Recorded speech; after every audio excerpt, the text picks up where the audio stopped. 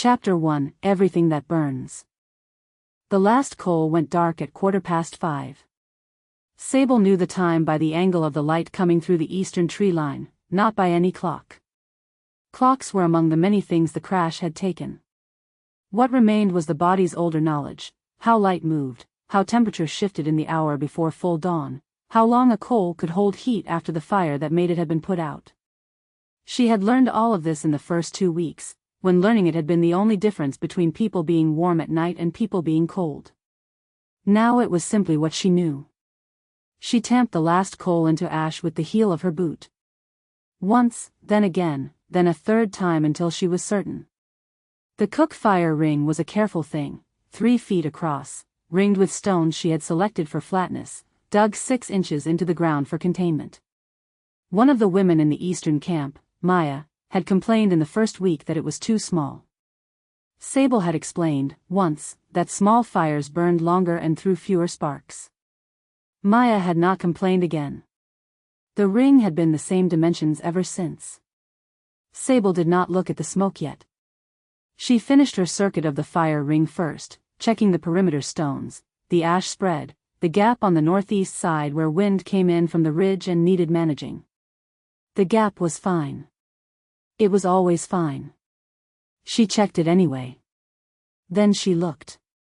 Across the ridge, maybe 400 meters west, the smoke from the other camp was rising in a pale column against the low gray of the pre-dawn sky.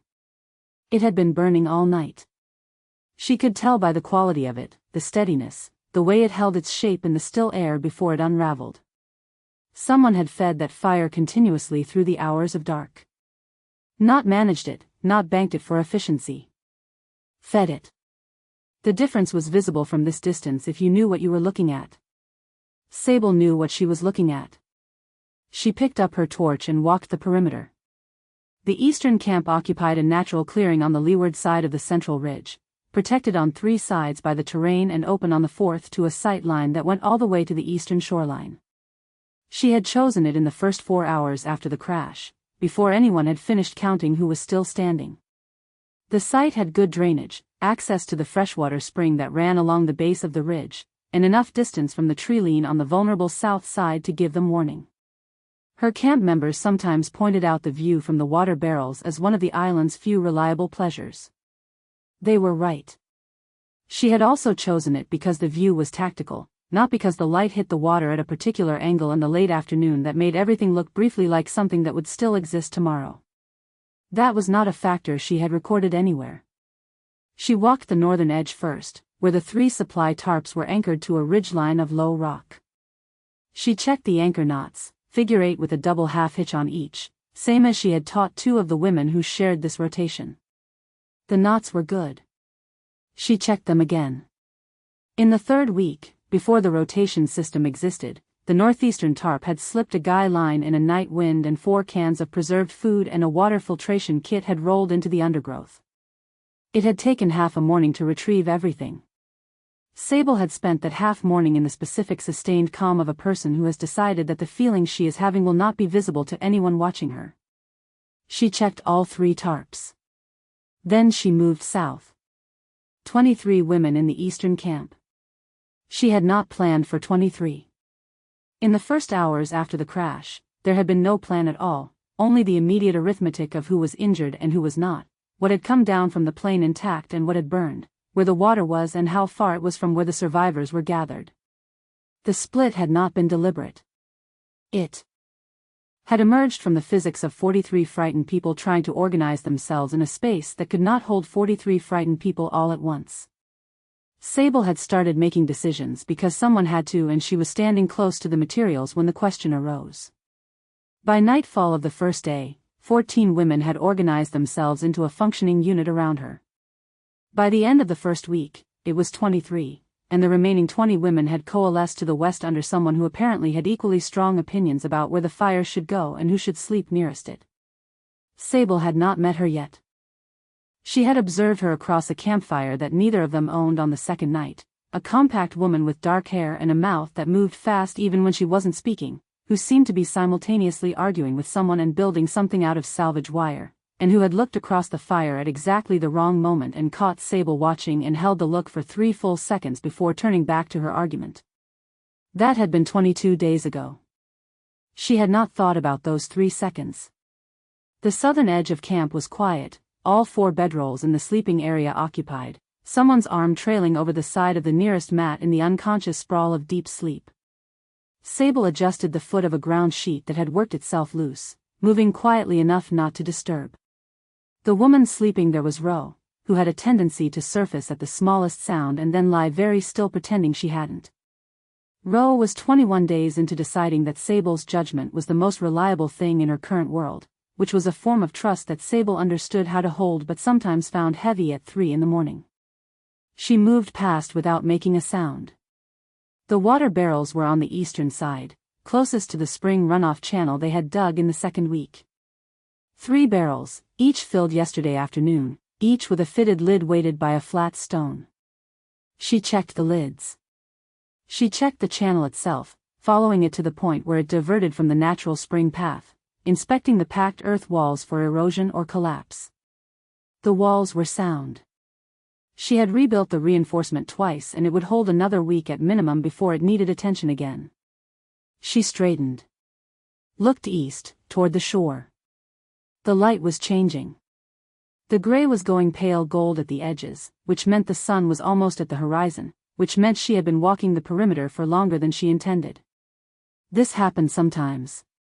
She found the movement difficult to stop once she had started it, the way certain kinds of machinery found it difficult to stop once running, all the parts still in motion and the mechanisms not designed for stillness. She had 3 people on rotation who did exactly this work. Marta, who had been a secondary school headmistress before the crash and approached the camp's logistics with the calm precision of someone who had spent 20 years watching humans make preventable errors. Simone, who was a physician and who noticed everything and commented on approximately a third of it, with the specific economy of someone who had learned what happened when you said too much too soon in a room full of frightened people. And Ro, who was young and relentless and had taken to the work with the particular fervor of someone who had found, in the camp's daily order, the first structure that had ever made her feel safe. She did not need to walk the perimeter herself. She did it anyway. She had, every morning since the second day, and she would not stop now simply because the logic of stopping was sound. The logic of stopping was always sound. The value was not in the perimeter. The value was in the movement, in the steady accumulation of information, in the particular quiet of being the only one awake in a space where people were sleeping under her watch. She walked back to the center of camp and stood with the spent torch in her hand, looking at what they had built. It was genuinely good. She could see that from the outside in a way that was difficult to see from the inside, where there was always something requiring attention, some small failure to repair or reinforce or rethink. From outside the daily machinery of it, the eastern camp was a competent, considered thing. The fire ring. The tarps. The sleeping area with its careful windbreak of salvaged material and woven branch. The water system. The perimeter markings that told everyone where safe ground ended, which no one who had been in the camp for more than 3 days needed anymore but which she maintained because new knowledge should not depend on memory alone. She had built this in 3 weeks out of salvage, instruction, and the specific kind of authority that does not announce itself. Across the ridge, the smoke was still rising. She watched it for longer than she meant to. The column had shifted slightly, catching a breeze she could feel from here as a pressure change, nothing visible. Someone had added to the western fire in the last 20 minutes. The smoke had the density of fresh fuel.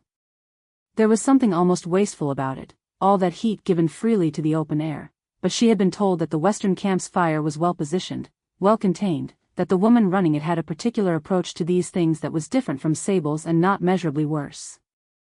She had been told this by Marta, who said everything with equal calibration and expected you to hear the weight behind it. She had not been told it by anyone who had been over the ridge. She turned away from the smoke and went to start the morning fire. The pre-dawn rhythm was hers alone. She liked the first hour of light because it was the only hour in which the camp existed without anyone watching her manage it, without 23 women orienting themselves by the fact of her steadiness. She was steady. She did not dispute that. But steadiness had a cost that she had learned to absorb before the people who depended on it were awake to see her absorb it. She built the morning fire with the same method she always used: tinder from the dry pile, small sticks arranged in a cone, the larger would set ready to add once the first stage caught. She had taught this to 4 people. She did it herself in the mornings because the mornings were hers. The tinder caught on the 3rd strike of the flint. She fed it the first sticks and watched the flame establish itself, steady and yellow and very small, the way all fires were before they became fires. Behind her, from the direction of the sleeping area, she heard Rose shift and settle and then go quiet. Still pretending. She did not turn around. She added the next layer of wood. She listened to the camp wake slowly around her in the way that camps always did, in stages and increments, the sound of movement gathering weight until it had enough to become a morning. She would have to go to the water source today. The spring sat approximately equidistant between the 2 camps, fed by a shelf of rock that filtered the groundwater clean enough to drink without treatment, which was its primary value. It also sat, inconveniently, in the territory that neither camp had claimed and therefore both had standing to use, and access to it had been managed, so far, by the informal and increasingly strained agreement that neither side would run their draw-off at the same time. She had implemented a rationing structure in the 2nd week. 3 draws per camp per day, staggered by a system she had worked out on a piece of salvaged paper in the first days, accounting for consumption, storage capacity, travel time, and weather. It was a good system. Mathematically sound, fair by any reasonable measure, achievable within the practical constraints of the environment. Someone had bypassed it. She had learned this yesterday from Ro, who had gone to the spring at the scheduled time and found signs of a recent draw-off that was not on the eastern schedule. The volume removed was consistent with filtration, not raw use, which meant the western camp had either installed a catch system at the source itself or was running filtered draws earlier than the agreement allowed. She did not know yet which. She would find out today. She fed another piece of wood to the fire and watched it take the fuel and grow. The eastern camp smelled, in the mornings, like damp earth and would smoke in the particular green sharpness of the island's undergrowth, which was unlike anything she had smelled in her life before the crash and which she had stopped noticing approximately 2 weeks in the way that the body stops noticing the things it has decided to accept. She noticed it now because she was paying attention in the specific way she paid attention when she was preparing herself for something that was going to require managing. The woman across the ridge had a name. She knew it because Marta had said it, once, with the casual specificity of someone reporting a fact: Lena Vasquez, probably, given the context, but Marta had only offered the first name and Sable had not asked for more. She was aware that this was deliberate on her part. It was easier to manage a disagreement about water rationing with someone who existed primarily as a problem to solve. The moment she added a last name, added texture, added the specific memory of 3 seconds of eye contact across a campfire 22 days ago, the management became more complicated. She was very good at management. She was less practiced at complicated. The sun cleared the eastern tree line. The camp came fully awake around her, voices and movement and the sounds of a morning becoming itself. Marta appeared from the sleeping area and came to crouch by the fire with the authority of someone who had been doing exactly this every morning of her life, which was close to true. She poured water for tea from the morning ration. She did not speak. This was one of the many things Sable appreciated about her. They sat with the fire between them as the camp's day began, and Sable watched the smoke across the ridge thin as the western morning fire was managed down, or stoked up, or whatever they did over there in the hours she could not see. She would go to the water source this afternoon. She would handle whatever she found there. She was very good at handling things. She was less practiced at standing next to someone for 3 seconds and not thinking about it for 22 days afterward, but that was not relevant to the water source, and she was not going to let it become relevant to anything she needed to do today. The morning moved on. The eastern camp received it. Sable finished her tea and went to find out what needed doing. Chapter 2, 43 Ways to Survive. The meeting had been going for 40 minutes and Lena was already building something. This was not a deliberate choice. It was simply what happened when she was standing still for too long with her hands empty, when the talking had moved past the part she needed to direct and into the part that ran itself. Her fingers had found the filtration housing almost before she registered picking it up, and now she was dismantling the central connector while also, simultaneously, moderating a disagreement between Petra and a woman named Deb about the fire rotation schedule. The issue, Lena said, without looking up, is not whose turn it is. The issue is that we're building the rotation around preference instead of competency, which means the fire gets managed well on some nights and adequately on others. She freed the connector from its housing and held it up to the light to examine the fitting. The threading was good, but the seal had dried out. She set it in the pile to her right. We fix the rotation by competency. Deb, you're good with the banking method. Petra, you're good with the build. You work opposite shifts and you teach the people on your shift. That's the rotation. I've been on Deb's shift, someone from the back said. You're moving to Petra's. I don't know the build method. Petra will teach you. Lena picked up the next piece of the filtration housing. That's how teaching works. The Western camp meeting operated, loosely, in a circle. She had tried a more structured format in the first week and abandoned it on day 3 when she realized that the women in her camp were not people who took direction well from a fixed point, that the energy in the group moved laterally and needed room to move that way, and that trying to contain it into a front-facing format was like trying to pump water uphill when the gradient was already set. The circle was not democracy exactly. It was more like a river knowing its own banks.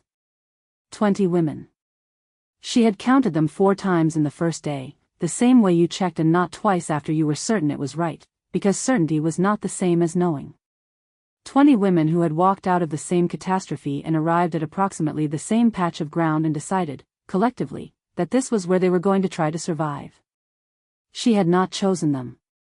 They had chosen her, which was a different and more complicated thing, and she had spent the first week pretending she didn't feel the weight of it because feeling the weight of it would have slowed her down. She could not afford to slow down. There was always something that needed building. The water draw this morning, said a woman named June, from the far side of the circle. Did anyone else notice the schedule was different? Lena looked up from the filtration housing. I moved it. You didn't say. I decided this morning. The Eastern schedule runs their second draw at the same time as our first. I moved ours forward 40 minutes to avoid the overlap. She set the piece down and met June's eyes. I should have posted it. I will next time. She would.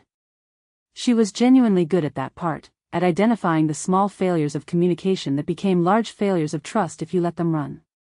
What she was less good at was the pause between noticing and acting, the space where consultation should have happened. She had been told this before, in rooms and contexts she was no longer in, and she had heard it as criticism then, which had made her defensive. She was hearing it differently now, in a circle of 20 women who had no one else to be accountable to, which was a clarifying environment. The Eastern schedule, said Petra, not quite a question. Petra was 27 and Spanish-Argentine and had a way of beginning sentences that made them sound like requests for confirmation even when they weren't. Do we know who said it? I have a working theory, Lena said. The woman they keep mentioning. Probably. The schedule is written down, which narrows the field. She picked up the filtration housing again. The inner mesh needed replacing. She had one good piece of mesh left in the salvage kit and she was saving it until the current mesh failed completely, which was its own small calculation running alongside all the other calculations. It's a good system, for what it is. I'd have done the staggering differently, but the logic is sound. She said this and meant it, which was the part she did not say aloud. She had been provided with evidence, via the schedule's existence and its math, that the woman running the Eastern camp was not an idiot. She had been aware of this as a general principle. Confronting it in the specific was a different experience. She did not think about it further. The meeting moved on, through the fire rotation and the food inventory and the question of whether the northeastern ridge was safe enough to use as a lookout point, which Lena thought yes and Drew thought not yet, and the answer was probably somewhere between them, which was where most answers lived. Drew Callahan was Irish-American and 34 and had the specific quality of skepticism that was not pessimism but something more useful, a trained distrust of promises that made her very good at finding the structural weakness in any plan before the plan failed. Lena found her valuable in the way that salt was valuable in food, enough to sharpen everything, too much to make anything edible. Not yet, Lena decided, which was Drew's position and not hers, and she saw Drew register this without commenting on it, which was its own kind of communication. We'll assess again in a week. By the time the meeting dissolved, Lena had rebuilt the central connector of the filtration housing, replaced the intake valve, identified that the output mesh had another week of functional life before it needed the spare, and made 4 decisions about camp logistics while also tracking 7 separate threads of conversation happening simultaneously around her. She was aware that this was unusual. She had always been aware of it and had spent most of her adult life attempting to use it rather than explain it, because explaining it tended to make people either impressed or threatened, and neither of those outcomes was interesting.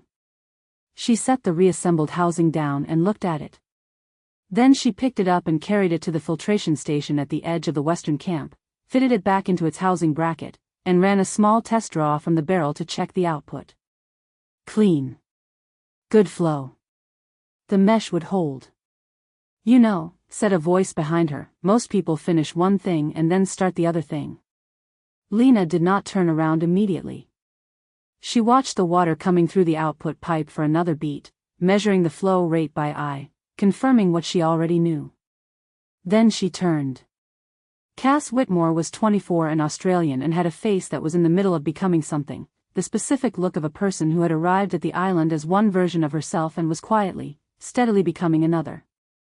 She was sitting on a supply crate with her feet pulled up, watching Lena with an expression of uncomplicated curiosity. I did finish one thing, Lena said. And then I started the other thing. You did both at the same time. That's a different objection. It's an observation. Cass tilted her head. Do you ever stop moving? The question was not pointed. It was simply a question, asked the way Cass asked most things, with the genuine openness of someone who wanted to know and had not yet learned that wanting to know was something you were supposed to temper with some kind of performance of not caring. Lena had noticed this about her in the first week. It was one of the things that made Cass useful in camp meetings, where most people had at least one layer of strategy between themselves and whatever they actually thought. I stop, Lena said. When? At night. When I'm asleep. That doesn't count.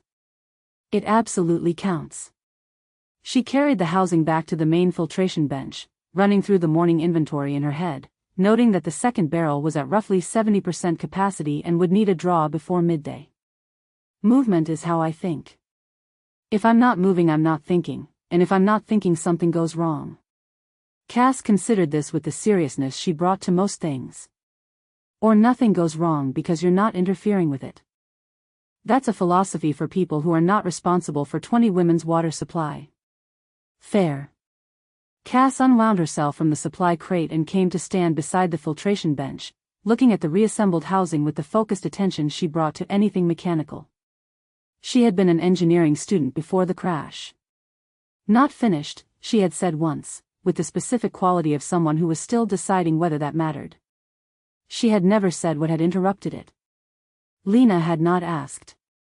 Can I tell you something? You're going to regardless. Probably. A small smile. I've been thinking about something. Since last week. She paused, and the pause was the kind that had weight to it, the kind Lena recognized as the moment before someone said a thing they had been building up to saying. I think I might like women. Lena looked up. Cass was watching her with that same uncomplicated openness, which did not entirely conceal the thing underneath it, the thing that was careful and listening and waiting to see what happened to the air in the room now that she had said it. That's great, Lena said. The words came out a beat too fast. She knew it as she said them, felt the slight miscalibration in the timing, the way the response had come from the part of her that processed information quickly and produced an output before the rest of her had fully caught up. That's great was true. It was also inadequate in a way she could not entirely account for, and she was already picking up a piece of salvage wire from the bench and turning it over in her hands, which was not something she had decided to do. Cass noticed. She was perceptive in the quiet way, which was more reliable than the loud way. Okay, Cass said. Not deflated. Just watching.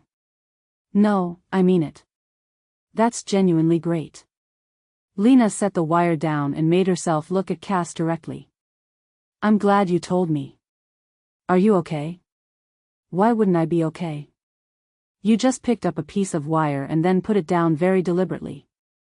Lena looked at her hands. Then at the wire. That was a coincidence. Was it? Yes. She picked up the wire again, to prove the point, and then set it down because she had no use for it and she was not going to pretend she did just to win an argument about her own behavior with a 24-year-old who could apparently read her better than she could read herself, which was inconvenient.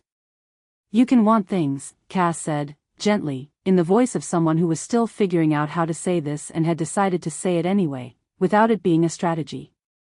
You know that, right? Lena opened her mouth. Closed it. I'm going to check the food inventory, she said. Cass let her go. That was one of the things about Cass, the thing that Lena would think about later, in the small hours when the camp was quiet and she was awake because she was always awake, cataloging the day's decisions and the next day's requirements. Cass let people go when they needed to go, and she did not make the letting go feel like failure. She was 24 and she did not yet know that most people did not do this, that the tendency to hold on, to make someone's exit cost them something, was so common as to be nearly universal. Lena went to the food inventory. She counted everything twice.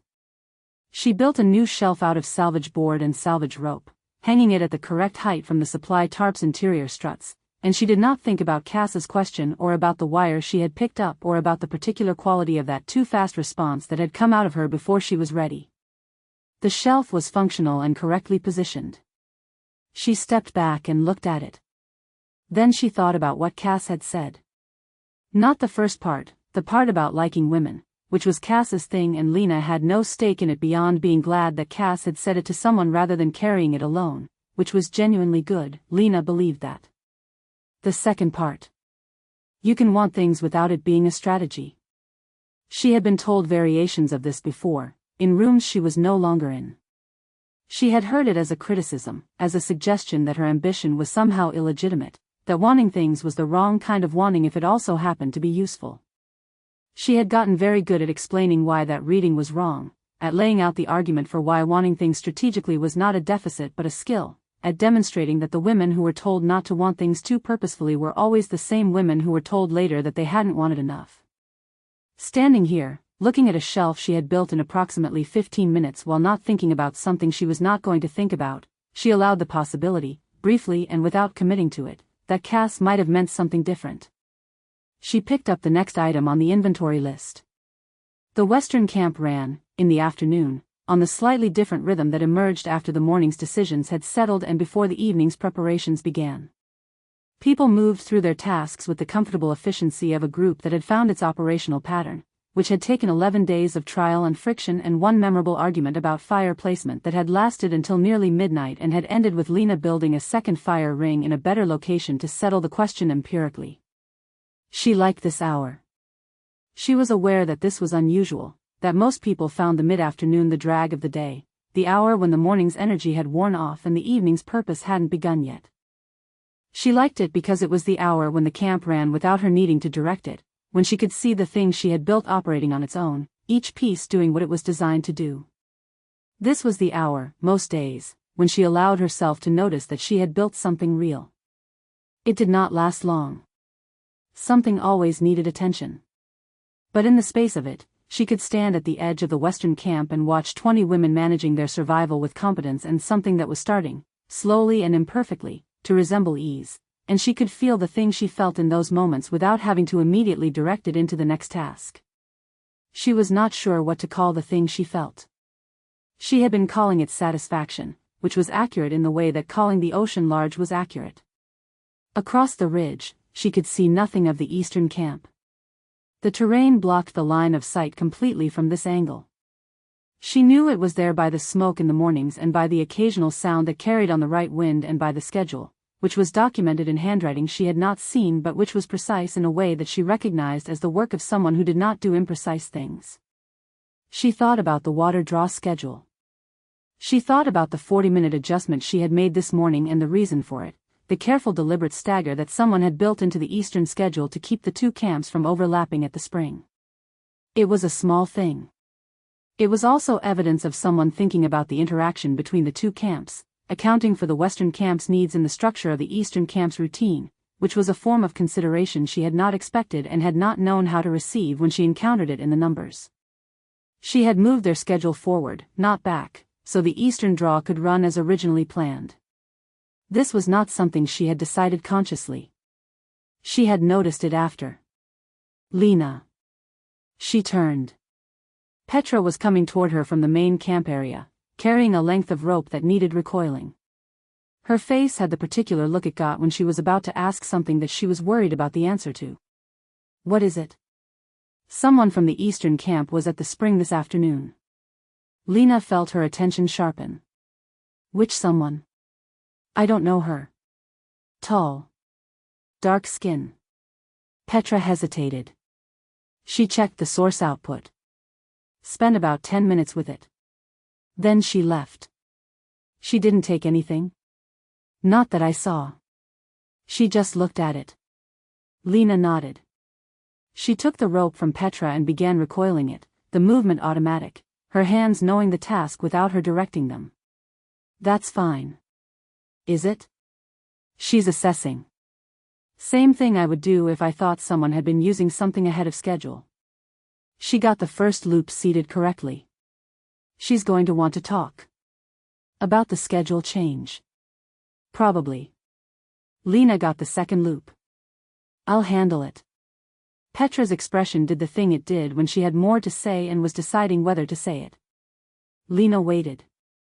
She had learned in the first week that waiting was usually the right choice with Petra, that the second thing she was going to say was generally more important than the first. She didn't look angry, Petra said. She looked like she was trying to figure something out. Lena finished coiling the rope, tied it off, and handed it back. People who look like they're trying to figure something out usually are, she said. That's not the same as not being dangerous. She said it lightly. She almost meant it lightly. The problem was that she was not entirely sure which version of the sentence she meant, the one about the woman from the Eastern camp or the one that had been running underneath her afternoon since Cass had said a thing she was definitely not thinking about. She went to start the evening fire. She built it the way she always did, fast and with the specific sequence she had developed in the first week that maximized heat output in the early stage when people were cold and managed it down through the middle hours for efficiency. She had explained this system to Petra and to 2 other women and had enjoyed the explaining, the way she always enjoyed explaining things that worked, the moment when someone understood why the design was the way it was. The fire caught. She fed it the first round of fuel and stepped back. The sun was at the angle that came through the western tree line in long, amber diagonals, and the camp sat in that light with the particular quality of something that had been hard-won. 20 women at their evening tasks, the smell of the day's work and the smoke of the new fire and the distant salt mineral smell of the island's interior. This was what she had built. She had built it loudly and fast and by will, which was the only way she knew how to build things, and it worked. She wanted, for a moment that she didn't let last long, for someone to know that she knew it wasn't the only way. That she was aware of the other way, the quieter way, the way that involved saying the thing you meant without first constructing an argument for why the thing you meant was defensible. She had seen evidence of that other way in an ink-on-paper schedule she had held for about 30 seconds before deciding where to move her own draw time. She kicked a fallen branch back into the fire circle. The evening meeting would start in an hour. She had 3 things to cover and a decision to make about the Eastern Ridge before the week was out. She had a filtration housing that was running well and a food inventory that was adequately stocked and a water schedule that now ran clean, no overlap. She had a shelf she had built in 15 minutes and a question she was not thinking about. The campfire grew. The Western camp gathered around it, the way they did every evening, the way people gathered around fire because they had been gathering around fire since before memory, because fire meant the dark was being managed and the night would hold. Lena stood at the edge of it and watched her people and felt, with the specific ache of someone who has not stopped moving long enough to feel things properly, that she was in exactly the right place. She just wasn't entirely sure she was allowed to be there. She thought about saying that to someone. The thought passed before it could develop into anything actionable. She went to start the evening meeting. Chapter 3, The First Argument About Water. The spring was, by any reasonable measure, neutral ground. Sable had identified this in the first week, before the two camps had fully solidified into two camps, when they were still in the phase of being two groups of women who had not yet decided how much they were going to need each other. The spring was equidistant from both camps within perhaps 50 meters, which was close enough to equidistant to make no practical difference. It sat in a shallow rock basin where the ridge's groundwater gathered and filtered naturally clean, and it fed a small channel that ran south before dispersing into the undergrowth. The rock shelf above it created a natural overhang that kept the collection point shaded and protected from rain contamination. She had looked at it and seen a shared resource requiring managed access. She had looked at it and seen, also, that the first person to build infrastructure there would own it in the way that ownership worked without courts or contracts, which was by presence and investment, and so she had not built infrastructure. She had built a schedule. The schedule was written on salvaged paper in her own handwriting and attached to a split piece of bamboo driven into the ground at the spring's edge. It had been there since day 17. Both camps knew about it. Both camps had been following it, with minor adjustments and no formal complaints, for the 11 days since. She arrived at the spring at the Eastern Camp's second scheduled draw, mid-afternoon, with Ro and a woman named Yuki who was slight and methodical and entirely capable of carrying twice her apparent weight. They had 2 transport barrels on salvage rigs, which would take them 30 minutes to fill at the spring's current output rate. She saw, before she reached the collection point, that the Western camp had been there recently. She could read a draw off the way she read everything, by the evidence it left. The ground at the collection point was wet in a pattern consistent with barrel filling, the moss on the near side of the basin disturbed by the pressure of a hand or foot.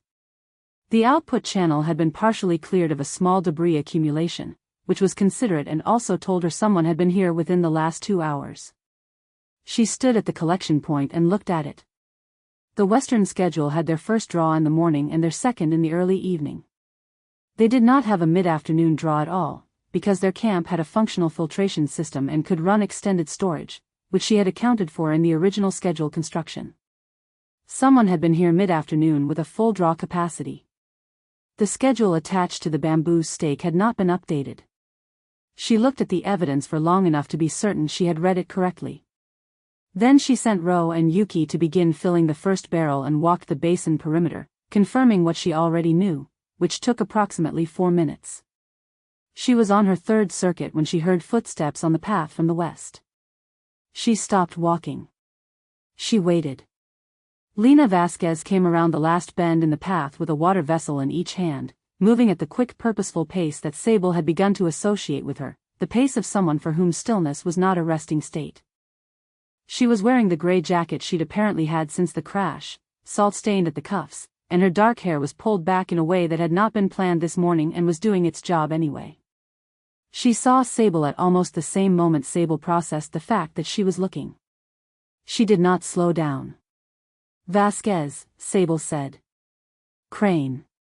Lena stopped at the collection point, set one vessel down, and began filling the other from the spring's output. You're early.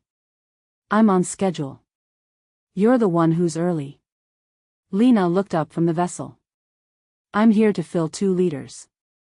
That's not a draw-off, that's incidental use. The modification you made to your morning draw was not incidental. A pause. The vessel was filling. Lena did not look away from it. You assessed the site. Yesterday. And I'd like to understand the reasoning, Sable said. The schedule exists for a reason.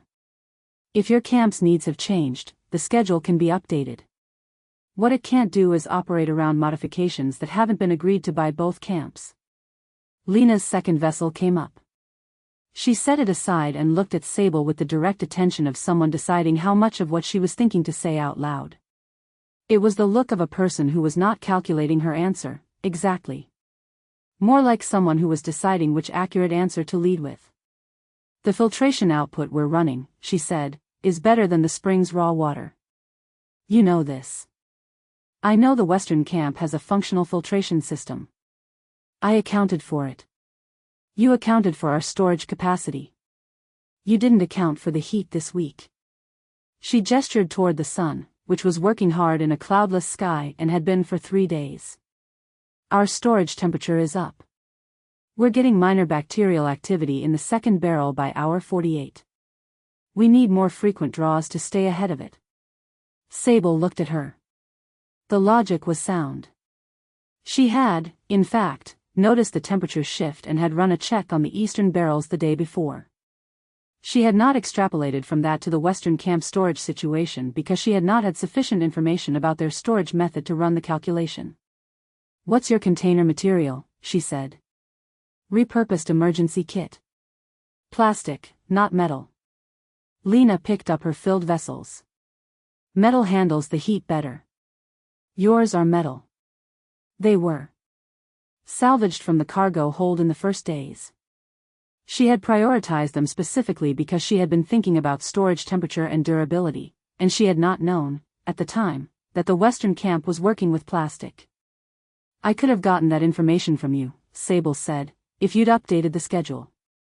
I updated the draw time. I figured the reason was evident. A schedule is not self-explanatory. It is a system that operates on shared information. Lena was quiet for a moment. Her hands were occupied with the vessels, so she was not doing what Sable had noticed her doing in her mind's record of their single previous interaction, building something, moving something, keeping her hands engaged while her brain ran its calculations. The stillness was not natural to her. The thinking was. You're right, Lena said. Sable did not show that this surprised her. I'll update the schedule with a note on the reasoning. Mid-afternoon draw for the Western camp, smaller volume, flagged as temperature-dependent and subject to revision as conditions change. I can update it myself. It's a shared schedule. Then we can both update it. Yes. Sable looked at her. We can. The spring ran steadily in the quiet between them. Ro and Yuki had the first barrel most of the way filled, moving with the practiced efficiency of people who had done this enough times to stop thinking about the mechanics. 20 feet away, Marta had appeared from the eastern path with a second water vessel, which she set down when she saw the situation and then did not approach, which was Marta being exactly who she was. Your filtration system, Sable said. What configuration are you running? Lena looked at her. The question was practical and she knew it and so did Sable, but there was a moment of something in the look, a slight recalibration, the expression of someone revising a model on insufficient data. Gravel and charcoal in series, with the mesh layer for particulates. Output runs through the secondary vessel before storage. She set the first filled vessel down and began filling the second. It's not complicated, but the mesh degrades faster than I'd like. I'm working on a replacement sourcing option. There was a water treatment kit in the cargo. Eastern Camp retrieved it in the first week. Sable considered the information, its value, the transaction it implied. I have a second mesh filter still in the original packaging. I'll send it over. Lena's hand stopped moving. Why? She said. Not suspicious, exactly. More like someone running a calculation whose answer had come out wrong. Because if your filtration degrades, your water quality drops, and if your water quality drops, your camp gets sick, Sable said. 43 women are trying to survive on this island. We can fight about schedules, or we can share the mesh filter. Both things can be true. Lena looked at her for 3 seconds. 4.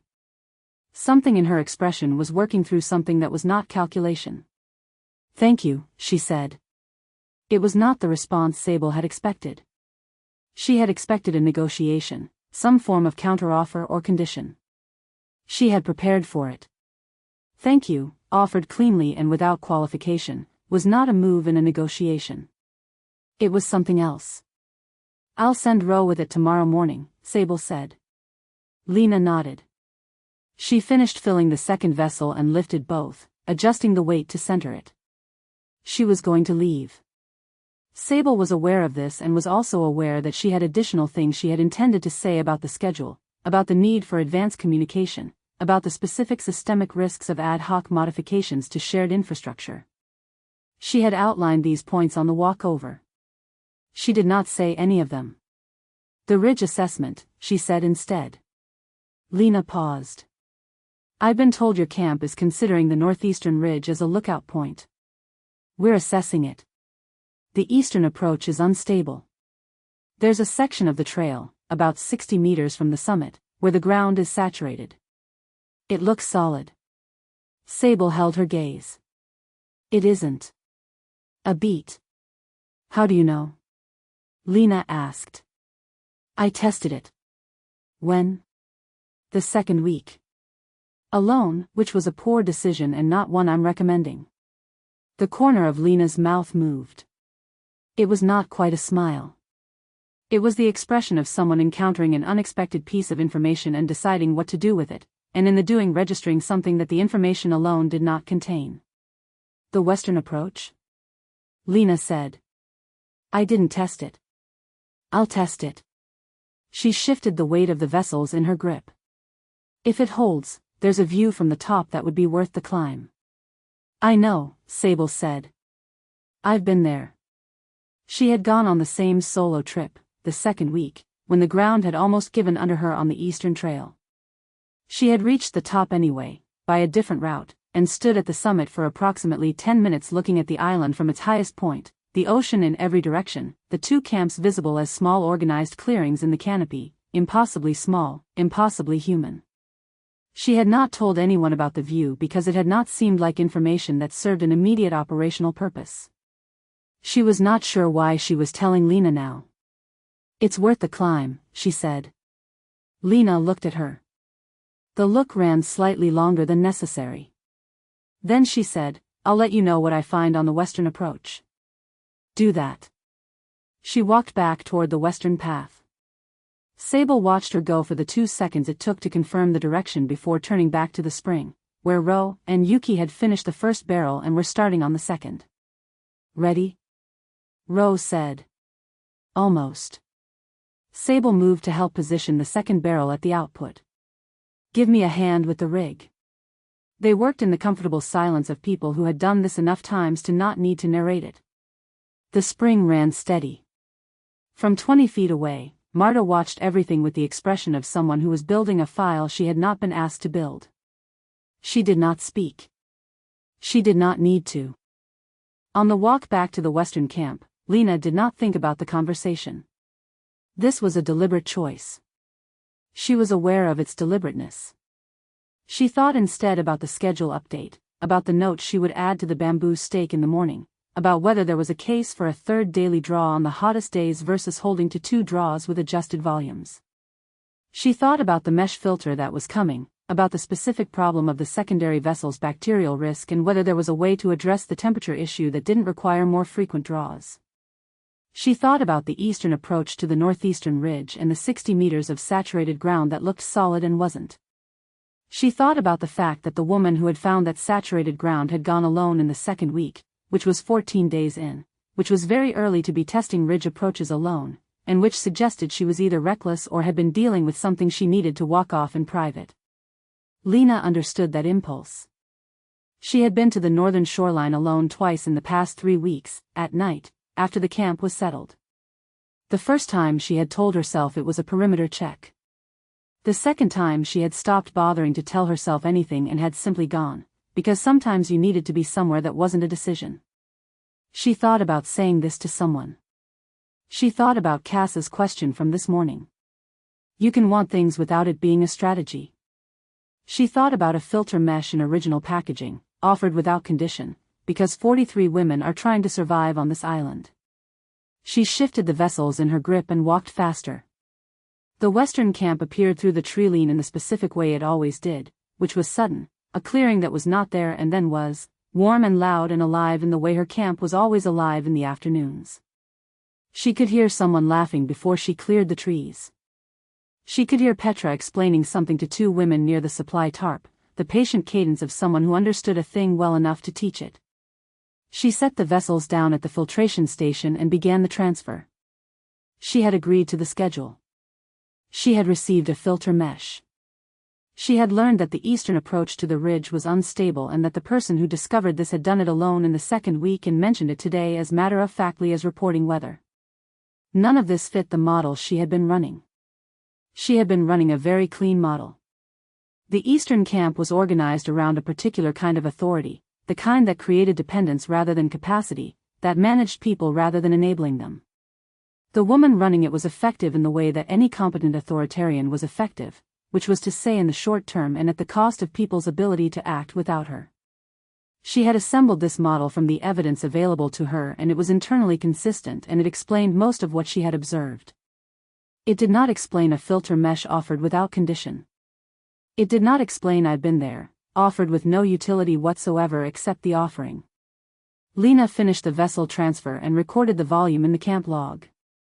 She noted the draw time, the temperature, the barrel status. She wrote a clear note about the schedule modification and the reasoning, which she would transfer to the Springs bamboo stake tomorrow. Then she sat down next to the filtration station and did not build anything for approximately 4 minutes, which was unusual.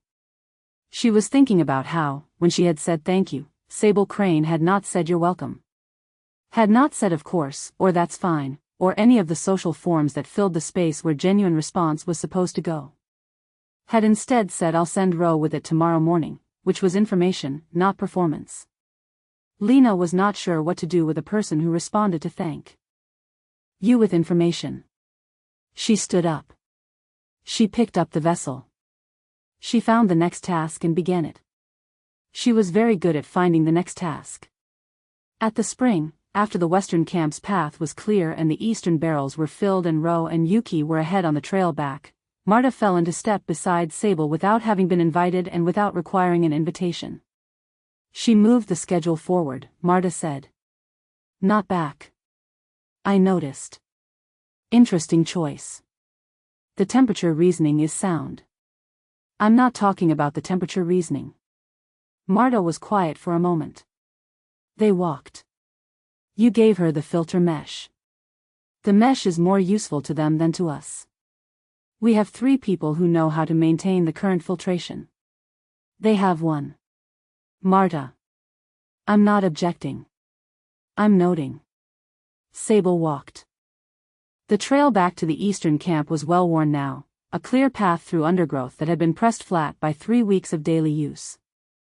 The light was getting long and amber at the edges. From behind them, the spring sound disappeared gradually as they moved away from it, replaced by the sounds of the camp as it came within earshot.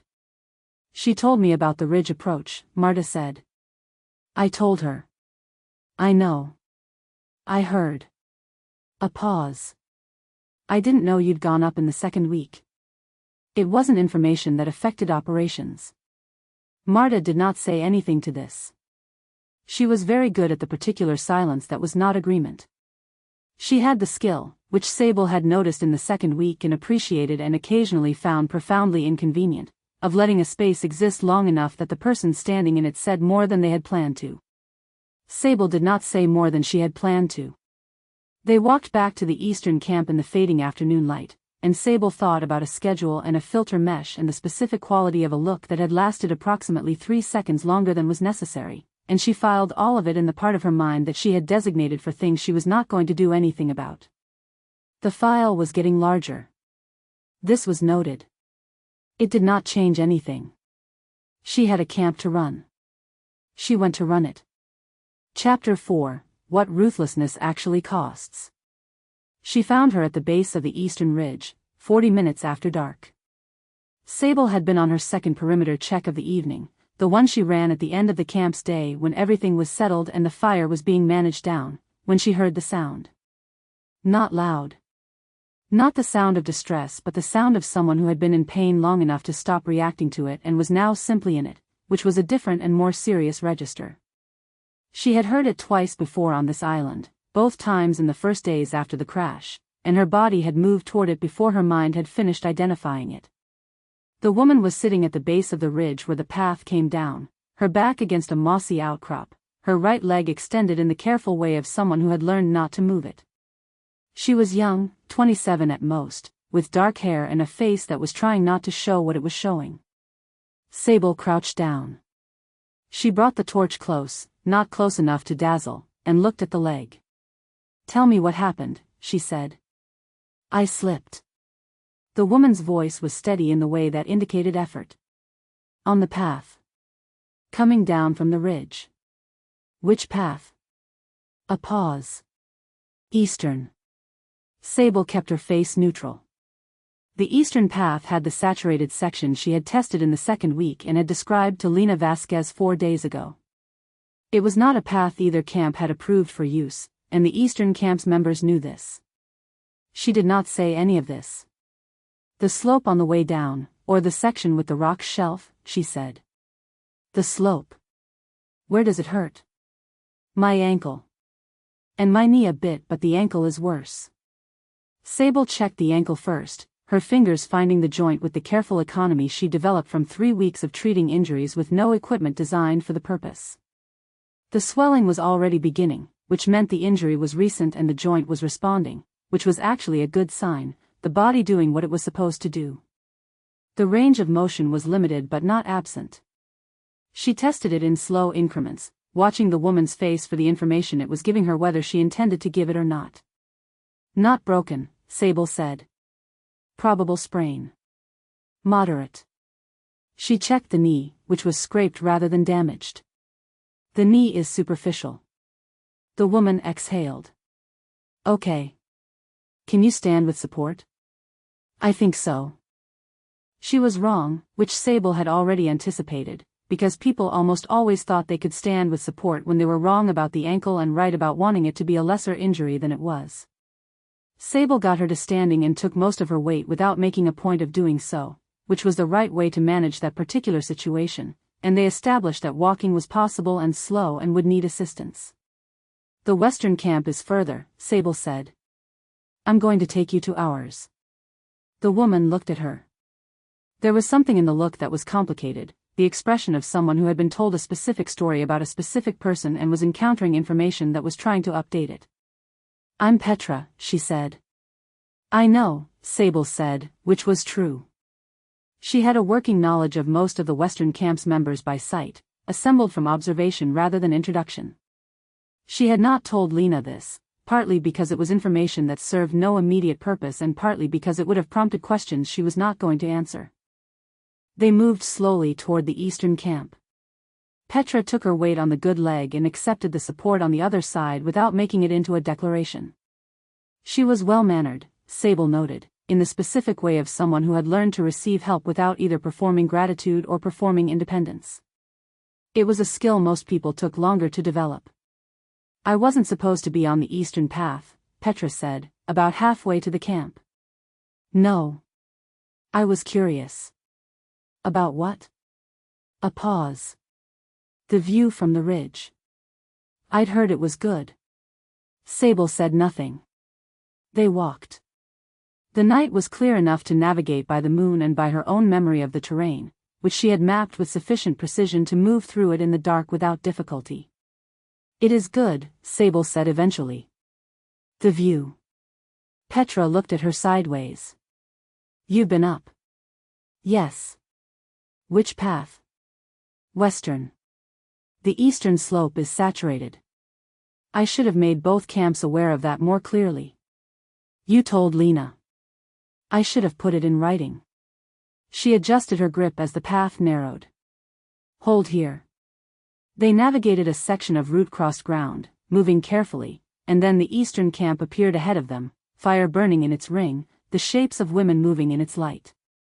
She brought Petra to Simone first, which was always the correct first step. Simone was in the eastern camp's medical area, a section of the main shelter that Simone had quietly requisitioned in the second week and had organized with the focused precision of someone who understood that the difference between a functional medical space and a cluttered one was the difference between treating injuries efficiently and not. She had never asked permission. Sable had not required her to. Simone looked up from a length of salvage cloth she was re-rolling when they came in. Her eyes went to Petra's ankle immediately, then to Sable's face, running an assessment on both simultaneously. "Sprain," Sable said. "Moderate. Knee is superficial." Simone was already moving. "Sit here." She directed Petra to a low platform that served as the examination surface, her hands already reaching for supplies from the organized shelf above. Tell me your pain level on a useful scale, not a polite one. 6, Petra said. Mostly the ankle. Good. Simone's hands were at the ankle, her fingers doing what Sable's fingers had done but with 2 decades of clinical knowledge behind them. This is a grade 2 sprain. You'll be off it for 3 to 5 days minimum. She looked up. You're from the Western camp. Yes. They'll need to know. I'll send word, Sable said. She left them and went back to the main camp area, where Ro was on fire management and 2 other women were finishing the evening meal preparation. She told Ro what had happened, in the economical way she told Ro things, and sent her to dispatch word to the Western camp's perimeter. She'll be okay? Ro said. Simone says 3 to 5 days. She'll need to stay here tonight. The Western camp can collect her tomorrow when she can travel. Ro nodded.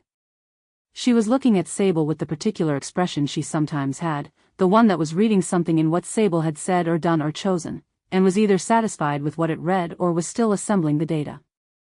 She turned back to the fire before Sable could determine which. Sable went back to the medical area.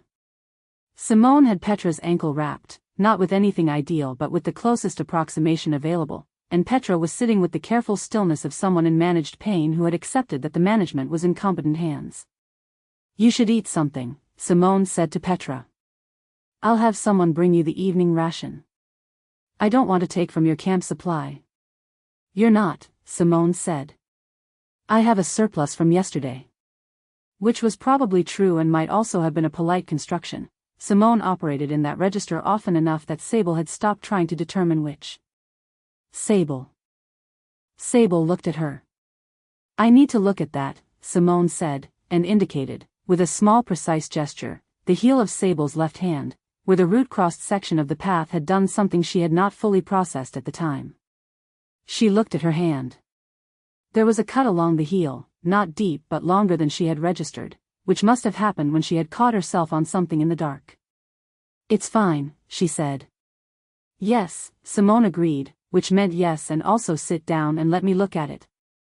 Sable had learned to read the distinction. She sat. Simone cleaned the cut with the careful efficiency she brought to everything and dressed it in 30 seconds flat without making it into a negotiation. She did not comment on the fact that Sable had been walking around with a cut on her hand. She did not ask how long she had not noticed it. This was one of the many things Sable appreciated about Simone, the specific economy of her care, the way she treated the thing in front of her without editorializing about what it implied. She's from the Western camp, Simone said, quietly, not loud enough to carry to Petra. I know. Lena's camp. Yes.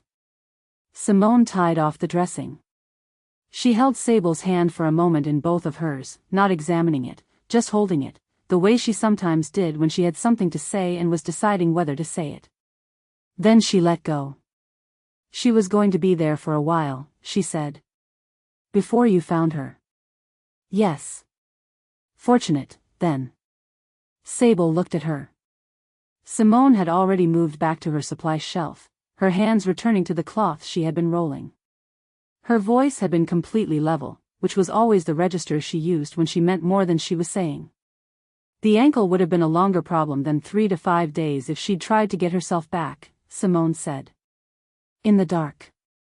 On that terrain. I know. So. Fortunate. Sable stood. She was aware of several things simultaneously, that Petra was in the medical area being looked after, that the Western camp needed formal notification, that her hand was dressed and would be fine, and that Simone had just said something in the manner of someone who had decided that the thing was worth saying and had said it once, which was the way Simone operated, once and then not again. I'll send the notification now, Sable said. Ro went already. Simone did not look up from the cloth. She left 5 minutes ago. Sable had sent Ro to dispatch word. Ro had gone directly. Of course she had. Thank you, she said. She meant it for the hand, for Petra, for the particular economy of being cared for by someone who understood how to offer care to someone who found it difficult to receive. Simone made a small sound that was not dismissal and was not quite acknowledgement. It was the sound of someone who had heard you and would not require you to say more. Sable went back to her rounds. The Western Camp notification went out via Roe, who returned 40 minutes later with the report that she had found 2 members of the Western Camp on perimeter and relayed the information, and they had gone to tell Lena directly. The return notification came back an hour after that, carried not by a messenger but by Lena herself. Sable was at the perimeter's southern edge when she heard her coming, the particular quick pace she recognized now as a signature, the rhythm of someone for whom walking at a moderate speed was an act of effort. She turned and waited. Lena came through the camp's southern marker at a pace that was controlled rather than fast, which Sable read as someone who had wanted to move faster and had decided against it. She was carrying a small cloth bundle that turned out to be, when she held it out, the Western Camp's medical supplies. "For the wrap," she said. "You'll have better material in here than whatever Simone improvised with." Sable took it. She did not say that Simone's improvisation had been professionally sound. "Thank you. How is she?" "Grade 2 sprain. Simone's with her. 3 to 5 days before she can travel." "She can stay?" "Of course." Lena's gaze moved through the camp, not intrusively, just taking it in with the specific quality of attention she brought to unfamiliar spaces. Sable had seen her do this at the spring as well, the rapid assessment, the eyes moving through a space cataloging what worked and what didn't with the efficiency of someone who built things and therefore looked at everything in terms of its design. "It's good," Lena said. Sable said nothing. "The camp. The layout." Lena's eyes came back to her. "The fire ring placement gives you maximum convection but keeps the ember scatter inside the perimeter. I hadn't thought of that configuration. The ground angle helps." "No, it's the ring depth. You dug it." She looked at the fire ring, which was 50 feet away and largely invisible in the dark except for the glow. "I didn't account for depth when I set ours." Sable regarded her. She had expected, when the Western Camp's leader arrived in person at this hour, a range of possible registers: concern for Petra, pointed questions about the Eastern Path, some version of "this is my person and I am here to retrieve her." She had not expected an assessment of the fire ring's structural design. She had also not expected, 4 days ago at the spring, a thank you offered without condition. The model she had built for Lena Vasquez was internally consistent and explained most of what she had observed, and it had been producing incorrect predictions for approximately 4 days. "The depth was something I worked out in the first week," Sable said. "It reduces wind interference on the combustion side. If you want the measurements, I can give them to you." "I'd like that." Lena looked at her. "Tomorrow." "Tomorrow." A beat. Not uncomfortable. More like a space where something had been agreed to that neither of them had named yet, and neither of them was going to rush. "I'll come back for her in the morning," Lena said. "When she can travel. I'll have someone watch through the night." "Simone?" "Probably. She does most nights regardless." "I know." Lena was quiet for a moment. "Petra's going to tell me this was her own fault." "It was, partly. I know that too." A pause. "She's 27 and she wanted to see the view from the ridge." Sable understood this. She was 33 and she had gone alone in the second week because she had needed to be somewhere that was not a decision, and the ridge had been the furthest point on the island she could reach in an hour. She did not say this. "The view is worth seeing," she said. "You keep saying that." "Because it's true." Lena looked at her for a moment. "Then, I'm going to build an approach from the western side. Something with better footing. When it's ready," she stopped. Started again. "Both camps should be able to use it." Sable held her gaze. "Yes," she said. "They should." She walked Lena back to the southern perimeter marker, because that was correct behavior when someone left your camp, and she watched her go back the way she'd come, the quick controlled pace disappearing into the darkness between the trees. Then she went back to the eastern camp and finished her rounds. She checked the fire ring. She checked the tarps. She checked Petra, who was asleep in the medical area under a blanket that Simone had produced from somewhere, and she checked Simone, who was awake and making notes by lamplight, and acknowledged Sable's presence with a small nod that contained several things. She did not think about the model she had been running for 4 days and how many of its predictions had been wrong. She thought about it a little. She did not think about it any more than that. She put out the torch and went to bed. Chapter 5, The Architecture of Not Wanting. The sleeping arrangement needed to change. Lena had known this for 2 days, in the practical sense, in the sense that the women on the western side of the main shelter were losing heat to the gap in the windbreak, and the gap needed addressing before the temperature dropped further. This was a real problem with a real solution, and it required rearranging approximately 8 bedrolls and 1 storage unit and adding a woven panel to the windbreak's northwest corner. She started at first light, before the camp was fully awake. This was not unusual. She was always awake before the camp, had been since the first day, and she moved best in the hour before anyone needed her to be anything other than what she was, which was a woman with a problem in front of her and the means to address it. She pulled the first bedroll aside and began repositioning the storage unit, working through the geometry of it in her head, calculating the new configuration against the existing structural constraints. Petra was still in the eastern camp. She had been there for 2 nights. Lena thought about the eastern camp's fire ring, the depth she hadn't accounted for, the combustion side wind management. She thought about the measurements Sable had given her yesterday morning when she had gone to collect Petra's morning medical report, written on a scrap of salvage paper in handwriting that was precise and very slightly tilted, as if the person writing it was in the habit of leaning slightly toward whatever she was doing. She moved the storage unit 3 inches to the left. The geometry was better. She pulled the first 2 bedrolls into the new positions and checked the angles. "You're rearranging the sleeping area," said a voice from the entrance. "I'm improving the thermal efficiency." Cass came in and looked at the half-rearranged space with the engineering student's eye that she applied to structural changes, the specific quality of attention that evaluated whether the change was solving the stated problem or a different one. Lena had noticed this about her in the first week. It was one of the reasons she gave Cass more access to her thinking than most people got. "The windbreak gap," Cass said. "Northwest corner. I'm adding a woven panel. The bedroll positions help more than the panel will." "Both." "Right." Cass came in and took the opposite end of the 3rd bedroll without being asked, and they moved it into position together. "Petra's coming back today. This afternoon." Simone cleared her for travel. That was fast. "She's 27 and stubborn." Lena checked the 4th bedroll angle. "She's also going to tell me it was her fault, which it partly was, and then she's going to ask me to let her help build the Western Ridge approach." "And will you?" "Probably."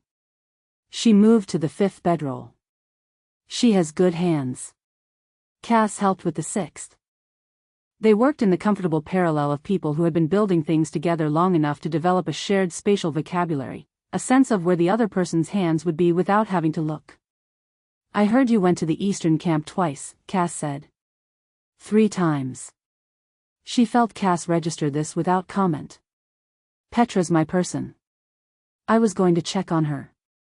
"What's it like?" Lena set the 6th bedroll and stood back to look at the configuration. The change was measurable. The northwest corner was better positioned, the gap was partially addressed by the new arrangement even before she added the panel.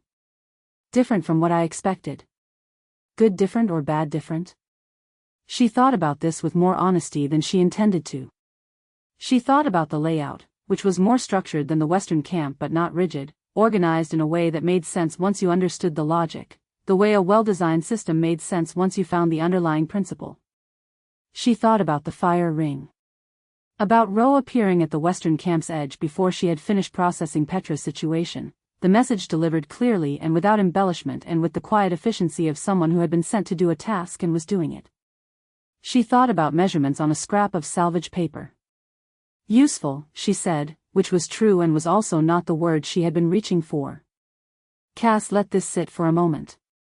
Then, Sable Crane. "What about her? Is she what you expected?" Lena picked up the 7th bedroll and moved it. The angle was almost right. She adjusted it by 6 inches and it was right. No. What did you expect? Someone who was good at building compliance, Lena said. The kind of leader who creates dependence. Who keeps the information centralized so people need her. She moved to the 8th bedroll. I've worked for that kind of person. I know what their camps look like. And hers doesn't look like that. No. Cass was quiet. She had the quality that Lena had noticed in her from early on, the capacity to be silent in a way that was not withdrawal, that was instead something like active listening taken to its most patient form. It was a quality Lena did not share and recognized, therefore, with a slightly frustrated admiration. She gave Petra a blanket, Lena said. This was not the thing she had intended to say. From the Eastern camp's own supply. And she sat with her, Petra said, for a while. Not giving instructions. Just sitting. That sounds like someone who knows when to stop managing. Lena had been thinking, for 2 days, that this was exactly the right description of it, and she had been not thinking this because acknowledging it had implications. I'm going to make tea, she said. Lena. I'll be at the fire. She went to the fire and made tea and stood with the cup in her hands watching the Western camp begin its morning in the familiar and specific way that she had watched it begin every morning for nearly 4 weeks, the gradual assembly of its daily self, the sounds and movements and small negotiations of 20 women operating inside a shared survival. She had built this. She believed in what she'd built. She believed in the particular form of order the Western camp had found, which was not Sable's order but was order in its own right, built around flexibility and distributed authority and the idea that every person in the camp was capable of making more decisions than they were usually given credit for. These were things she believed. She also, with the specific discomfort of someone whose category system was producing anomalous results, believed that the Eastern camp had built something real, and that the person who had built it was someone she did not have an accurate model for, and that this was more interesting to her than it should have been. She drank her tea. She went back to finish the windbreak panel. The woven panel took 3 hours, not because it was complicated but because she wanted it right, because she had the measurements of the gap and she wanted the solution to match the problem precisely rather than approximately. She worked at the edge of the main shelter, weaving salvage material through the frame she'd built, and Cass came back at some point and helped for a while without being asked and left without ceremony, which was how Cass operated. Midway through the 3rd hour, she was thinking about the irrigation system she had noticed on her second visit to the Eastern camp, the small channel that ran from the spring diversion to the water barrels. It was different from what she'd expected from Sable's design philosophy, which she had assembled from the schedule and the fire ring and the camp layout into something that valued redundancy and containment. The irrigation channel was not redundant and it was not contained. It was elegant, actually, a single clean solution that used the terrain's natural gradient to move water without additional infrastructure. She had spent approximately 10 minutes looking at it before she caught herself and found something else to look at. The channel had a flaw. She had seen it in the 3rd minute. The diversion point was correct but the channel angle through the middle section was 2 or 3 degrees off from optimal, which meant it was losing maybe 15% of its flow efficiency to friction against the outer bank. Not a crisis. Not even an obvious problem.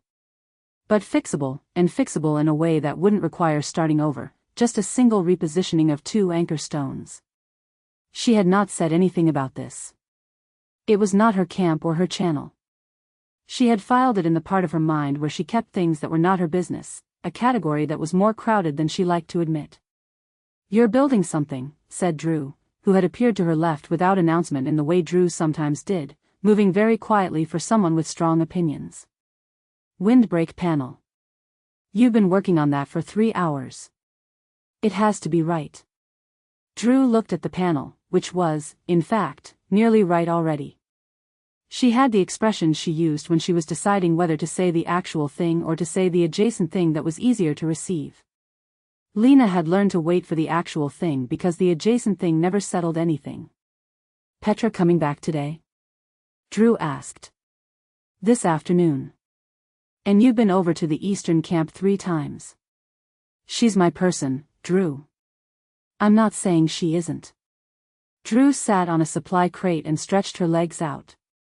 I'm saying 3 times is more than strictly necessary for a grade 2 ankle sprain that Simone Achebe has in hand. Lena added the next row of weaving to the panel and did not say anything. I'm not making a point, Drew said. I'm observing. You're always making a point. Sometimes I'm making an observation that happens to have a point adjacent to it. A pause. How much of the Eastern camp did you see? Some of it. And? Lena finished the row. She held the edge of the panel and tested the tension, which was good. It's well built. More structured than ours but not inflexible. The system serves the people in it. She paused. Better than I expected. Drew was quiet for a moment. The merger question is going to come up. Lena's hand stopped. Not from me, Drew said, quickly, which was unusual for Drew, who was not generally quick to clarify. I'm not proposing it. I think there are very good reasons to maintain 2 separate camps. She paused. I also think the logic is going to arrive whether we invite it or not. The water source is shared. The Ridge project is apparently joint, if Petra's description of the conversation is accurate. The camps are not as separate as they were in week 1. Lena resumed weaving. The panel was almost done. I know. What do you think about it? I think it's a question for later. Later is going to be here before you finish thinking about it. This was the thing about Drew, the reason Lena had learned to value her skepticism even when it arrived at inconvenient times. She was right more often than she was wrong, and she was wrong almost never about the shape of a thing, only occasionally about the timing. The merger question was a question for later. It was also, as Drew said, arriving whether invited or not. I know, Lena said again. Drew nodded. She stood, looked at the panel, said, that's going to hold, and walked away. The panel was going to hold. Lena tested it once more, running her hands along the weave, feeling for weaknesses, finding none. She tied off the last section and stepped back. The northwestern corner of the main shelter was significantly better. The gap was addressed. The new bedroll arrangement and the panel together would make a measurable difference in the overnight temperatures. She had solved the problem she had identified, and the solution was good. She thought about the irrigation channel and the 2 anchor stones. She thought about it with the specific focus quality of someone who has identified a fixable problem and cannot leave a fixable problem alone. She was not going back to the Eastern camp to fix their irrigation channel. That was clear. That was obviously clear. She was also not going to stop thinking about it. She picked up her tools and went to find the next thing. Petra came back at 3 in the afternoon. She was walking carefully on the wrapped ankle, leaning on a crutch that had been assembled from salvage materials with the no-frills functionality of something built by someone who understood the engineering requirements and had no patience for aesthetics. Lena recognized the design immediately, the specific choice of a flat contact foot rather than the more typical curved, which distributed weight better. She had been thinking about that crutch design for 4 days. Someone from the Eastern camp was with her, a woman named Yuki who was slight and had the quiet manner of someone who was very capable and did not need anyone to notice this. She handed Petra's care over to Lena with a few clear words about the ankle status and the wrapping schedule and left before Lena could do more than thank her. Lena watched her go. She's like that, Petra said. They all are, a bit. Just very clean. No extra. She settled onto a camp chair, the ankle out in front of her, and looked at Lena with the expression she had when she was about to tell her something. You were right that it was partly my fault. I know. I was going to see the view. I know that too. And I'm sorry about going on the Eastern path. I should have. Petra. Lena looked at her. Are you okay? Petra's face did something complicated. Yes.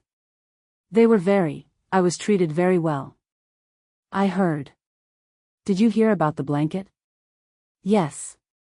Petra looked at her hands for a moment. She came in the second night. Sable. It was late. Simone was asleep and I was awake because the ankle was aching and I thought I heard the door and I did. She checked the wrap. Made sure I was all right. Didn't say much. Petra paused. She brought me water. Without being asked. Lena kept her face neutral in the way she had learned to keep her face neutral when someone was handing her information that was updating a model she had been running for weeks. Good. She didn't tell me it was fine, you know? The way people do, the way that's really about making themselves comfortable. She just checked the wrap and left the water and went. Petra looked at her steadily. I think I understand why her people trust her. Yes, Lena said.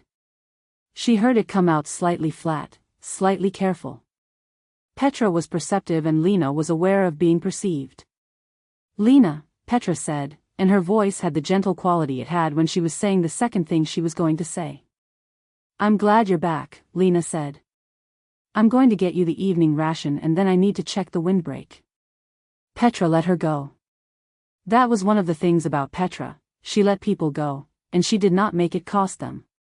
It was a quality Lena had depended on and had not, until recently, thought to examine. She went to the windbreak. She checked it. She added 2 additional ties to the panel's lower edge because the wind was picking up from the north.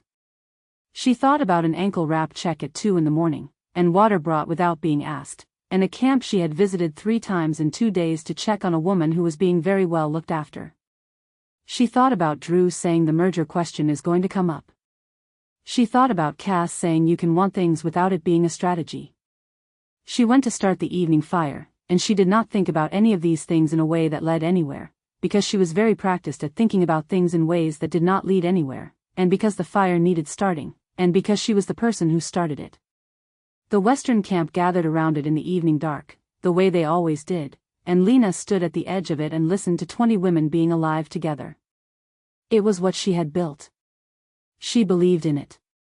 She also, briefly, and without deciding to, wondered what the Eastern camp's fire looked like from this distance. The thought passed. She had things to do. She went and did them. Chapter 6, 37 Days. The fire was almost out.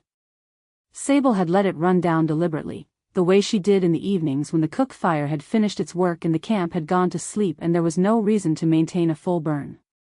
She kept enough coal alive to restart in the morning, banked under a small mound of ash that held the heat without advertising it. It was the same method she had used every night since the first week. It had not changed. The island's 37th night had a different quality of darkness than the earlier ones, which she attributed to the moon being in a different position in its cycle, nothing more. She was aware that she sometimes found significance in things that were simply the natural operation of the physical world, and she tried to correct for it. Marta was still awake. This was not unusual. Marta kept unusual hours for a woman of 48, running on a sleep schedule that appeared to have no fixed anchor, waking and working and resting in a rhythm that bore no relationship to the camp's official day. Sable had asked her about this once, in the first week, and Marta had said, I stopped sleeping through the night about 15 years ago. At first it bothered me. Then I decided it was time that belonged only to me, and that changed it considerably. Sable had understood this in the way she understood things that were not her own experience but were not foreign to it either. Marta was sitting on the flat rock nearest the fire, her legs extended, a cup of something warm she had made from whatever she made it from in the evenings, the specific ingredients of which Sable had never asked about because it was clearly one of the things Marta did that belonged only to Marta. Sable sat down on the other side of the coal bed. The warmth was modest now but real, and the night had the faint damp chill that came in off the water after midnight. She had finished her rounds. She had no immediate purpose here except the fire, except the company, except the specific quality of being in a place that required nothing of her for the next 10 minutes. She allowed herself 10 minutes, most nights. Sometimes less. Rounds took longer, Marta said. It was not a question. The northwest tarp anchor loosened again. I reset it. You could wake someone to reset it. It took 4 minutes. Marta drank from her cup. The coal bed shifted slightly, settling, and the light changed for a moment and then found its new level. Petra came back today, Marta said. I heard. Yuki walked her over. She looked well. Considering. Simone's wraps hold. Sable looked at the coal. Yuki said she was in good spirits. Yuki says very little. Which is why I trust what she says. Marta made the sound she made when she found something accurate. It was a small sound, a private one, and Sable had catalogued it in the first week as the specific register of Marta, meaning yes, and also there is something else. She waited. Lena Vasquez came 3 times, Marta said. I know.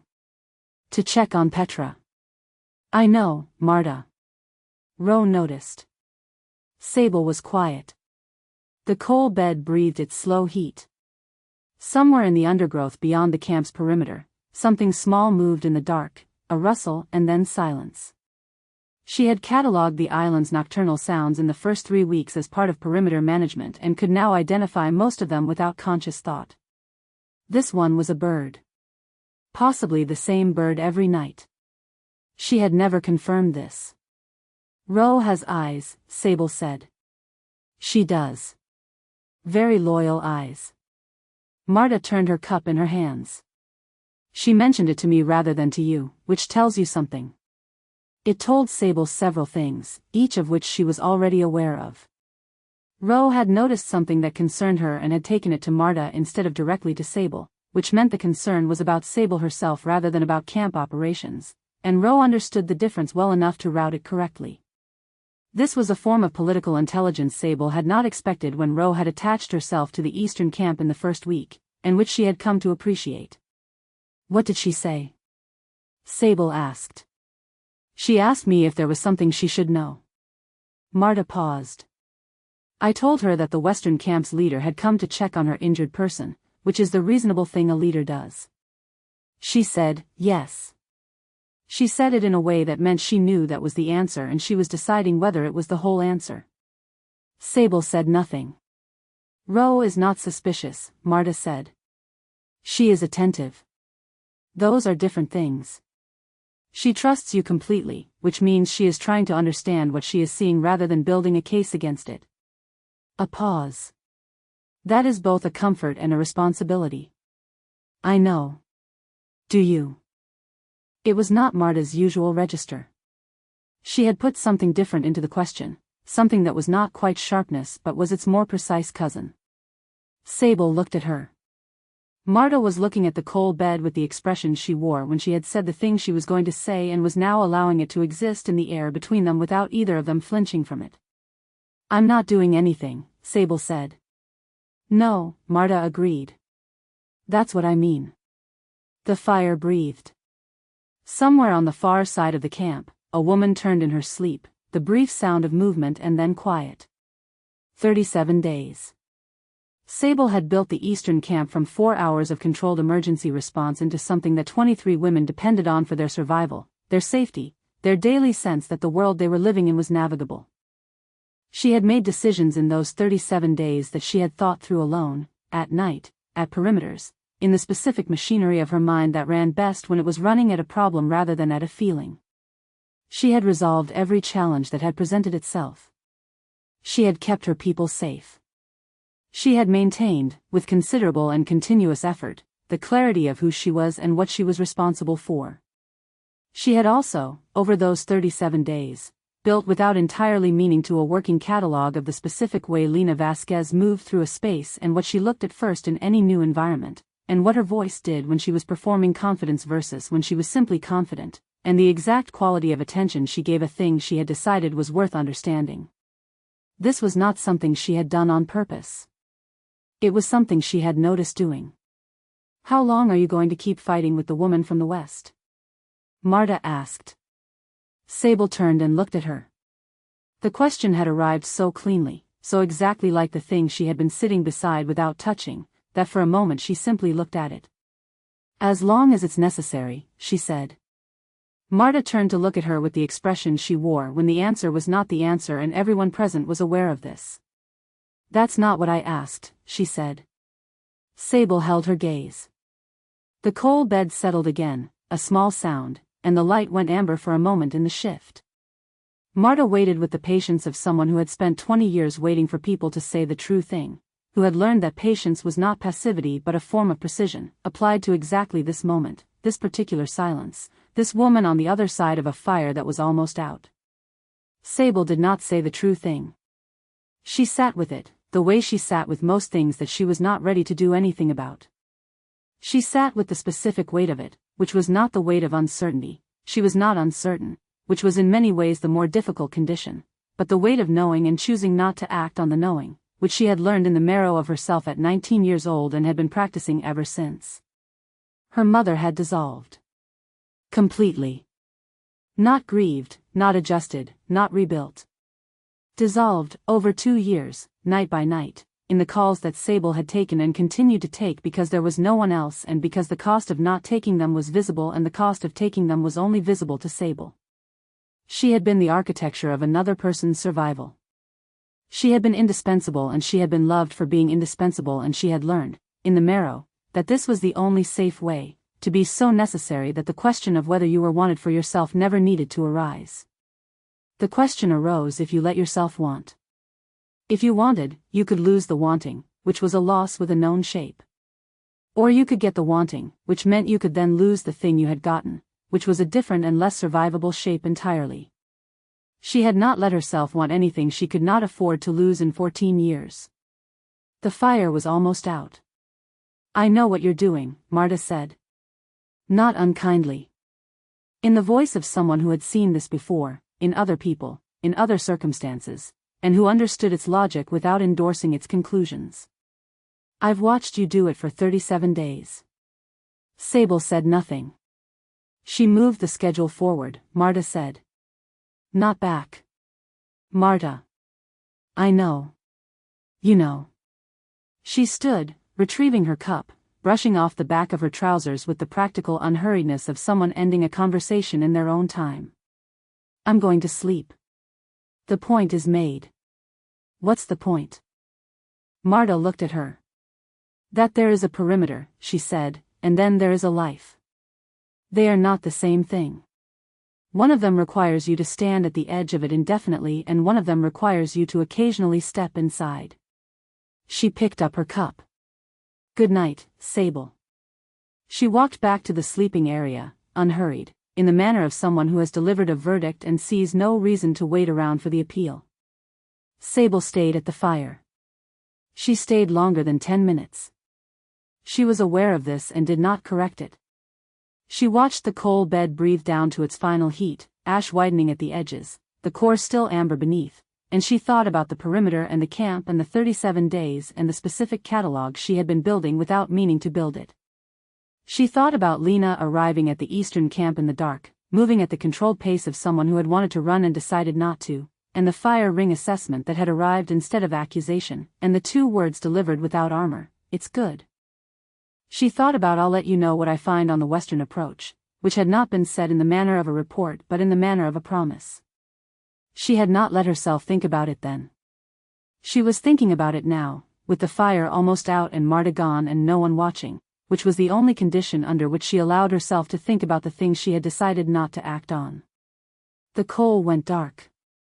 She sat in the dark for another minute, breathing the night air that smelled of ash and ocean and the particular green damp of the island's interior, which she had stopped noticing weeks ago and was noticing now, and then she stood and went to check the northwest tarp anchor one more time, which did not need checking, and she checked it anyway. She was very good at finding reasons to keep moving. She went to bed. She did not sleep immediately, which was also not unusual, and she lay in the dark and listened to 22 other women breathing the same island air, and she thought about the perimeter, and then she stopped thinking about it, and eventually she slept. It was 37 days. She did not know what day it was going to have to be before she was done standing at the edge of her own life looking in. She suspected it was going to be later than this. Chapter 7: What the irrigation system was actually for. She told herself she was there for the ridge. The western approach to the northeastern ridge had been on her task list since the conversation at the spring, and she had been up twice in the past week to survey the first section, and she did need to check the third anchor point on the lower path where the ground was showing early signs of the same saturation problem that had taken out the eastern approach. This was a real errand. She had materials in her pack for it. She would get to it. She was going to go through the eastern camp to get there. This was not the most direct route. The most direct route went northwest along the base of the ridge from the western camp's perimeter, bypassing the eastern camp entirely. She had taken that route both previous times. Today she had woken up and looked at the morning and thought about the irrigation channel and the 2 anchor stones, and had made a decision in the way she sometimes made decisions, which was before she had finished deciding. She arrived at the eastern camp at mid-morning, when the camp was in its working rhythm, past the breakfast hour and before the midday rest, the time when everyone was occupied and nothing required managing. She had timed this unconsciously and then noticed the timing and had decided not to examine it further. Sable was not there.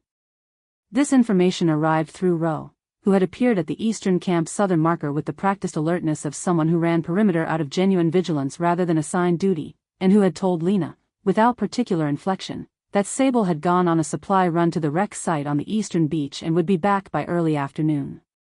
Lena had processed this. The irrigation channel, she said. I noticed a flow issue on my last visit. I'd like to look at it, if that's all right. Ro had looked at her with the focused attention of someone taking a measurement. The channel's fine. The diversion point is fine. The middle section angle is 2 degrees off optimal. It's losing about 15% of flow efficiency. She watched Ro's face process this. I won't touch anything without permission.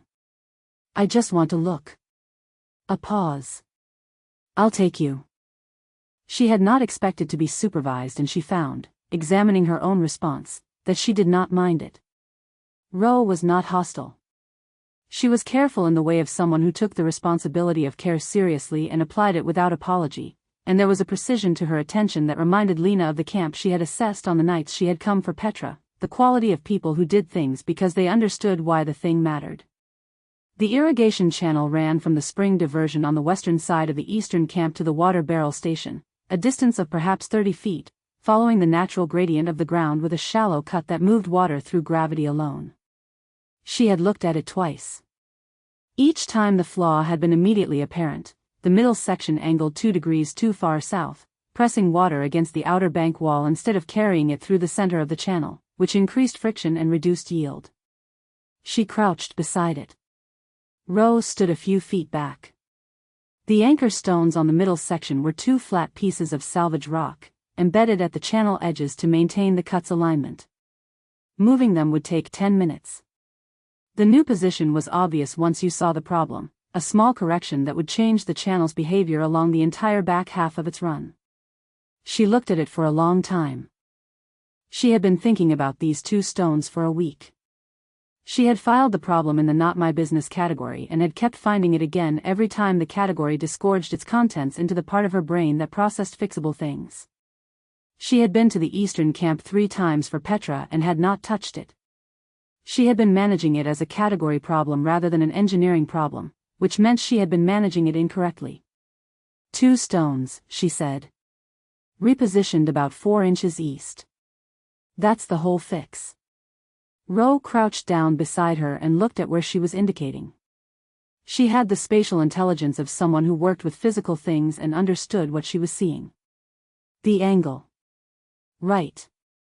The cut wants to go here but the anchor is holding it half a degree too far south. If you move both stones in tandem, the channel self-corrects. A pause. How long would it take? 10 minutes. Less. Ro was quiet. Then she stood and walked back toward the camp's main area, and Lena stayed crouched by the channel, and there was a moment where she was not sure what was happening, and then Ro came back with 2 tools, a pry bar and a leveling stake. Show me, Ro said. Lena looked up at her. If you're going to do it, Ro said, show me how you're doing it so I can tell Sable. Lena took the tools. She worked through the repositioning with the narration she had been giving in her head since she first saw the problem, explaining the physics of it as she moved the first stone, the reason the angle change propagated through the channel's behavior, the relationship between the anchor position and the water's path. Ro watched with complete attention and asked 2 questions, both of which were good questions. The second stone seated correctly on the first try. She ran a small test pour from the barrel station's overflow cup and they both watched the water move. It was 15% faster. Not dramatically, but measurably. That's it, Lena said. She handed back the tools. She stood and brushed the earth off her knees and looked at the channel, which was now doing what it had always been trying to do, and felt the specific clean satisfaction of a fixed thing that was a different quality from the satisfaction of a built thing, somehow quieter and more complete. Ro looked at the channel. Then she looked at Lena. Why didn't you say something the first time you saw it? It wasn't my channel to fix. It is now. With permission. You asked. Ro set the tools aside. She'll want to know what you changed and why. I'll tell her. She had not planned to still be at the eastern camp when Sable returned from the wreck site. The ridge work was waiting. She had the materials in her pack and the third anchor point needed checking before the ground softened further with the forecast rain. These were real constraints. She was aware of them. She also did not leave. She helped Ro with the afternoon barrel check instead, because Ro had offered and she had the kind of idle hands that found occupation reflexively, and because the barrel check involved a small mechanical problem with the lid seal on the second barrel that she noticed while they were working and that she fixed in the same 10-minute window with the same quiet efficiency as the channel, and Ro watched this with the same focused attention and did not say anything, and neither did Lena. She was still there when Sable came back. She heard the footsteps before she saw her, that particular measured pace that she had begun to recognize as a signature in the same way she recognized Petra's careful deliberateness or Cass's quick light step. The eastern camp's southern path brought Sable in at an angle that meant she saw Ro first and Lena second, and the half-second between those two recognitions was the only moment in which her face showed that the second recognition was not expected. Then her face did what it always did, which was settle into the composed attention she brought to everything, and she came the rest of the way across the camp and set her pack down and said, Vasquez. Crane. Lena put the barrel lid back in place. The irrigation channel had a flow issue. I fixed it. Ro supervised. Sable looked at Ro. Middle section, Ro said. 2 stones repositioned. About 15% improvement. Sable was quiet. She walked to the channel and crouched beside it and ran her gaze along its length from the diversion point to the barrel station with the careful attention of someone reading a thing she had built and finding it altered. Lena watched her do this. She had prepared, in the back of her mind, for a range of responses. The range included mild annoyance, technical objection, the particular quality of pointed gratitude that is actually a form of correction. Sable stood. This is better, she said. 2 words. Flat and even and without performance, the way she said everything that mattered. She was already turning back toward the main camp, already moving toward the next thing on whatever list she ran in her head, and the 2 words were simply the accurate assessment of a thing she had looked at and understood. Lena stared at her back. She was aware, in the moment, of several things simultaneously, which was not unusual. She was aware that the fix had been correct and had been acknowledged as correct, which was satisfying. She was aware that the acknowledgement had arrived in the register of a fact rather than a compliment, which was a different and stranger thing to receive. She was aware that she had come to the eastern camp on a pretextual errand, that she had stayed longer than the pretextual errand required, that she was currently standing in another camp's water management infrastructure holding a barrel lid and feeling the specific warm disorientation of someone who has been seen by a person they did not plan to be seen by, in a way they did not plan to be seen. She had not planned to need Sable to find her work good. She had not planned for how much it would matter that she had. I should go, she said. The ridge anchor. Sable turned back from whatever she had been looking at. The third point on the western approach. You know about it? I assessed the approach last week. Sable picked something up from the supply table, a flat piece of salvage board she was apparently carrying to some other purpose, and set it back down. The ground east of the anchor is showing early saturation. You'll want to move the third point 6 inches further west before you set it permanently, or you'll have the same problem as the eastern trail. Lena looked at her. You assessed the western approach. I wanted to know if your ridge project was viable. And? It's viable. Sable was already walking toward the camp's far end where some other task was apparently waiting. If you move the third anchor. Lena watched her go. She thought about I'll let you know what I find on the western approach, which she had said weeks ago and had not said since, because the assessment had expanded in scope and she had been doing it and had not found the moment to report back, which she was now aware was not entirely a logistical oversight. Sable had assessed it herself. Without telling her. Not to take over the project. Just to know if it was viable, in the same way she had gone to the ridge in the second week alone, in the same way she had timed the spring output before Lena had arrived at the same conclusion a week later, because she wanted to know, and wanting to know was sufficient reason. This was the most disorienting thing about Sable Crane, Lena had decided over the past weeks. Not her competence, which was substantial.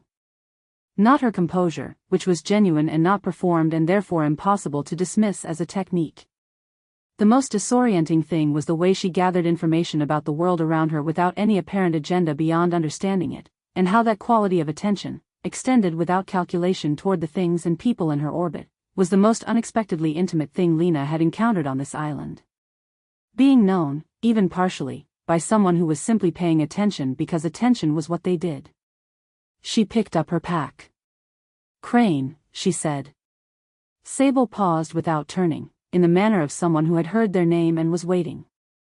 "I'll let you know what I find," Lena said. "On the third anchor point." A pause. Short but present. "Do that," Sable said. And walked on. Lena went to check the ridge anchor.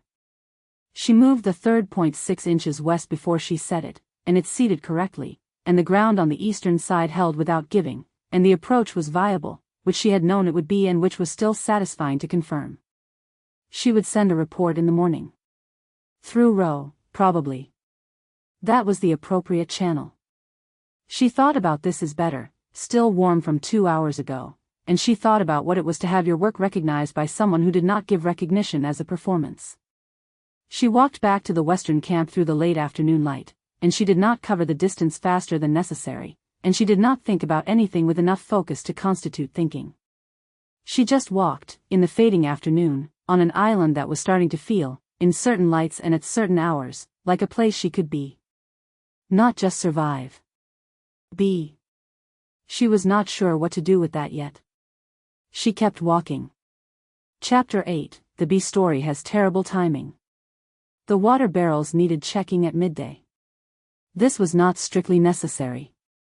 Cass had done the morning check and it had come back clean, all 3 barrels topped to appropriate levels, the filtration output running well, nothing requiring immediate attention.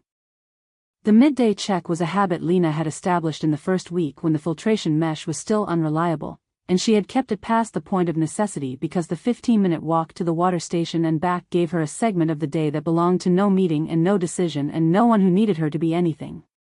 Cass was already there.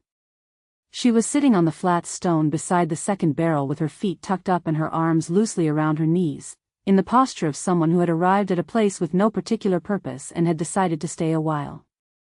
She had a small piece of salvage wire she was bending absently between her fingers, a behavior Lena recognized from herself and had never mentioned to Cass, the displacement of thought into the hands. "Hey," Cass said. "Hey." Lena crouched at the first barrel and checked the lid seal. Clean. She moved to the second. Also clean. "Did you need something?" "No." A pause. "Did you?" Lena moved to the third barrel. "Midday check." "I did the midday check." "I know." Cass accepted this without comment. That was one of the things Lena had come to rely on about her, the specific absence of pressure in her company, the way she could hold a space with someone without needing the space to mean anything or produce anything. She was 24 and she had not yet learned to make her presence a transaction, and Lena had stopped being unsettled by this and started being grateful for it, which was its own kind of development. The water station was at the edge of the western camp's main clearing, partially sheltered by the overhang of a broadleaf tree that kept it cool through the midday heat. Lena finished the checks, recorded the barrel levels in the log, and sat down on the stone next to Cass because there was no reason not to and the afternoon was coming in warm and the shade was good. Cass was still bending the wire. "Can I tell you something?" Cass said. Lena looked at her. You're going to regardless. A small smile. Probably. She turned the wire in her fingers, looking at it rather than at Lena. I've been thinking about what I said a couple of weeks ago. The thing about liking women. You said you thought you might. I've been thinking about it more. She paused. I went back and forth on whether it was a real thing or a crisis response. Being stranded, being scared, attaching to people. But then I thought about it more carefully and I think it was real before this. I just didn't have the right circumstances to notice it clearly. Lena looked at her hands. That sounds right. You know what was strange? Cass said. The not having a word for it. Like, the feeling was there but there was no container for it, no language, and so it just sort of existed in the space where feelings that don't have names go. Which is apparently a lot of space. She made a quiet sound that was not quite a laugh. I think I've been leaving things there for years without knowing I was doing it. Lena said nothing. She was listening with the focus quality she brought to things she was learning, which was different from the way she listened to things she already understood. Petra knows, Cass said. I told her. She was very normal about it, which was exactly what I needed. Petra is good at that. She said. Cass paused, bending the wire once more, a slow curve. She said the thing about feelings without names is that naming them doesn't change what they are. It just means you can find them when you need them. Like, the feeling was already there, doing what feelings do. Putting a word on it is just navigation. So you know where things are. Lena turned this over. That's a good way of thinking about it, she said. I know. Cass finally looked at her, with the particular quality of her full attention, which was direct and warm and unhurried and occasionally made Lena feel like a document being read by someone who was genuinely interested in its contents. Can I ask you something? Sure. What's in your space? Lena was quiet. The space where things go when they don't have names, Cass said. I've been thinking about it. I'm not asking because I think I know. I'm asking because I've been watching you for about 6 weeks and I don't think I do know, and you're someone I'd like to understand better, and this seemed like the most direct way to say that. The afternoon had the specific warmth and stillness that arrived in the hour after midday when the air made a decision about the temperature and stuck to it. Somewhere deeper in the camp, someone was working on something that involved hammering, a regular sound that arrived and faded. A bird called from the upper canopy, that particular bird, the one Lena had been hearing every afternoon for 6 weeks and had never looked for. I don't know, she said. Which was not accurate, exactly. It was the accurate answer to a slightly different question. The accurate answer to the actual question was something more like, there is a lot in that space and I have been keeping it there on purpose and I have been doing this for so long that I have become very good at the keeping, which feels like not having rather than having and refusing, but I am aware that these are not the same thing. But that was a great deal to say to someone who had asked a simple question in good faith. I think, Lena said, slowly, in the way she spoke when she was afraid, which Cass would recognize because Cass knew her tells by now, that I have spent a long time moving fast enough that things don't get the chance to catch up with me. And I've been good at it. And I think some things have been trying to catch up for a while and I have been, she stopped. Very fast. Cass was quiet. She was listening in the way she always listened, which was without trying to be where the sentence was going, which meant she was always exactly where Lena arrived. There's someone, Lena said. She said it the way you said something you had not said out loud before, in the specific register of a thing being given language for the first time, which is always slightly too large for the mouth, always slightly different than you expected when it was still inside. On the island? Cass asked, with careful evenness. Yes. Okay. The word held everything it needed to and nothing it didn't. Lena looked at the water barrel, at the log, at the salvage wire Cass had set down on the stone between them, the small idle curve she had bent into it that looked, from this angle, vaguely like a question mark. I don't have language for it, Lena said. I mean that specifically. It's not that I have the language and won't use it. It's that I genuinely don't. I've never needed this particular vocabulary before, and so I don't have it, and the not having feels. She stopped again. It feels like looking at a structure I can't read the plans for. Which I understand the mechanism of, intellectually. But intellectually is not the same as actually knowing what to do. Cass picked up the wire again. She turned it in her fingers, the small bent curve, and said, "What would you do if you could read the plans?" Lena considered this question more carefully than she had considered anything in recent memory, which was saying something given the rate at which she thought about things. "I don't know," she said. Which was true. Which was, she thought, a different kind of true than it had been 2 weeks ago, when not knowing had been a form of avoidance. Now it was a form of honest assessment. She did not know because the ground was genuinely new, not because she had refused to look at it. She was looking at it. That was new. "You don't have to know," Cass said. "You can just be in it for a while without it being a plan." She set the wire down. "That's what I've been doing. Being in it. Without a plan. It's strange, actually. I kind of like it." Lena looked at her. At the 24-year-old who had arrived on this island as one version of herself and was, with an uncomplicated steadiness that Lena found both alien and moving, becoming another. She had been drawn to Cass from the first week and had not understood why until recently, and now she understood it as the specific pull of recognition. This was a woman doing openly and without armor the thing Lena had been doing quietly, or not doing at all, for 32 years. She was watching herself, a little. In a different light. At a different stage. At 24, before the rooms and the performance and the strategic space-taking that had calcified into identity. At the moment when everything was still terrifyingly open. "Thank you," Lena said. "For telling me. The thing about the space. Thank you for being the person I could say it to." Cass uncurled herself from the stone and stretched her arms above her head, the easy movement of someone who lived in her body without negotiating with it. "I should go check the south shelter repair. Dolores found a new gap. I'll come." "You don't have to." "I want to." Lena stood, picked up the log, set it back in its place at the barrel station. "I have capable hands and nothing urgent for the next hour."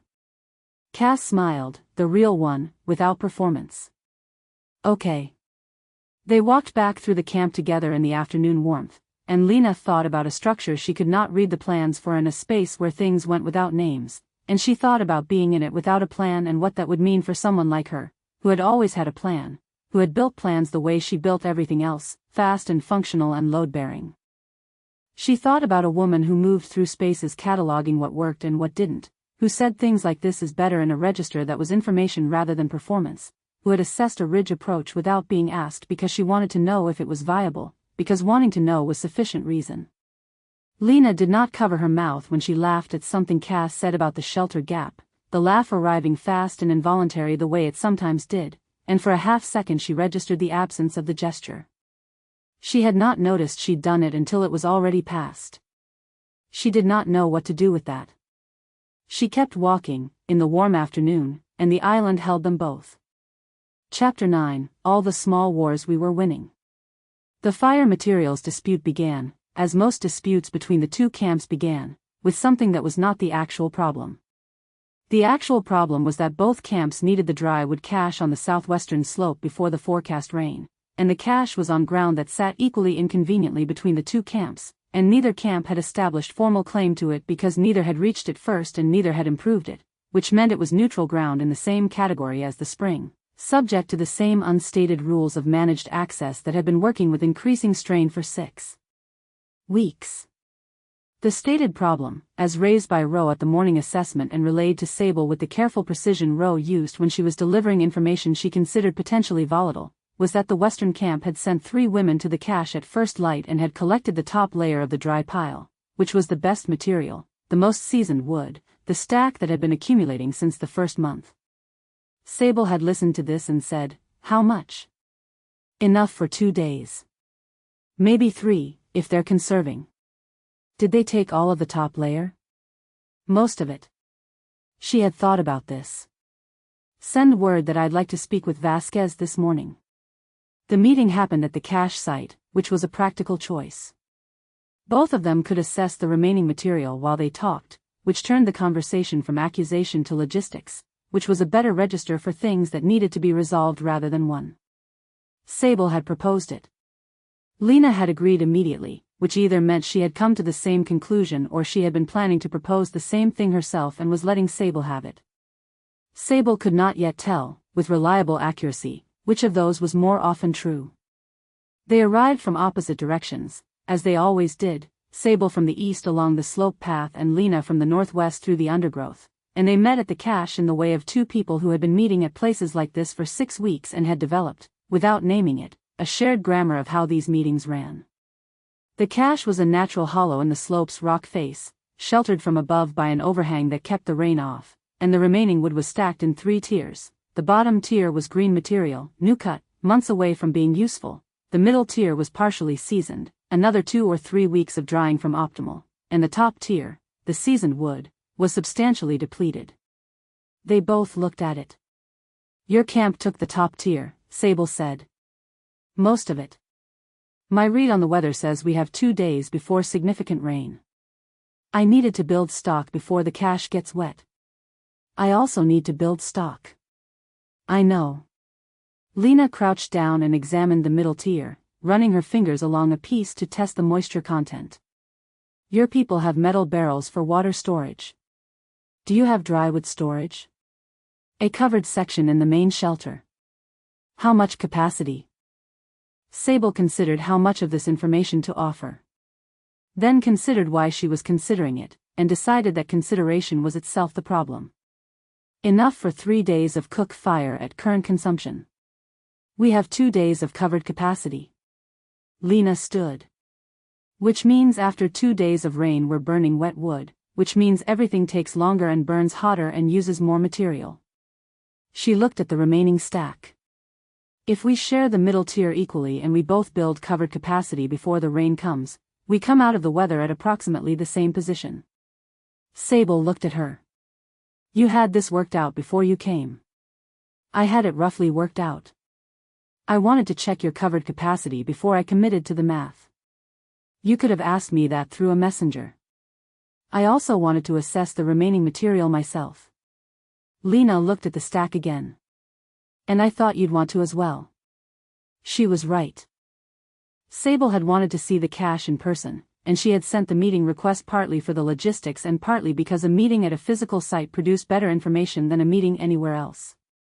This was a thing she had learned in project management, in boardrooms, in field operations, in 33 years of navigating other people's decisions. Go to the place, look at the thing, make the decision from the material rather than from the report. Lena had apparently learned the same thing, from whatever field she had learned it in, which Sable still did not know and had not asked. "Split the middle tier," Sable said. 50-50. Which gives each camp approximately a week and a half of covered reserve at current consumption if the rain runs more than 2 days. Agreed. Lena was already looking at the middle tier with the expression of someone planning the logistics of transport. "My people can move our half this afternoon. If your people come tomorrow morning we'll be clear. We can do this afternoon as well. I'd rather not have both camps moving wood at the same time. The path is narrow. Alternating runs. My camp first, 20 minutes, then yours." A pause. "That works." Lena looked at her. "You're going to want to build covered capacity. If you need the method I used for the western shelter, I can send someone to show your people." Sable looked at her steadily.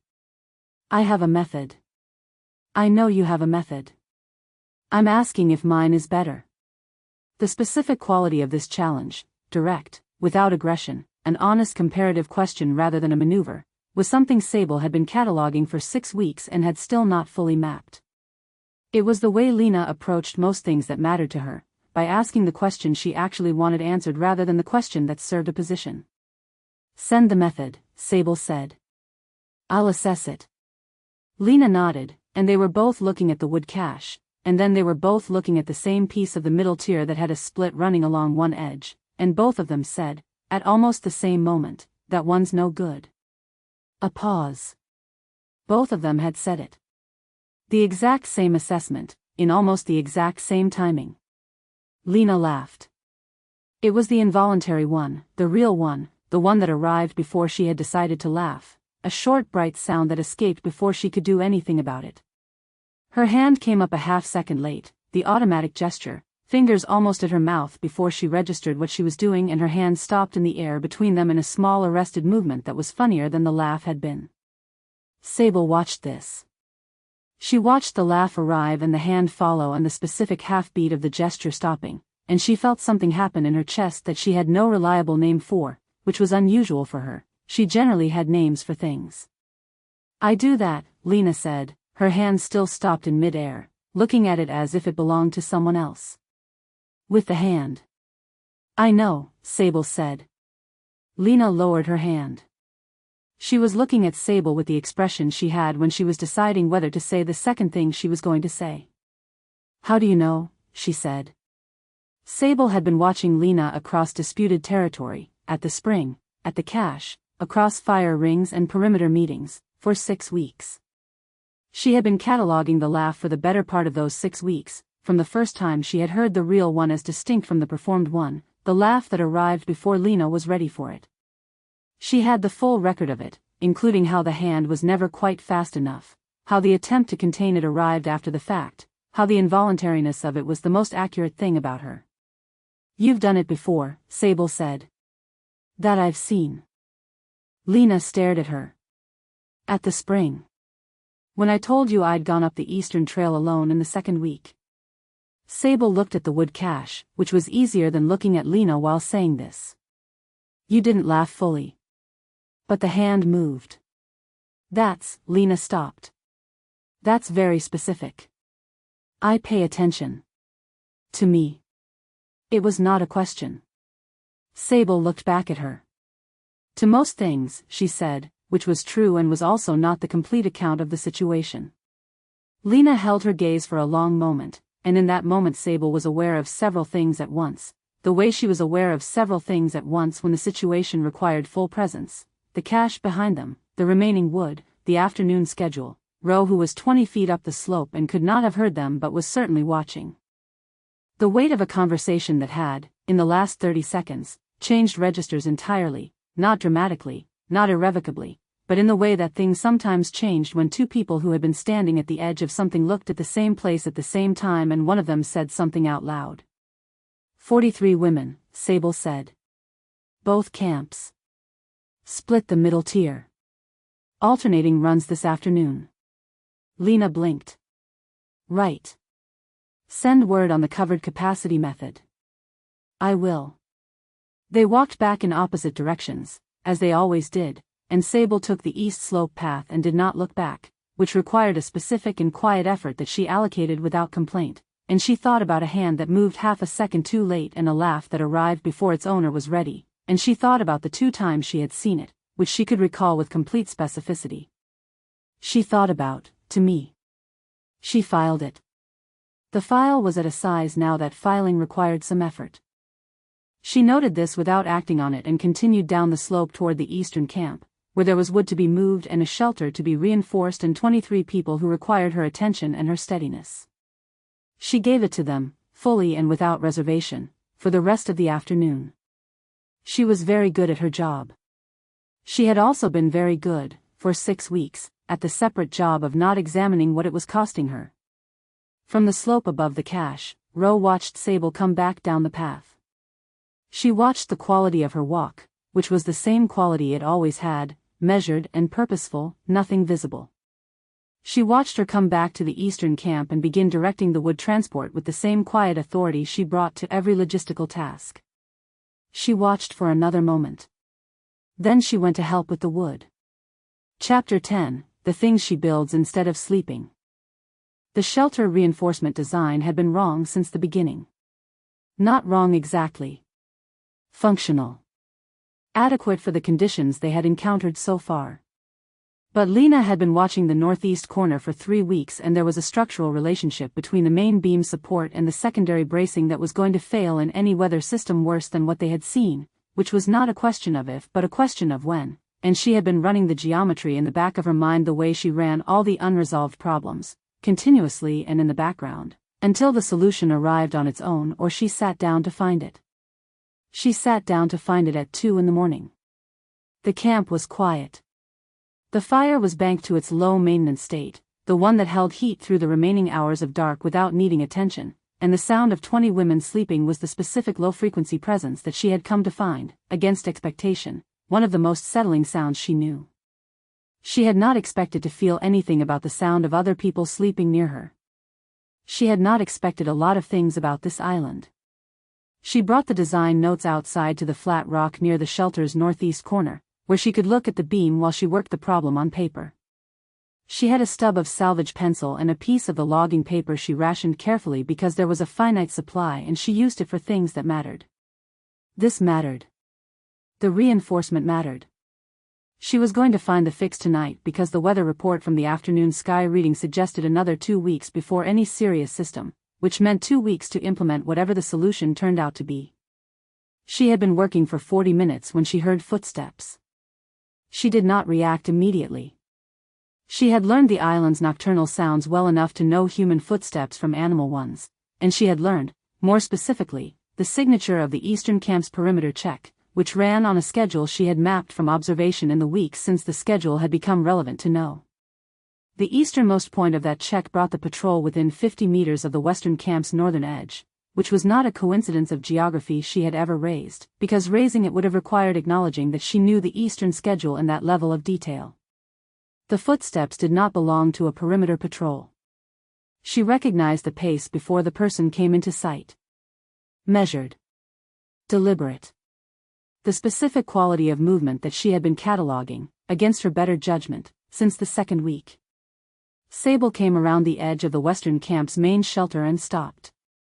She was holding a torch that was burning low, the kind of light you carried for navigation rather than illumination, and she was wearing the same dark jacket she wore for evening rounds, and she looked, in the moment before she registered Lena on the flat rock, like a woman who had been walking somewhere specific and had arrived somewhere unexpected. "You're awake," she said. "I'm usually awake." Lena set the pencil down. "You're doing perimeter at 2 in the morning." "I do perimeter at all hours." Sable looked at the shelter corner, at the notes on Lena's rock, with the quick assessment that was simply how she entered any new space. "What's the problem?" "The northeast corner. Main beam to secondary brace relationship. It's going to fail in significant weather." Sable looked at the corner for a long moment. Then she came closer, which brought her into the range of Lena's notes, and she looked at the paper with the specific attention of someone who read structural diagrams rather than simply looked at them. "The angle," she said. "The angle. And the connection point. The brace is load-bearing in the current design, but the connection isn't rated for the load, it's friction and tension rather than fixed, which works until the beam moves. In significant wind the beam moves. What's your solution?" Lena tapped the paper.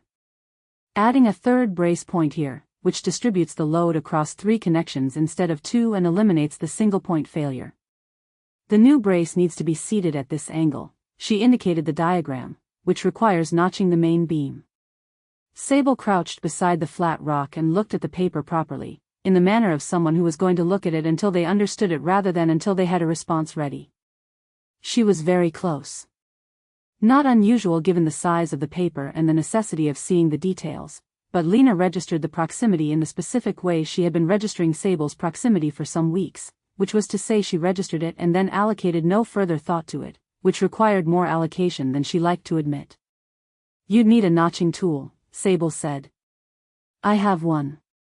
Salvage kit from the plane." "The beam material?" "The outer beam is salvage wood, hardwood from the cargo packing. The interior is bamboo. The notch needs to go in the hardwood section." Sable was quiet for a moment, reading the diagram. "This is the right fix," she said. "Not performed.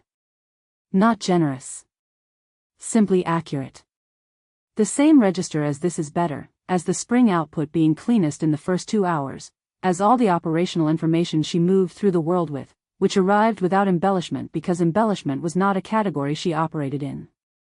Lena picked up her pencil. They worked in parallel silence for the next hour. It was not planned. Sable did not announce that she was staying. She simply did not leave.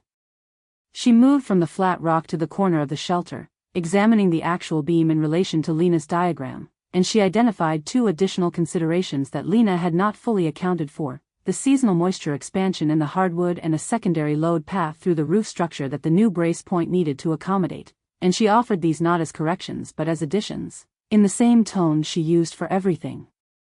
Lena incorporated them. She revised the diagram. She showed Sable the revision. Sable looked at it and said, "Yes." That was what they did for an hour. Looking at the same problem from their respective angles and finding, each time they looked, that the problem had a solution that was better than either of them had arrived at alone. Lena had worked in collaboration before. She had worked in it often, had been good at it in phases and difficult in it in others, had learned her own tendencies around shared problems. She worked fast, she had strong instincts, she was more likely to move ahead of the other person than to wait, which was a fault she had been told about and had partly corrected and partly accepted as structural. This did not feel like collaboration exactly. It felt like two people who were used to solving problems alone solving the same problem in the same space at the same time and discovering, without needing to discuss it, that the space accommodated both of them. She built things when she was processing emotion. She knew this about herself. She had rebuilt the water filtration system the week after the storm, the windbreak panel after Petra's return, the shelter reinforcement schedule after the wood cache dispute. She built things because building things was the way she put the kinetic energy of feeling somewhere that produced an outcome. She was building something now. At 2 a.m, with a pencil and a salvage diagram, sitting on a flat rock while the island held its breath around them. She was also aware that she had not thought about a single practical or strategic consideration in the last hour. Not the Ridge project, not the weather schedule, not the merger question Drew had raised 2 weeks ago and which had not gone away. She had thought about beam load paths and moisture expansion coefficients and the correct angle for a brace notch. She had thought, with sustained and undivided attention, about a problem she was solving beside someone, in the specific kind of quiet that was not the absence of sound but the presence of two people who did not need to fill the space between them. She did not have a name for this either.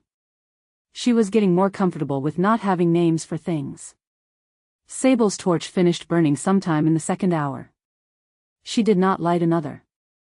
The moon was in a position that gave them enough light to work by, and neither of them mentioned the torch, and neither of them moved further apart.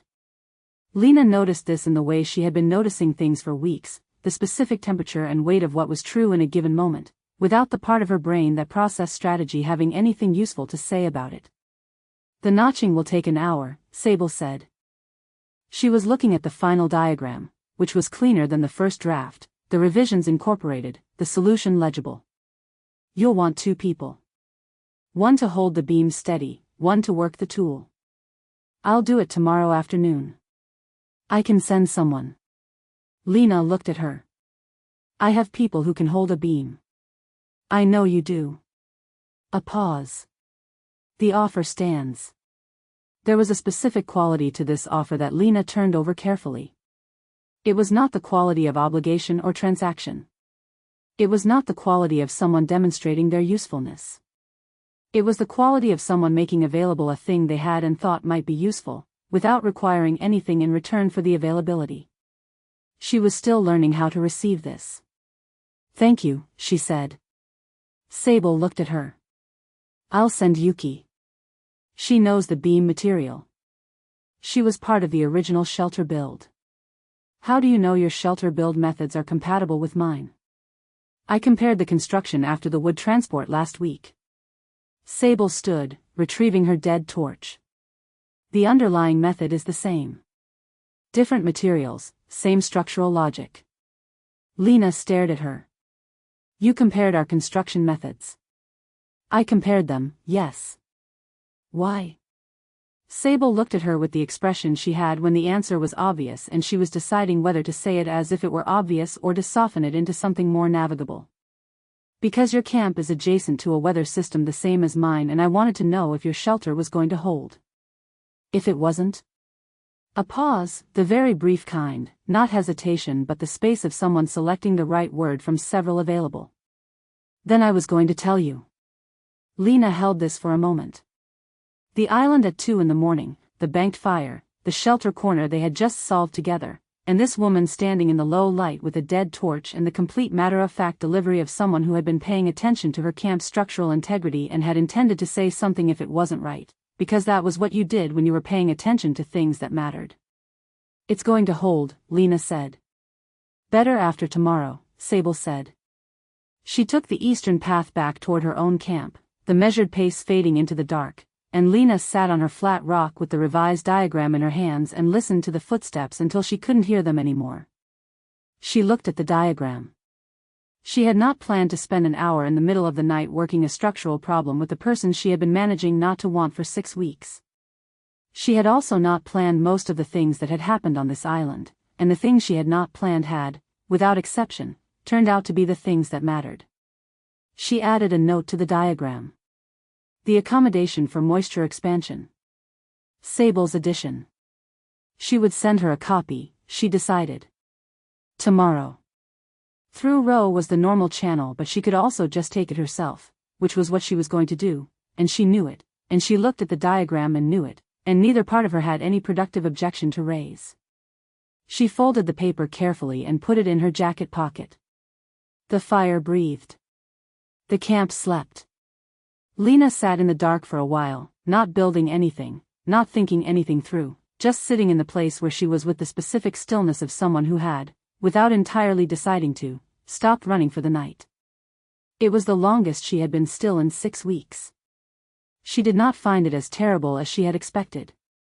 Eventually she went to bed. She lay in the dark and listened to the sounds of 20 women sleeping, which she had learned to find settling, and she thought about a second brace point and a dead torch and a thing that was better than it was before. She thought, I can do this. She was not sure what this was, exactly. She was finding, with some regularity, that this was all right. Chapter 11, Marta Knows. The resource allocation meeting began at the 3rd hour after dawn, which was Sable's preferred time for anything that required both camps to be fully awake and no one to be hungry. Marta had noted this, among other things, in the 43 days since the crash. She sat at the eastern edge of the meeting circle. They had been using the natural clearing between the 2 camp approaches for joint sessions, a narrow space that required people to sit closer together than either camp was fully comfortable with, which Marta considered a feature rather than a problem. You could not maintain the clean architecture of us and them when you were sharing a flat rock with someone you'd been technically at war with over a wood cache. The meeting was supposed to be about resource allocation for the coming weeks, food stores, water management, the shared materials from the wreck site salvage, and the question of the northeastern lookout point, which had been deferred twice and was apparently going to be deferred a 3rd time unless someone made a decision. 23 women from the east, 20 from the west, seated in a rough circle with the 2 leaders at the approximate north and south. Sable had opened the meeting. Lena had immediately asked a clarifying question about the salvage inventory numbers that was technically a clarifying question and was also, if you were paying attention, an assertion that the eastern camp's inventory count was using a different rounding method than the western camp, which meant the numbers were not directly comparable, which meant the entire first agenda item needed to be revisited. Sable had said, "You're right." 2 words, no elaboration. She had moved immediately to the revised framing. Marta had watched Lena absorb this. The absorption had taken approximately half a second, in which Lena's expression had done something quick and private that was not triumph and was not surprise and was something more complicated than either, the expression of someone who had prepared for a different response and was recalibrating in real time. Then she had moved forward with the revised framing as if nothing had happened. Marta had a file on this. The file had been accumulating since the 3rd week, when she had observed, from 20 feet away at the spring, a conversation about filter mesh that had produced in Lena Vasquez the specific stillness of someone who did not know how to receive something. The file had grown substantially in the weeks since. It included the wood cache dispute, from which both women had returned separately and with slightly different faces than they had left with. It included several camp-wide meetings before this one, from which it had been clearly observable that both women were tracking the other's position at all times while performing the specific focused attention of women who were not tracking anything. It included this morning, so far. Sable was speaking now, on the food inventory question. She had a number in her head and she was building the case for it from its foundation, the way she built everything, which meant by the time she arrived at the number itself the room already understood why it was right.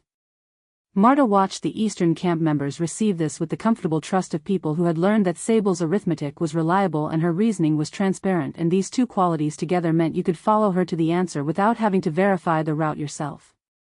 She watched, without making it obvious that she was watching, what Lena did while Sable spoke. Lena was listening. This was not remarkable. What was remarkable was the quality of the listening, the specific attentiveness of someone who was not listening for the flaw to contest or the gap to fill, but was instead listening in the way you listened to something you wanted to understand, following the reasoning for its own sake, the way you read something not to argue with it but to know it. Her hands were still. Marta noted this. Lena's hands were almost never still in a meeting. She built things, she took things apart, she held pieces of salvage wire or rope or whatever material was nearest and worked it through her fingers while she processed information. The stillness of her hands meant the processing was all going to the listening. Then Sable said something about the water stores, a technical point about barrel temperature and bacterial risk that was a restatement of information both camps had been operating on for weeks, and she looked up from her notes, just briefly, in the direction of the Western camp's half of the circle. Not at Lena. At the general space of the Western camp's women. Lena's shoulders changed. It was a small thing. The kind of thing that required 20 days of observation to see. But Marta had 20 days of observation, and the specific quality of the change was not relaxation and was not tension but was something in between, the micro-adjustment of a person whose awareness of another person in a room had just been activated without any outward signal. Like a fine instrument registering a frequency. Marta added it to the file. The meeting moved forward, through the food inventory and the water management and a moderate disagreement about whether the northeastern ridge path was ready for regular use, which Sable said not yet and Lena said almost, and the answer was some form of both, and they arrived at it by a route that involved Drew asking a very good question about load-bearing frequency and Petra offering a practical suggestion about testing protocol that split the difference cleanly. Marta watched Sable and Lena both register Petra's suggestion, both see its merit, and both choose to let her have the solution rather than claim it. They did not look at each other when this happened. The not looking was, Marta had decided, the most informative thing in the meeting. There was a specific geometry to it. When the meeting was running smoothly, when the topic was logistical and neither leader had strong competing positions, they occupied the same room with something like ease, each moving through their respective camp sections, managing their people, occasionally addressing the full group. The distance between them had a quality, in these moments, that was almost comfortable. Then one of them said something that landed, and the not looking happened. It was not the not looking of people who were angry with each other. Marta had seen that, in 30 years of managing secondary school students and their teachers and their parents and their complicated interdependencies, and she knew its quality. It was rigid, it was pointed, it created negative space. This was different. This was the not looking of people who were aware that looking would mean something, and who had decided, each of them, that they were not ready for it to mean something yet, and who were executing this decision with the specific care of people who understood that the decision required care to execute. The meeting ended. Resources allocated, decisions noted, the ridge question parked until the path assessment could be completed. People began dispersing, the easy movement of a meeting concluded, the small tasks of post-meeting tidying, recording, returning to camp. Marta stayed where she was. She was aware, in the practiced way she had been aware of things for a very long time, of Sable moving through the dispersal, touching base with 3 Eastern camp members who had questions about the food inventory, directing Yuki toward the water storage question with the economy of someone who had already determined which person was the right person for which problem. She was aware, from the corner of her attention, of Lena doing the same thing on the western side, Cass apparently relaying something that Lena was absorbing with her head slightly tilted, which was the posture she took when she was adding new information to an existing model. Neither of them left. This was also in the file. It had been happening, with increasing frequency, in the joint meetings. They did not leave until the other one left. Marta was not certain they knew they were doing it. She was certain they were doing it. She was still watching when Ro appeared at her elbow. Ro moved quietly for someone who felt things at volume, which was one of the things Marta found most interesting about her. She had the particular quality of people who had learned, at some point in their formation, that feeling things loudly was not safe, and who had therefore become very precise about where they directed the feelings. Toward Sable, mostly. Toward the eastern camp, which had become, over 43 days, the clearest structure she had ever lived inside. She held it carefully, the way you held the things you were not sure you deserved. "They're still fighting," Rose said. Her voice had the quality of someone who had decided on the most acceptable interpretation of what they were seeing and was offering it for confirmation. Marta watched Sable redirect a question from one of the younger Eastern camp women with the brief specific warmth she showed when she was choosing to let someone find the answer themselves rather than providing it. Watched Lena lean over something Cass was showing her, her hands finally moving again, tracing the shape of something she was working out. "Yes," Marta said.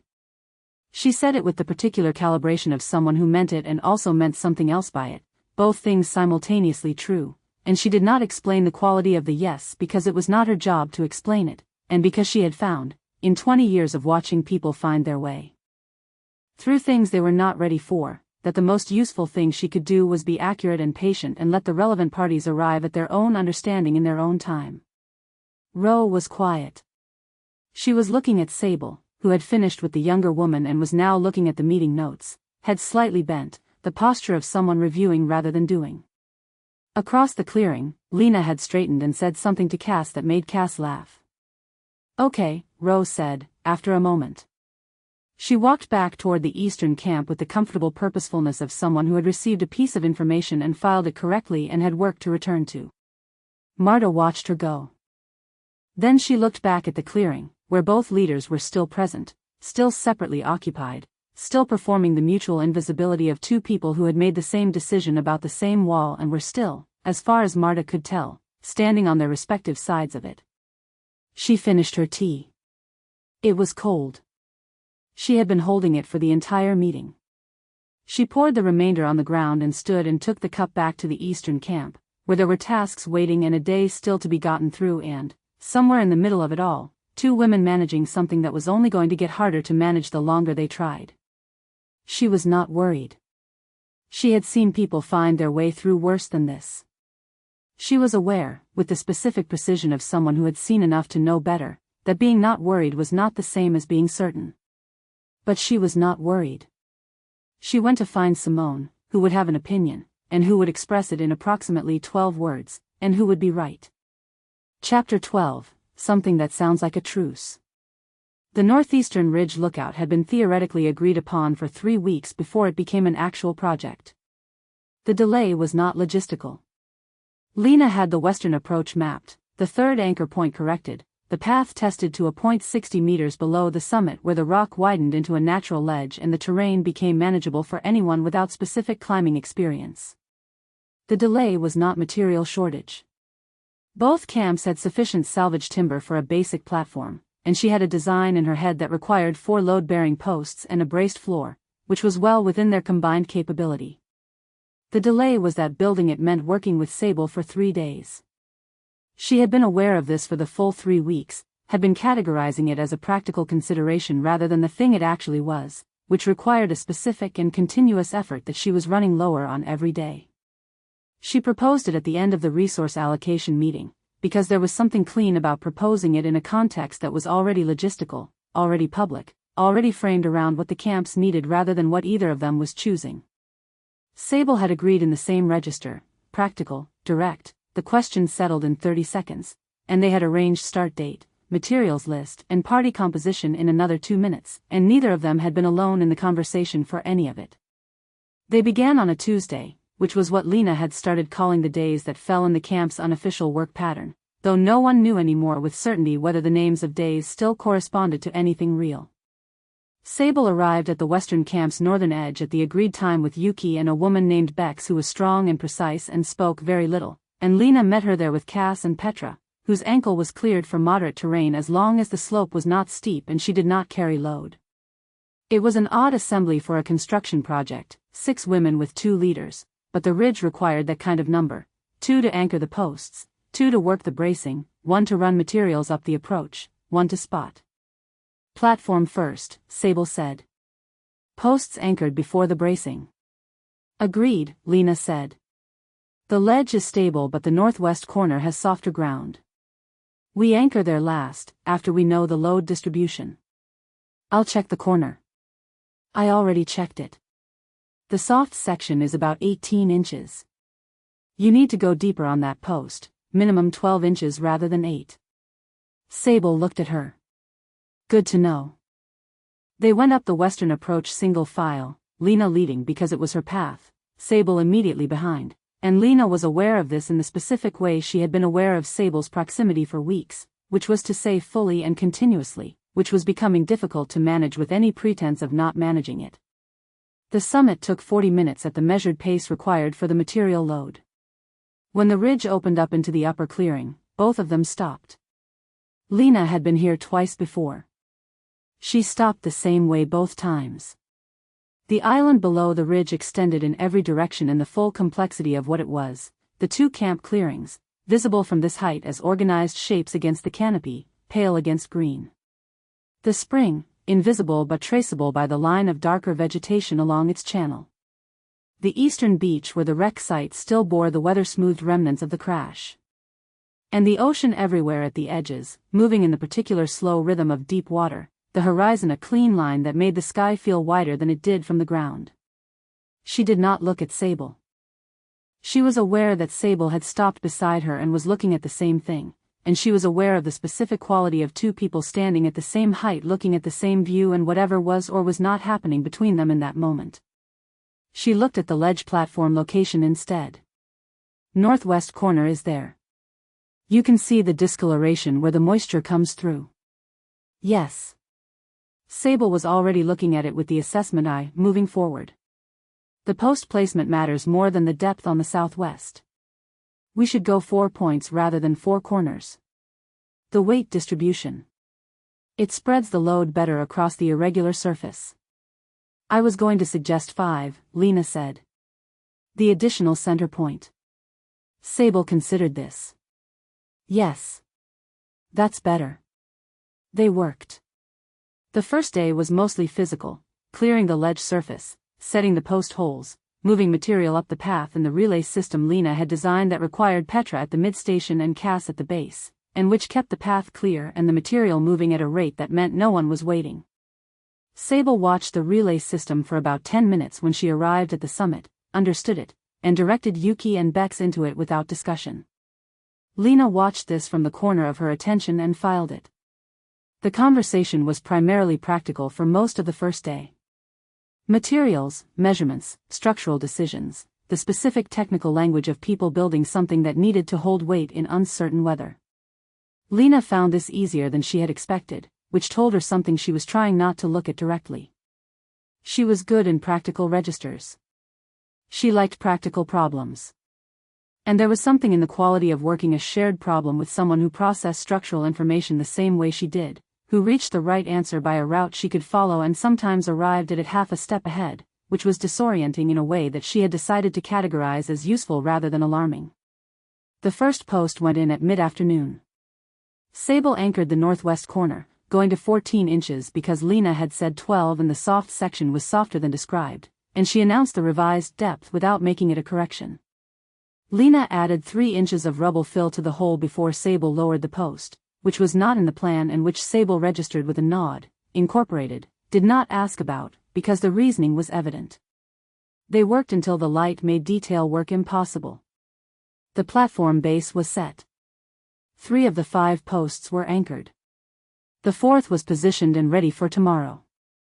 The 5th was going to require a decision about the center point placement that neither of them had made yet, because the ledge surface had a slight irregularity that changed the optimal position by about 6 inches and there were 2 defensible solutions. They went back down separately, Sable with her people, Lena with hers, the path requiring single file and making conversation optional. At the bottom, where the approaches split, Sable said, we'll resolve the center post placement at the top. Better to measure from the site. Agreed, Lena said. She walked back to the western camp and did not think about the first day except in terms of the remaining work, which was honest and also not entirely the full account. The second day was harder. Not in the physical sense.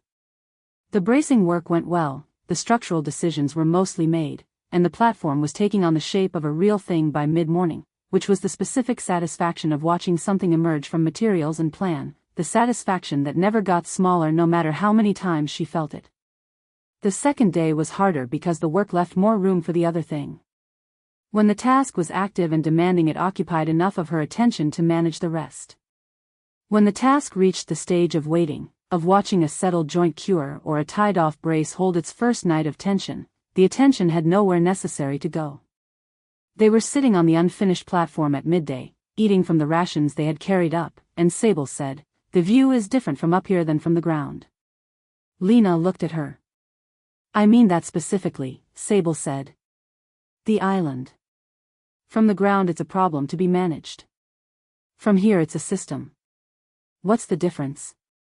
Sable was quiet for a moment, looking at the canopy below them, the two clearing shapes, the spring's dark line. "From the ground you see the piece in front of you. From here you see how the pieces connect." She turned her cup of water in her hands. "The eastern camp's water draw and the western camp's storage are the same problem from up here. From the ground they look like two separate problems." Lena turned this over. She had thought about the island in terms of systems since the first week, had built her camp around a system's understanding of what they needed and how to get it, but she had been thinking about it as two systems in adjacency, not one system in which both camps were components. The difference was subtle and was also, she suspected, something that had implications she was not ready to follow to their end. "The eastern approach failed," she said. "The western approach holds. Same ridge, same summit. Different ground conditions on each side." "Yes. That's not a system problem. That's a geology problem. The geology is part of the system." Sable was still looking at the island below, not at her. "Everything on this island is part of the same system. We've been treating it as two systems because that's how we arrived, but the island doesn't know that." Lena said nothing. She ate her ration and thought about the island as one system and what that meant for the camps, and she thought about Drew's voice from several weeks ago saying the merger question is going to come up, and she thought about both of those things without entirely letting them arrive at a conclusion. "You went to the ridge in the second week," she said. "The first time. You said it was a poor decision." "It was." "What were you working out?" A pause. "Not long. Whether it was survivable." "The island?" "This," Sable said. She made a gesture that was small and precise and encompassed, in Lena's reading of it, a range of possible meanings, all of which she was choosing not to rank right now. They finished eating. They went back to work. The third day was the quietest. The platform was structurally complete by late morning, the 5 posts set, the bracing run, the floorboards laid and lashed. What remained was the finishing work, the rope guardrail along the open edge, the sign marking on the approach below to indicate safe passage, the small covered box that Lena had added to the design for stored materials. These tasks did not require 2 leaders. Both of them stayed. Cass and Petra had gone back to the western camp after the platform completion, Petra's ankle at its limit for the day. Yuki and Bex were working the lower section of the approach, clearing a section of root-crossed ground that had been passable but would be better smooth. The summit had a quality, in the early afternoon, of being very specifically inhabited by the 2 of them. Lena finished the guardrail. She sat back against one of the posts and looked at the ocean. Sable was working the covered box, fitting the lid with the patient precision she brought to anything that needed to be done correctly. The sound of her work was the specific quiet tap of someone adjusting by fractions, taking the time the detail required. Lena watched the ocean and listened to the sound and did not do anything with the listening. The sun was at the angle that made the water look like it was being lit from below. Every direction, water. The island below them, organized and small, the 2 clear patches in the canopy that were the camps. The Springs line. The eastern beach's pale crescent. "Done," Sable said. The lid sat level. She ran her fingers along the joint and was apparently satisfied. She sat down against the post opposite Lena's and they were facing each other diagonally across the platform, the island visible past both of them, and neither of them said anything. The quiet was different from the camp's quiet. Camp quiet was the background of other people, other sounds, the distributed hum of 20 or 23 women managing their survival. This was the island's own quiet, stripped to wind and water and the occasional bird sound, and it had the quality of a thing that did not require you to fill it. Lena let it run. She had not, she realized, been in a silence she wasn't trying to manage in a very long time. She was always managing the quiet in camp, the spaces between decisions, the pauses that needed to be read and addressed. This was different. This was a quiet that didn't want anything from her. Or rather, this was a quiet with Sable in it, which was also different, which was its own category of experience that she was not going to name right now. She looked at the island. She thought about one system. She thought about looking at a problem from the right height. "It's worth the climb," she said. Sable looked at her. Something in her expression was the expression she had when she was registering that someone had used her own words back to her. "Yes," Sable said. A small pause. Neither of them moved. Below the summit, from the direction of the lower approach, they could hear Yuki and Bex working, the specific rhythm of clearing, someone saying something brief and practical to which someone else gave a brief and practical answer. Lena thought, "I could say something now." She thought, "I am not going to say something now." She thought, "I am aware that these two thoughts are not actually in conflict, which is a problem I will address at a later date." They came down from the ridge in the early afternoon, all 6 of them, the work complete, the platform behind them solid and level and doing exactly what it was designed to do. At the bottom of the path, where the western approach joined the base trail, Sable stopped and said, "It's a good build." Lena looked at her. The afternoon light was at the angle that came through the lower canopy in long warm lines, and it landed on Sable's face in a way that Lena was aware of and was setting aside to not be aware of. "It is," she said. "Both camps can use it. That was always the plan." Sable looked at her for a moment. Then, "Thank you for the western approach. The path holds." "You assessed it yourself," Lena said. "You told me it was viable." "I assessed it. You built it." Lena held the look for 2 seconds longer than she intended to, which was 1 second longer than she usually allowed herself, which meant she was running slightly over the limit she had set, which she noted and was not going to address until later. "Both things can be true," she said. The corner of Sable's mouth moved. It was not quite a smile. It was the expression she had when something landed in a way she had not expected, and she was deciding whether to let it show. She was apparently deciding to let it show, slightly, just at the edge. Lena turned back to the western camp path before she could think too carefully about what that meant. She walked back through the afternoon with Cass, who asked how the 3rd day had been, and Lena said, "Fine, it went well, the build is good," which was accurate and was also the most compressed possible account of what the 3rd day had been. Cass did not press. She was getting better, or Lena was getting better, at knowing when pressing was not the useful thing. "Drew said something," Cass said, after a while. "About the lookout?" "About the lookout." A pause. "She said it was a joint project and joint projects have a way of suggesting further joint projects, and she wants to know if we have a position on that." Lena walked. The light was long and amber through the trees. "Tell Drew we'll discuss it at the next allocation meeting. She'll say that's a non-answer." "It's a deferred answer." She looked at the path ahead. "There's a difference." Cass made a sound that said she understood the distinction and was choosing to accept it for now. They walked back to the western camp, and Lena thought about the merger question, which had been deferred and was still waiting with the patient specificity of a question that knew it was not going to stop being relevant simply because it was inconvenient.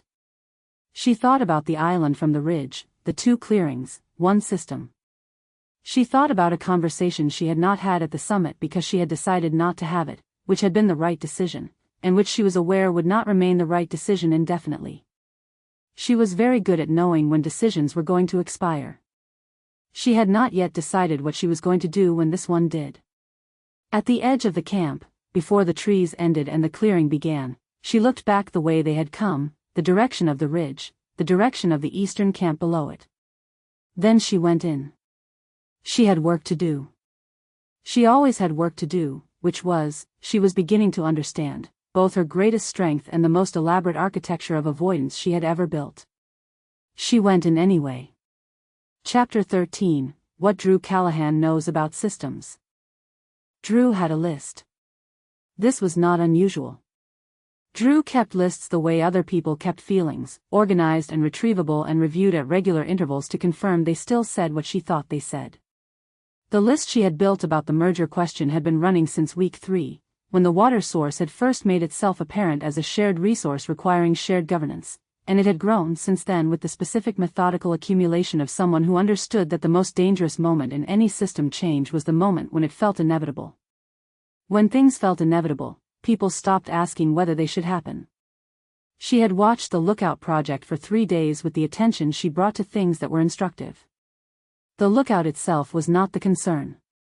The Lookout was a practical structure solving a practical problem, and the joint build was the most efficient means of completing it, and she had no objection to any of that. What she watched was the quality of the collaboration, which was not the quality of two camps performing cooperation. It was the quality of two camps that had forgotten, for 3 days, to maintain the distinction. That was the instructive part. She came to Sable on the evening after the build was complete, which was not the evening she had originally planned to come.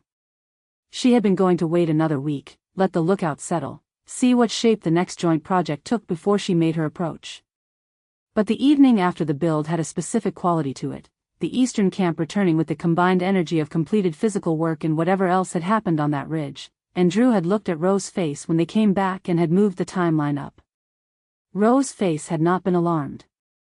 It had been the face of someone who had gone on a joint project and come back with a slightly different understanding of what joint meant, and was in the process of deciding what to do with that understanding. Rose was one of the most loyal people Drew had ever met, which made her one of the most useful barometers for anything touching Sable's authority, and the barometer had shifted. Drew found Sable at the perimeter, where she was most evenings, doing the round that she did not technically need to do and which she did anyway. Drew had her own theory about the evening rounds, which was that they were Sable's version of the thing that other people did with long walks or long baths or any sustained physical motion that occupied the body enough to leave the mind free to process what it wasn't ready to address in company. She had not shared this theory with Sable. Callahan, Sable said, when Drew fell into step beside her.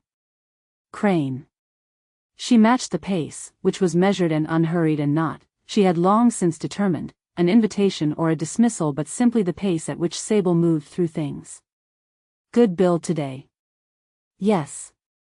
Platform looks solid. The 5-post design was a good call. Sable looked at her. This was the expression she had when she knew someone was building to something and was waiting to see if the build was going to be worth the approach. It was Vasquez's modification. I'd planned 4. I know, Drew said. I'm noting that you accepted the modification. The modification was structurally superior. Also noted. She walked for a moment.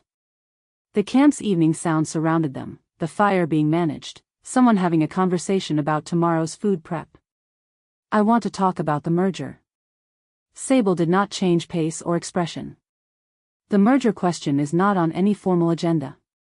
That's actually one of my concerns. They had reached the northwest tarp anchors. Sable checked the lines with the thoroughness she always used, which was more thoroughness than the situation required, which was both a genuine habit and, in this instance, Drew suspected, a few extra seconds of not being in the conversation yet. She was fine with that. She had time. Go ahead, Sable said. Drew had prepared 3 versions of this conversation. The first was the confrontational one, the version where she put her concerns in the sharpest possible form and watched what Sable did with opposition. She had ruled that one out because Sable did not respond to confrontation in useful ways, not because she got defensive, but because she got technical, and a technical response to what was fundamentally a values question was not the conversation Drew wanted to have.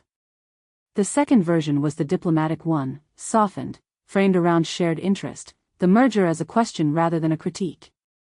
She had ruled that one out because she had not come to Sable Crane at the Eastern Camp's perimeter to be diplomatic. She had come because she needed to know where Sable actually stood. That left the third version, which was the honest one, which she always preferred and which was always the most risk. I want to know what a merger actually costs us, Drew said.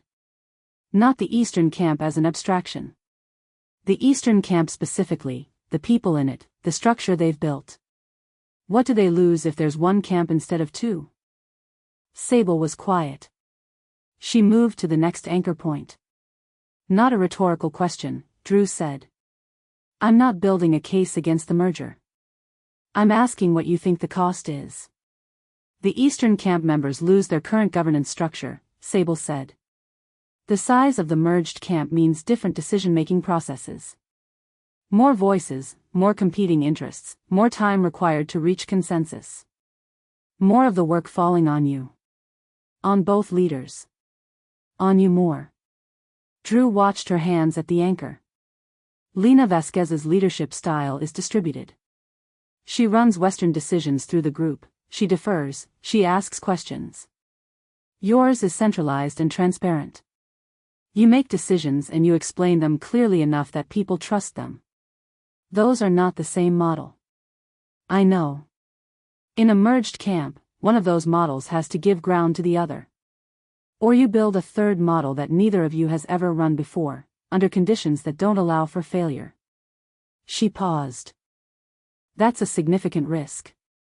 Sable finished the anchor check. She stood and looked at the northern tree line, which was dark now, the moon not yet high enough to light it. Yes, she said. It is. The Eastern Camp members signed up for your model, Drew said. They built their safety around it. Some of them built their sense of self around it. She was thinking about Ro, though she did not say Ro's name. Sable would hear Ro's name in it.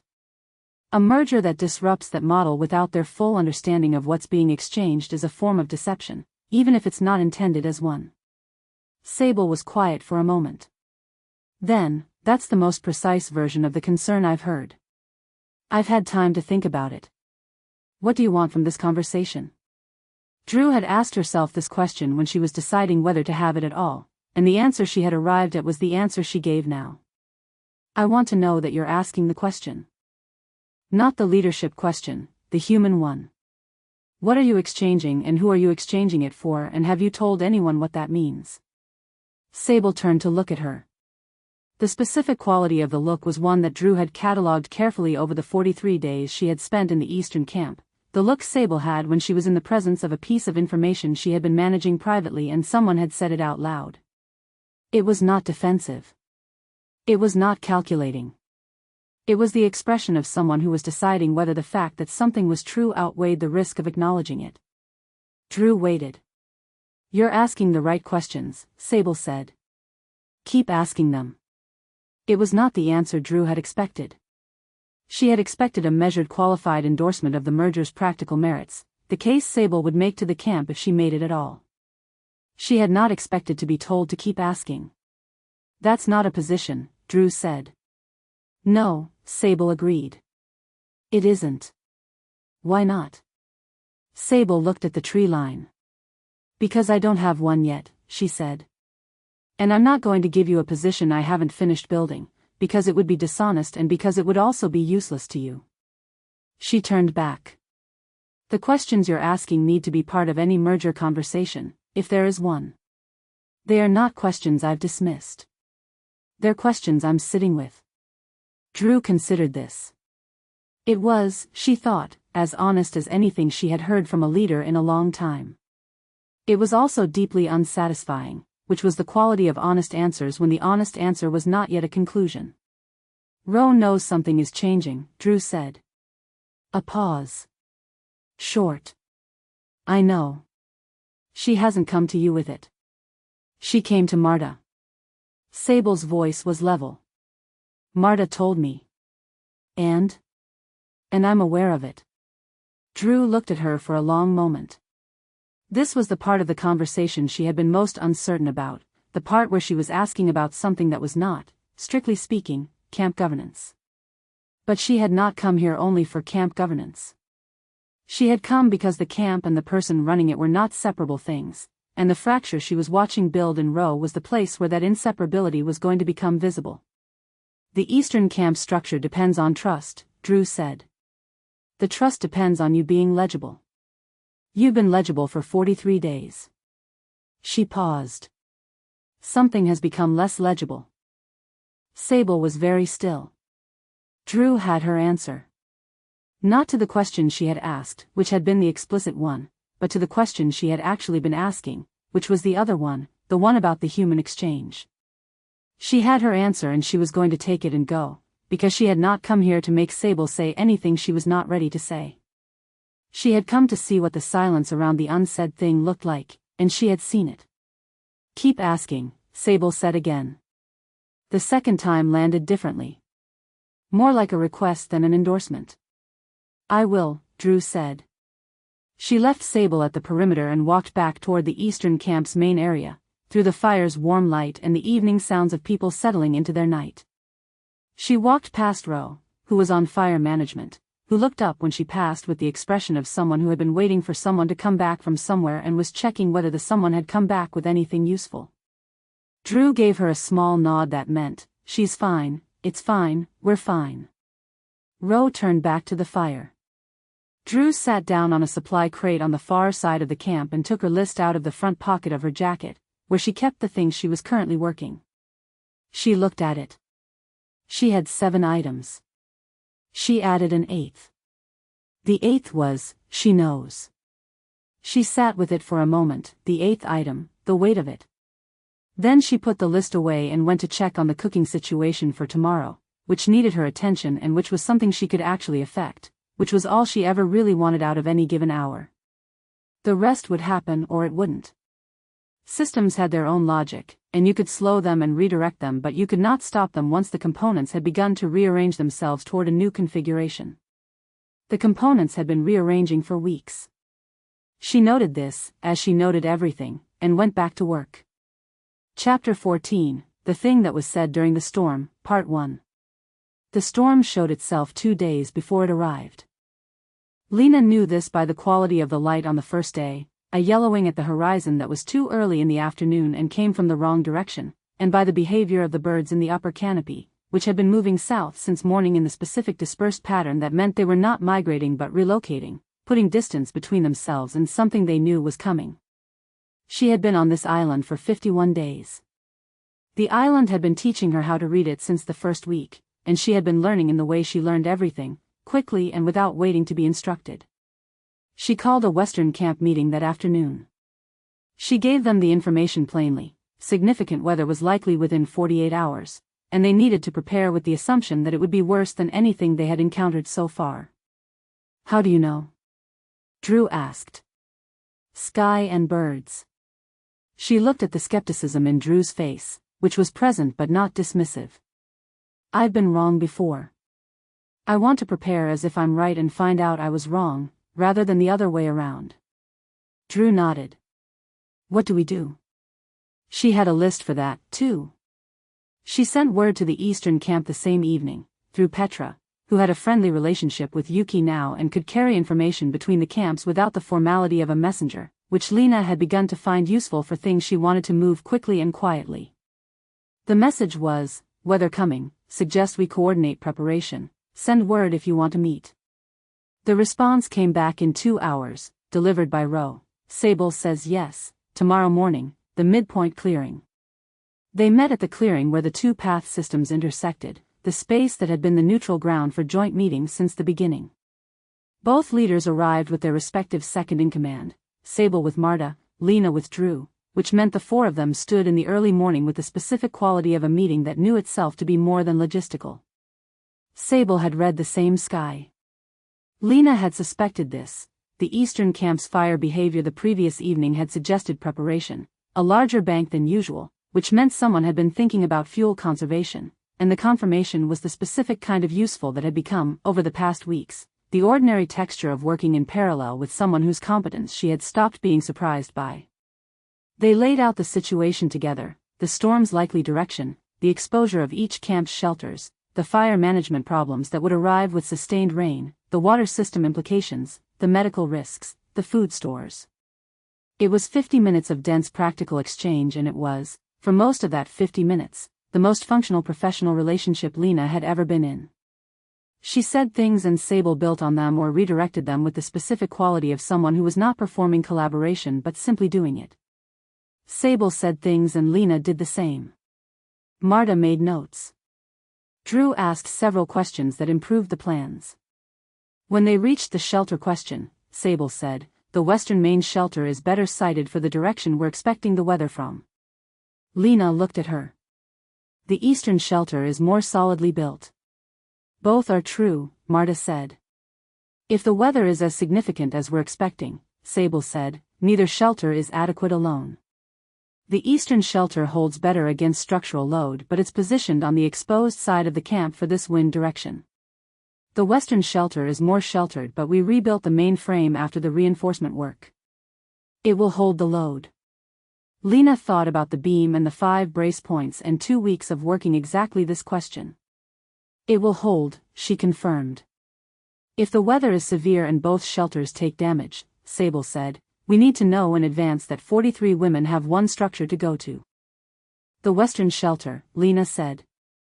Sable met her eyes. "It's the better option." It was not a concession.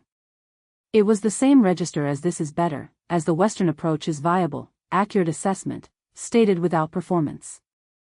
Lena received it the same way, which was as information rather than a gesture, which was, she thought, the most honest and also the strangest relationship she had ever had with anyone. "We coordinate the approach," Lena said. "Both camps move together if it becomes necessary. The decision to move is made jointly." "Agreed," Sable said. Drew said, "Define jointly." "In a fast-moving storm situation, who makes the call?" Both of them were quiet for a moment.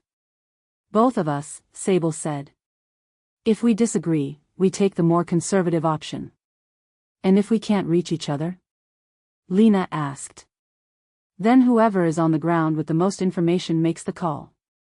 Sable held her gaze. "This isn't the time to optimize for authority structure.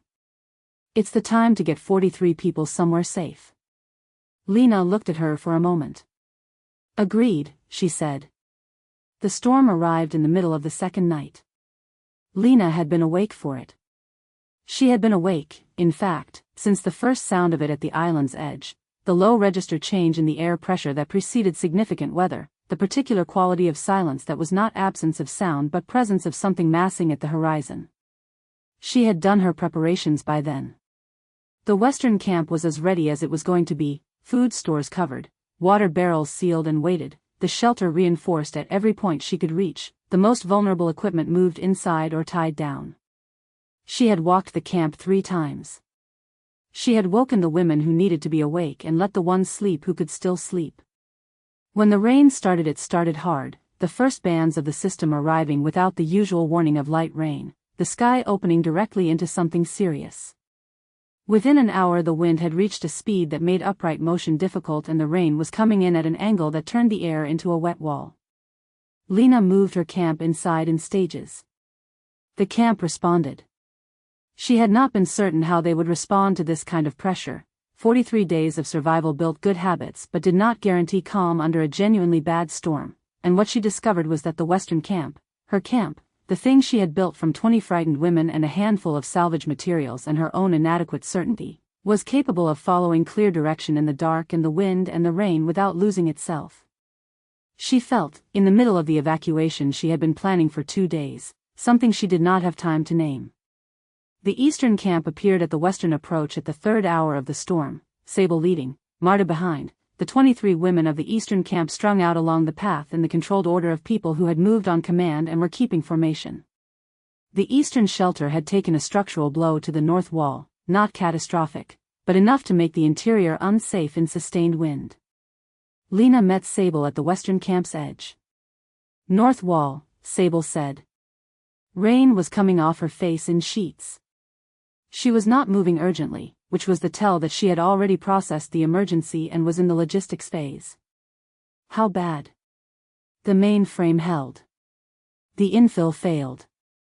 She looked past Lena at the western shelter. "Your west wall." Lena turned. The northwest panel she had built and reinforced was holding but breathing, the woven material moving visibly under the wind load. It'll hold, she said.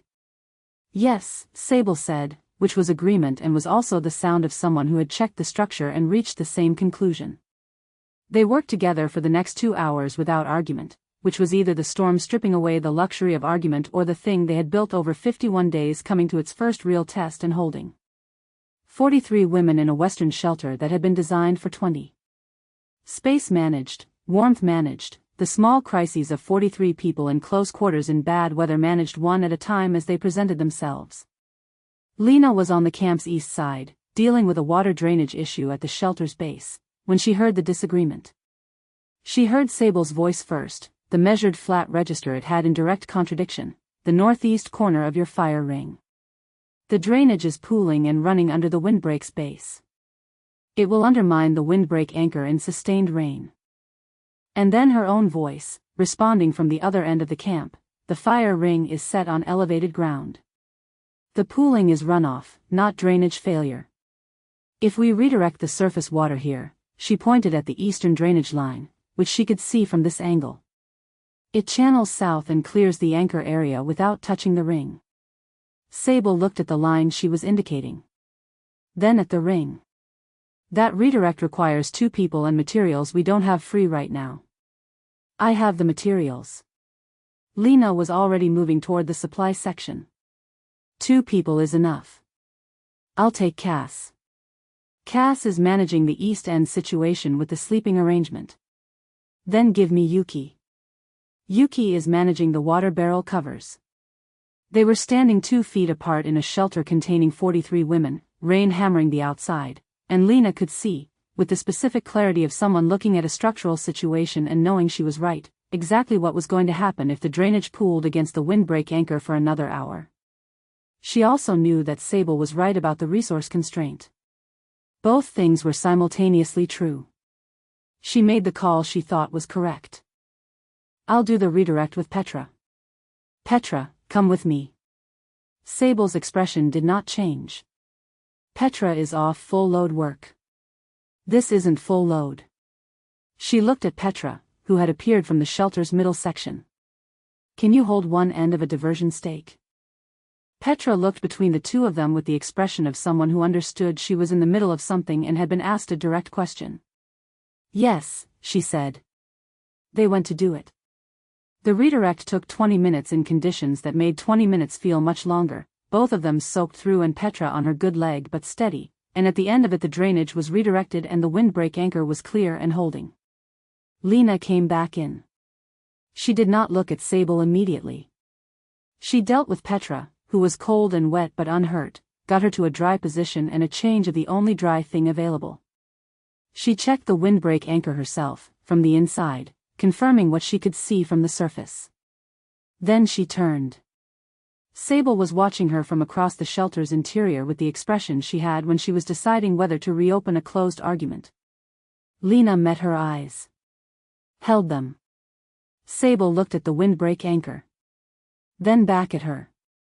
She did not say you were right, because they did not operate in that register, but she gave a single small nod that contained it.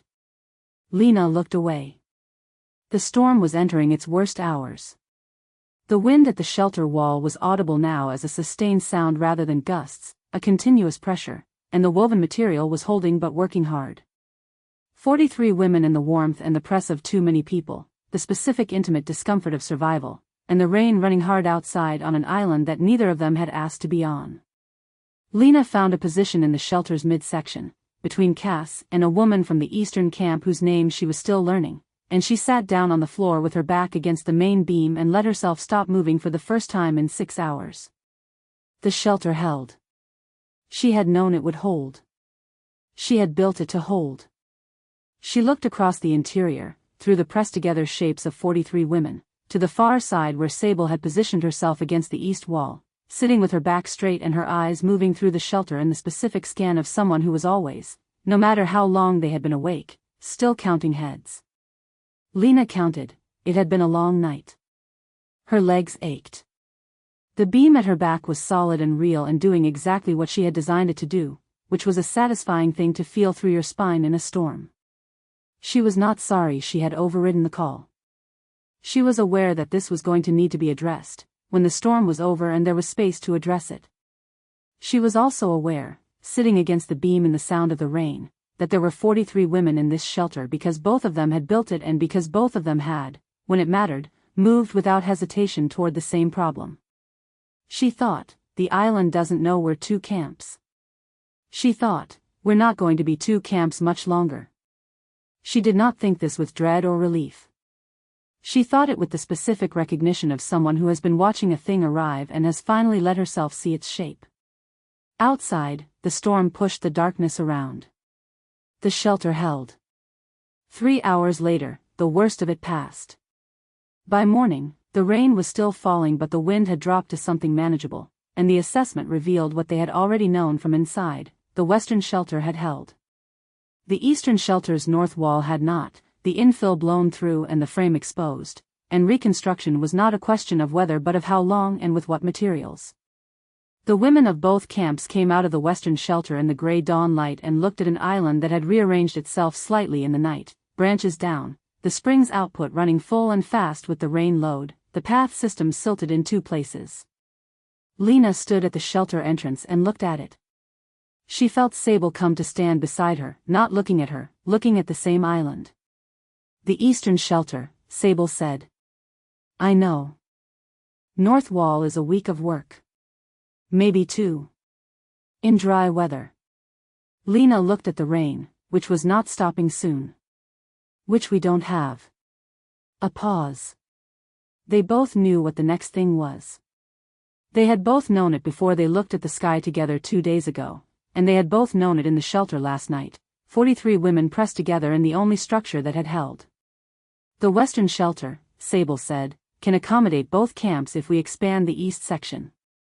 I know the expansion design.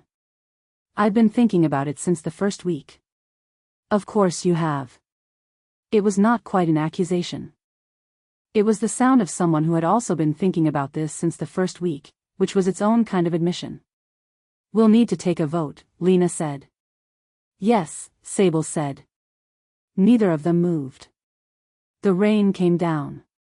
The island steamed with the morning heat coming through the wet air, the specific fragrance of rain on earth and wet green, and somewhere above the cloud line the sun was climbing toward a day that was going to ask them to build something different than what they had been building.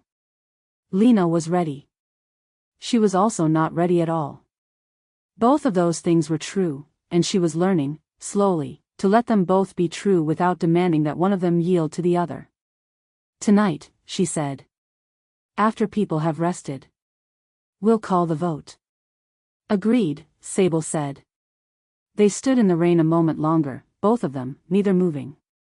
Then they went back inside to take care of 43 people, because that was what they did, and because some things waited and some things didn't, and the people in the shelter were the kind that didn't. Chapter 15, 7 hours of not moving. The vote took place at sundown. Both camps gathered in the western shelter, which still held 43 women in the specific close-quarters intimacy of people who had been sharing body heat for a day and a half and had stopped being self-conscious about it. The eastern shelter's north wall was still exposed to the rain. There was no question, practically, about where everyone would sleep tonight. Sable had been the one to call the vote, which Lena had let stand because it was the right structural choice. The eastern camp needed to feel the merger invitation came from their own leader, not from the western camp absorbing them, and Sable understood this without being told it, which was one of the things about Sable that Lena had been adding to the catalog she had never intended to keep. Sable spoke briefly: the damage situation, the shelter capacity, the option that made the most sense for everyone's immediate survival. Then she asked the eastern camp to vote. 23 women. 18 for. 3 abstentions. 2 against, including, notably, Ro. Ro's face when she voted no was not hostile. It was the face of someone who was voting for something specific, not against the merger but for the version of things that felt safest, the version where the eastern camp stayed the eastern camp and Sable stayed exactly what she had been for 51 days. Lena watched this from across the shelter and understood it in the way she understood structural forces. This was load-bearing loyalty encountering a structural change. The load would transfer or it would fracture. She voted her own camp next. 24. None against. The western shelter became the camp's single shelter that night. The practical reality of 43 women in a space built for 20 was the kind of intimate discomfort that the island had been periodically delivering since the first week, and most people managed it with the specific pragmatic grace that came from having managed much worse. Sleeping arrangements were organized in shifts and sections, the available floor space divided by Marta, who had a gift for spatial allocation that Sable had identified in the first week and had never stopped using, and the warmth in the shelter by 10 o'clock was the warmth of too many people, slightly close, which was better than the cold outside. Lena was among the last to find a position. She had been moving until the last movement was done, the final check of the sleeping arrangement, the water situation for the night, the fire management question for the covered area outside the shelter's eastern entrance. When she stopped moving, the shelter was dim and settled, the low sounds of sleep beginning around her, and the space that remained was in the shelter's midsection, against the main beam, which was where she had been sitting when the storm was at its worst. She sat down. She pulled her jacket close. She looked at the beam above her and the solid weight of the structure she had built holding its load in the dark, which had exactly the quality it always had, the quality of something that was doing exactly what it was designed to do. She looked at the woman sitting 3 feet to her right, back against the same beam, and found that Sable was already looking at her. Neither of them said anything. It was not the comfortable silence of the ridge platform or the working silence of the 2 a.m. design session.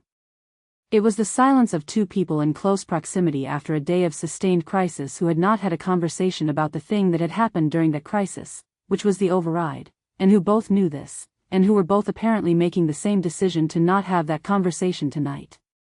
Fine. There would be morning. Lena closed her eyes. She had been awake for over 30 hours and the beam behind her was solid and the warmth in the shelter was real, and she thought she could probably sleep for an hour, which would help, which was all she needed. She did not sleep. She was too aware of the space beside her, which was not an abstraction.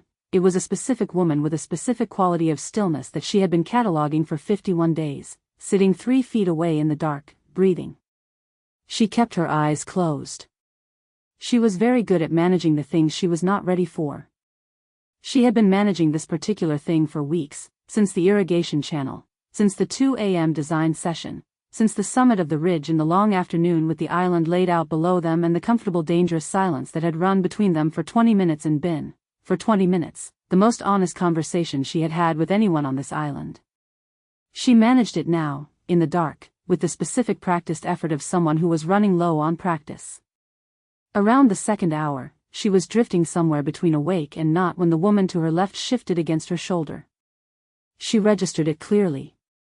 The shift was the unconscious movement of someone whose body had made a decision that their mind had not been consulted about, the way bodies settled toward warmth in the dark, toward a pressure that felt like rest. Lena had felt it in her shoulder before she had fully processed what was happening, and by the time her mind had caught up, the thing had already happened. Sable's head was on her shoulder. She was very still. Not performatively. Simply still, in the way she went still when the floor dropped out of a situation and the only useful thing was not to disturb the new equilibrium until she had understood it. She understood it. She was not uncertain about what was happening. She was uncertain about what to do with what was happening, which was a different problem, and the most immediate component of that problem was that she could not move without waking the person who was asleep against her and who was asleep in the specific way of someone who had been holding herself upright for 30 hours and had finally run out. She stayed still. She stayed still for a very long time. She thought about the practical dimensions of the situation, which took approximately 30 seconds and arrived at no useful conclusions. She thought about the fact that they were in a shelter with 42 other women, none of whom were looking at them because everyone was either asleep or managing their own discomfort, which meant this was not visible in the way that mattered, which was a form of privacy she had not anticipated and was unexpectedly grateful for. She thought about the specific weight of Sable's head on her shoulder. It was heavier than she had expected, somehow, in the way that things you have imagined feel different when they are real, when they have temperature and density and the small movements of breathing. She had not imagined this, exactly. She had been careful not to imagine it. But some part of her had been building a model of it anyway, the way she built models of things she was not ready to act on, and the real thing was different from the model. The real thing was warmer. She measured the hours by the sound of the rain changing pitch above the shelter roof, the gradual reduction in the storm's overhead register as the night moved through its worst phase and toward the slow dissipation of the early hours. The shelter breathed around her, 43 women asleep or nearly asleep, the specific collective quiet of people who had been through something and were resting on the other side of it. She thought about 51 days. She thought about the fire she had watched from across the ridge in the first weeks, the smoke columns she had read for information and had also, in the specific privacy of her own attention, found herself reading for something that was not information. She thought about water schedules and filter meshes. And the look of a model being revised, about 2 words and what it had cost her to hear them, about a dead torch and a shared problem and the specific quality of sitting in silence beside someone who did not require the silence to be anything other than what it was. She thought, I know when something is irrevocable. She thought, I have known since the 4th week. She thought, I am going to have to stop pretending that I don't know. The rain eased. The shelter's temperature had risen with the warmth of the bodies and the banked fire at the eastern entrance and the absence of wind, and the specific quality of the warmth now was the warmth of a thing that was enclosed and held, everything inside it insulated from what was outside. She had built this. The shelter existed because she had looked at the northeast corner 3 weeks ago and seen the failure before it happened, and because she had sat down at 2 a.m. with a salvage pencil and stayed up until the problem was solved. The woman on her shoulder had looked at the same problem and told her where the moisture expansion would hit. She thought about how the most disorienting thing about Sable Crane was not her competence or her composure or the specific quality of her attention. The most disorienting thing was how much of herself she had given away while trying to give nothing, which was what happened when you paid attention to someone for 51 days and they were paying attention back. She stayed still. She catalogued the weight of the head, the particular angle of the lean, the warmth where their arms were in contact through their jacket sleeves. She catalogued the quality of Sable's breathing when it slowed and evened into real sleep, the specific change in pressure when the shoulders dropped from their held position into something that was not held at all. She thought about a woman who carried 23 people in her posture every waking hour, and she thought about what it meant that the posture had let go, and to whom it had let go, and here, and now, in the dark of the shelter they had both built.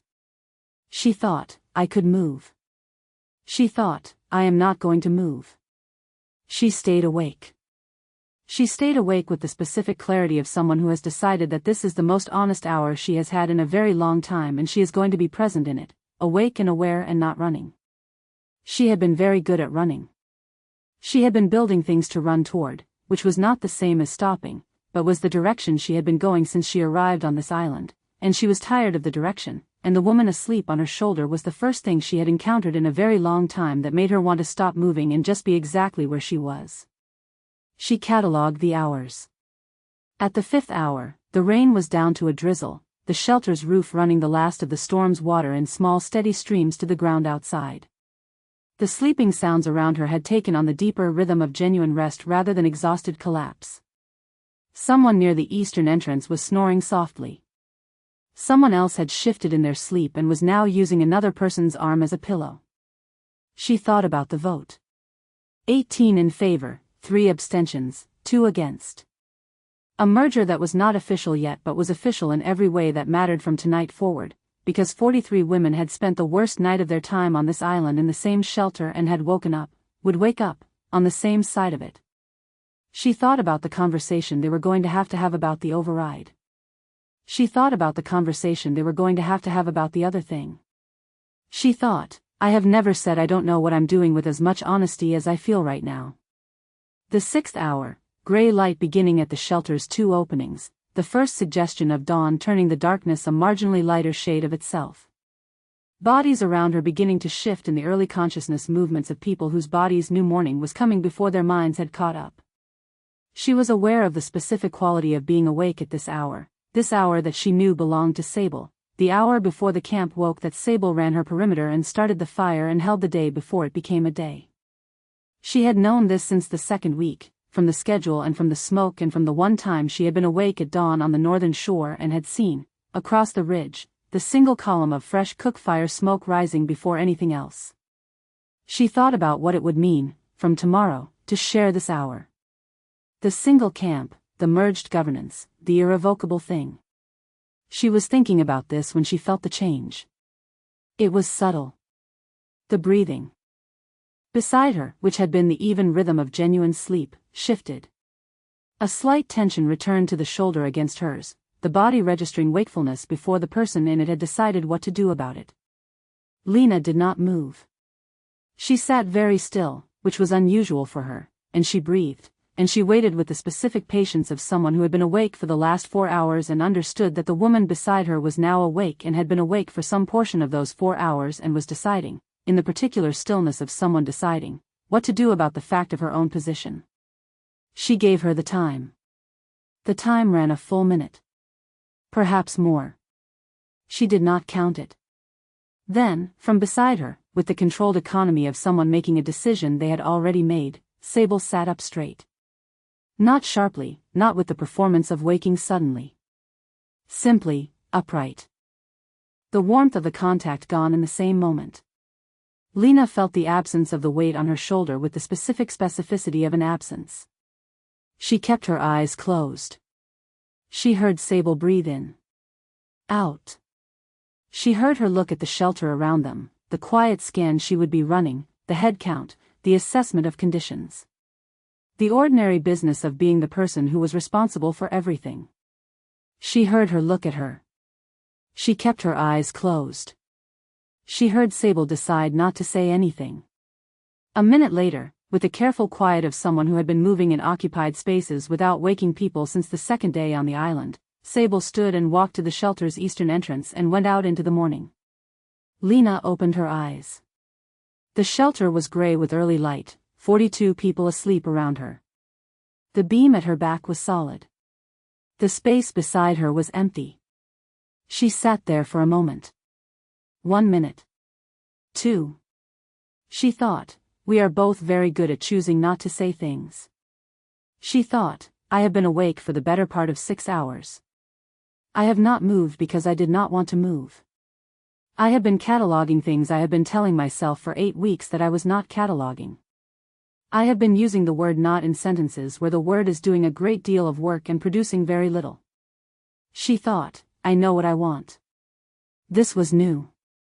Or rather, it was not new, and it was new to say it, even in the interior, even in the gray light of the shelter with 42 people asleep around her and the woman she had been saying it to herself about already outside starting the fire. She thought, I know what I want and I do not currently have the vocabulary for it and I am going to need the vocabulary if I am going to do anything about the knowing. She thought about Cass, and the space where feelings went without names, and the feeling being real before the name arrived. She stood up, carefully, without waking anyone. She went to find Cass's sleeping position in the shelter's far section, stepped carefully over 2 women, and sat down beside her. Cass, who had the light sleeping patterns of someone whose dreams were still mostly made of home, surfaced at the sound of Lena sitting beside her. Hey, Cass said, voice low and sleep-roughened. Hey. Cass looked at her for a moment in the gray light. Then she pushed herself up to sitting without being asked and looked at Lena with the full clear attention of someone who had understood, without having been told, that this was not a casual visit. Okay?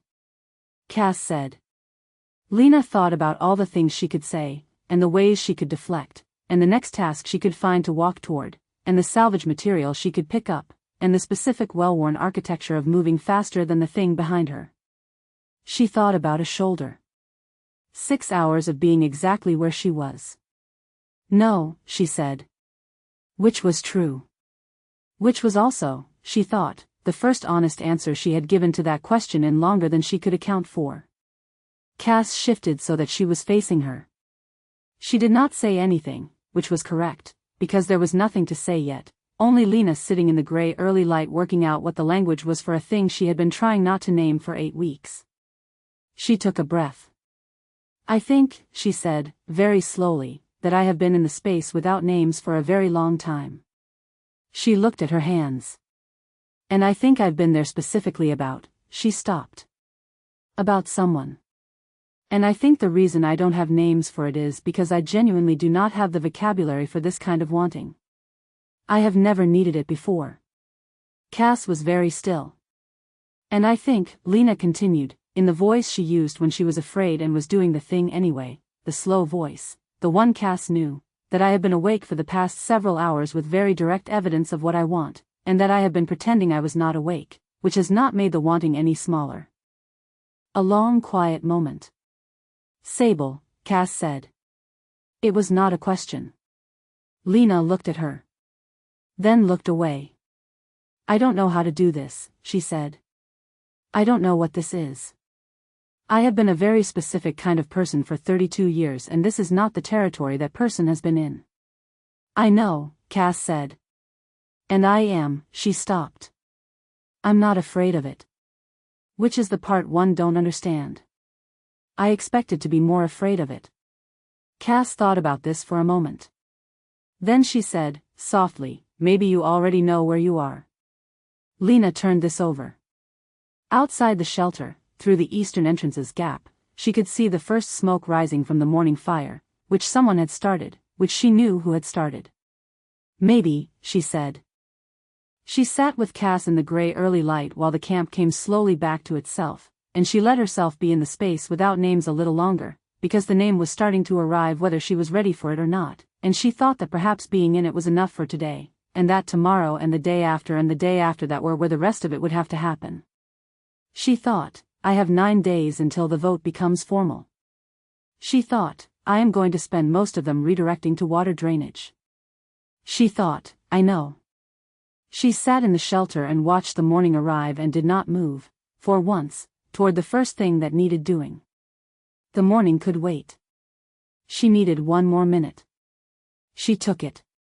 Chapter 16, The Morning Vote.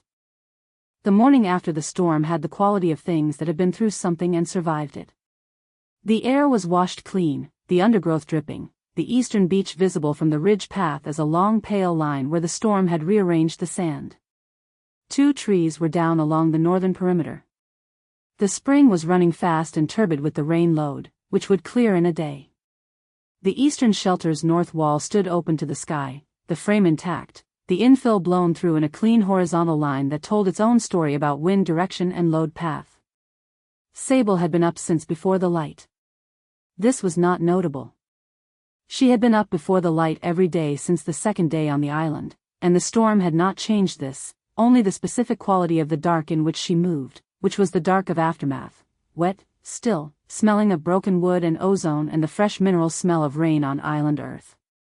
She had started the cook fire at the western shelter's external ring, which she had not built and which was slightly different from her own in its dimensions and draft management, and she had adjusted to it in the way she adjusted to unfamiliar systems, by understanding its logic rather than fighting it.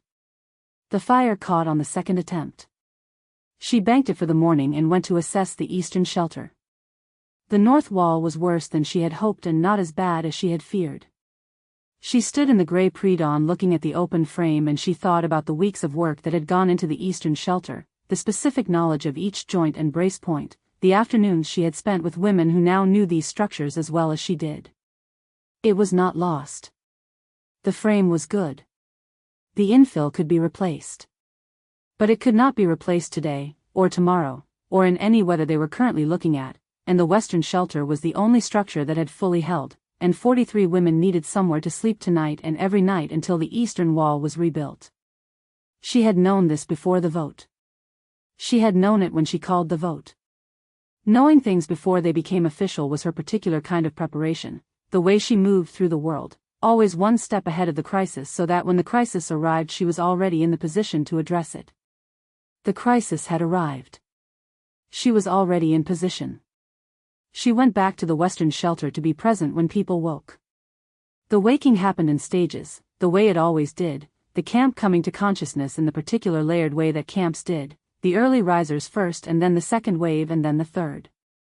In the eastern camp she knew every wave by name, knew who surfaced at the first sound and who slept through everything and who woke in the middle and then deliberately returned to sleep because they had learned to manage their hours. Here, in a shelter of 43, the patterns were unfamiliar, a doubled-up version of the thing she knew, and she found herself doing what she always did with unfamiliar systems, which was observe until the logic appeared. Lena was awake before most of them. Sable had not been watching for this.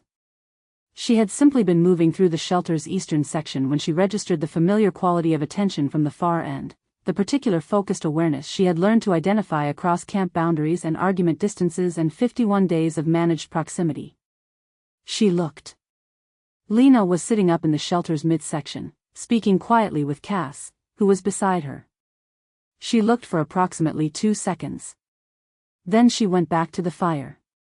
The morning meeting was at the second hour after dawn, when the rain had stopped entirely and the clouds were beginning to break at the western horizon, and 43 women had eaten the morning ration and were sitting in the expanded version of what had previously been 2 separate mornings. It was strange. Not unworkably strange. But strange in the way that all genuine changes were strange, the world running on slightly different coordinates than the ones you had memorized. Sable opened the meeting. She had thought about how to do this since the vote the night before, which was to say she had thought about it while she was checking the fire and assessing the north wall and watching the storm finish. The meeting needed to accomplish 3 things: acknowledge the reality they were now in, establish the practical structure for the next period, and not turn the practical structure into something that papered over the genuine complexity of what 43 people were attempting together. She did not use notes. She rarely did. The thing she had to say was clear enough in her own mind that she did not need a structure to organize it, only the discipline to say it in the right order. "Last night we voted," she said. 18 in favor from the eastern camp, 3 abstentions, 2 against. 20 in favor from the western camp. She paused. "I want to name the 2 and the 3, not because I need them to change their position, but because a vote means something only if the people who didn't vote with the majority are still in the room." She looked at Ro, who was sitting at the eastern camp's edge of the new circle and who received the look with the specific quality of someone who has braced for something and found it different from what they braced for. "You're still in the room. That matters." She went through the practical items: shared shelter for the foreseeable future, eastern wall reconstruction beginning as soon as materials could be dried and assessed, combined food management starting today, water draw coordination, the governance question which was not resolved by last night's vote but which needed a framework in the next 2 weeks. Then she said, "Lena." Lena took the second half of the meeting. She was, Sable noted from the edge of attention she maintained even when she was not directing it, running at a different frequency than her usual. Not diminished. Different.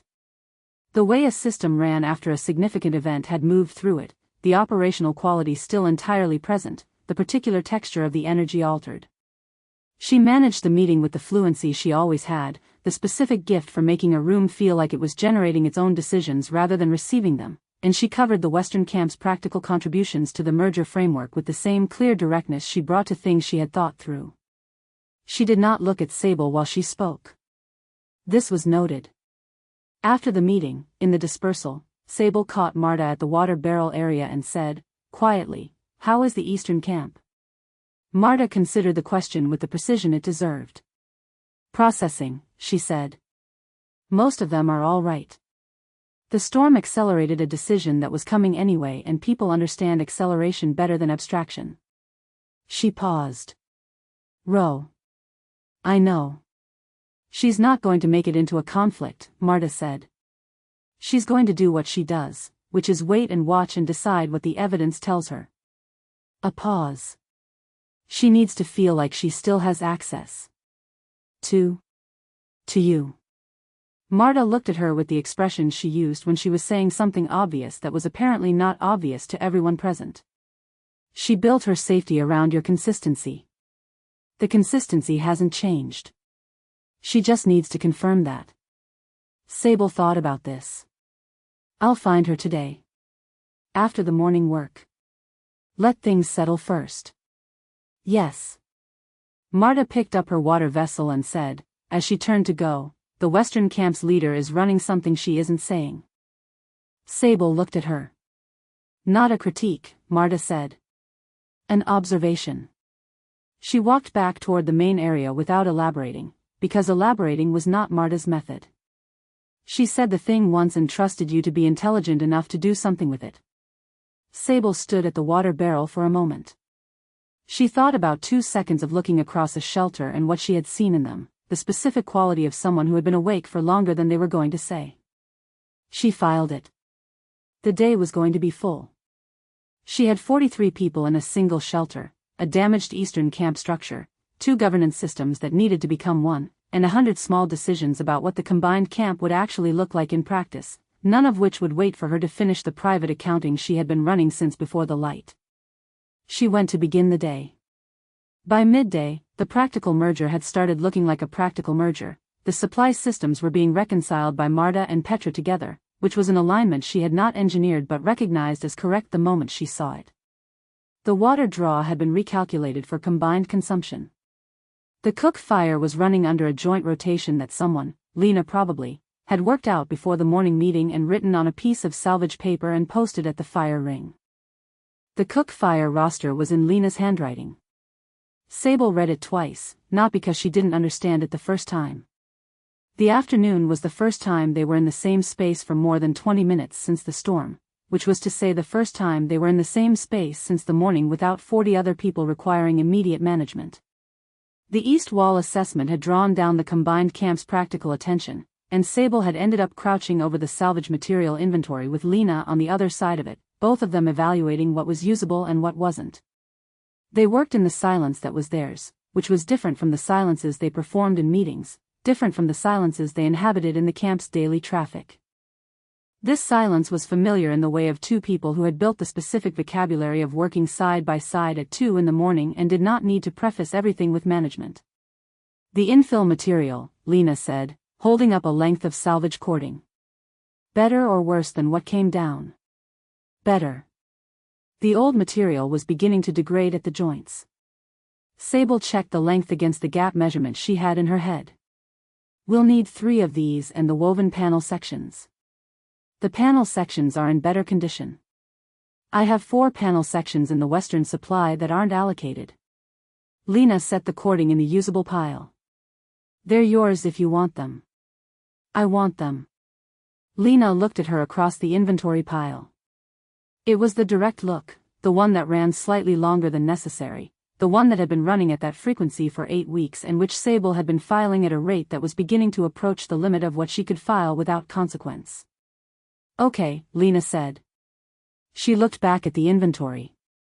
Sable looked at the inventory. They worked through the afternoon, and the camp around them began, in the specific incremental way of things that were becoming different, to look like one thing instead of 2. It was not seamless. It was not comfortable, entirely, the particular adjustment of 23 and 20 becoming 43, the small negotiations of people who had built their habits around one set of expectations suddenly encountering another.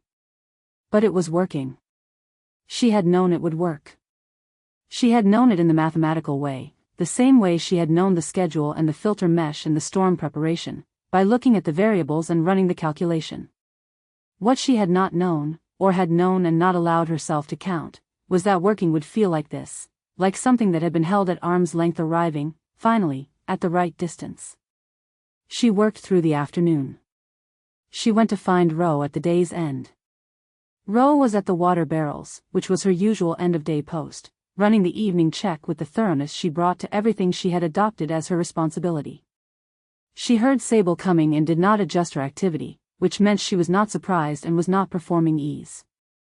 She was simply doing the work while she waited. How's the barrel situation? Sable said. All 3 topped. The combined draw schedule is working. The spring output is still running turbid from the storm but clearing. Ro finished the last seal check and straightened. The Western camp's barrel on the far right has a lid seal issue. I noted it. I'll get it to Lena. A pause. Not a long one. Ro looked at her with the direct attention she had been using since day 1, the look that took full stock of a situation and then offered you what it had found, honestly. The vote, she said. Yes. I wasn't voting against you. I know, Sable said. I was voting against. Ro stopped. Tried again. I needed to say no to something. Because the thing I wanted to say no to, the real thing, wasn't a thing you can vote on. She looked at the barrels. Does that make sense? Yes, Sable said. It made complete sense. It was the most honest piece of communication she had received in 2 weeks. Ro looked at her.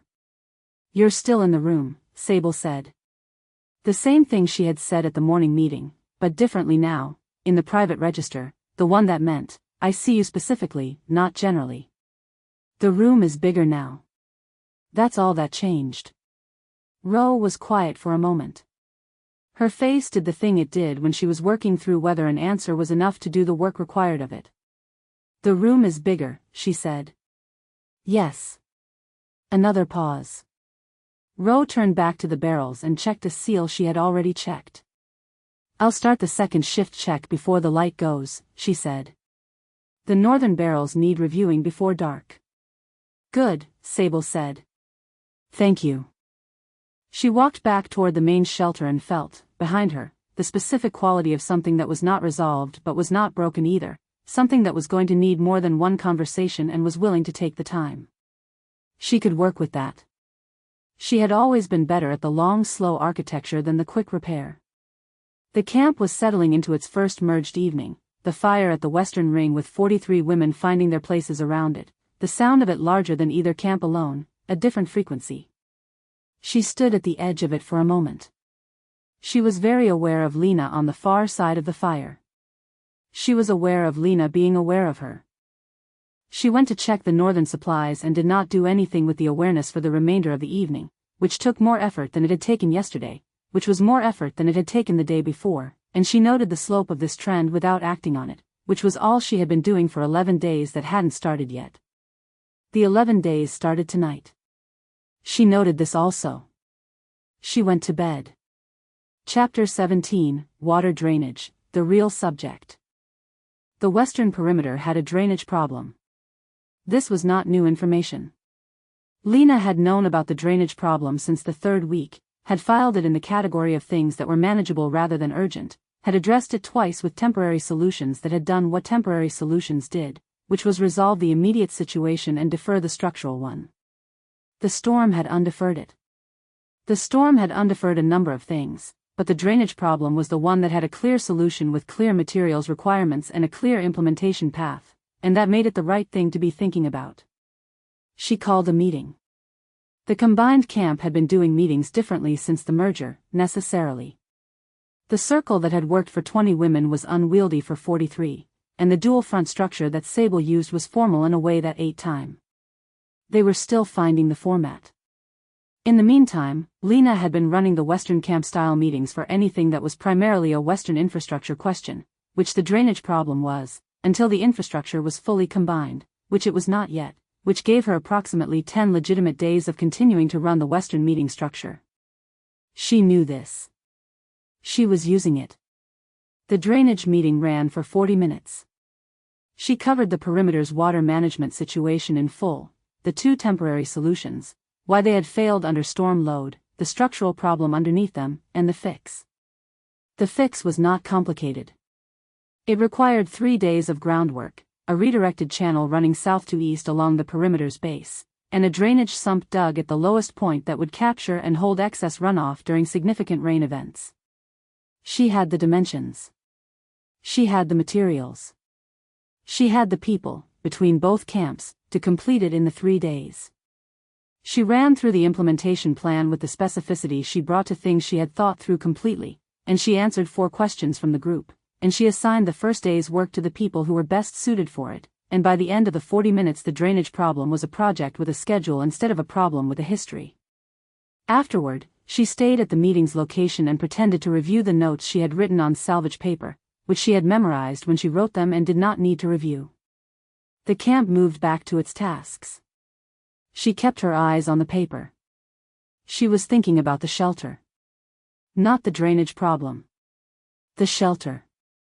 The morning after the storm, waking up in the shelter with Cass, saying the things she had said, and then spending the day looking at Sable across inventory piles and fire rosters and the practical architecture of 2 camps becoming one, and feeling, continuously and without productive outlet, the specific warm disorientation of someone who had named a thing and could not unname it.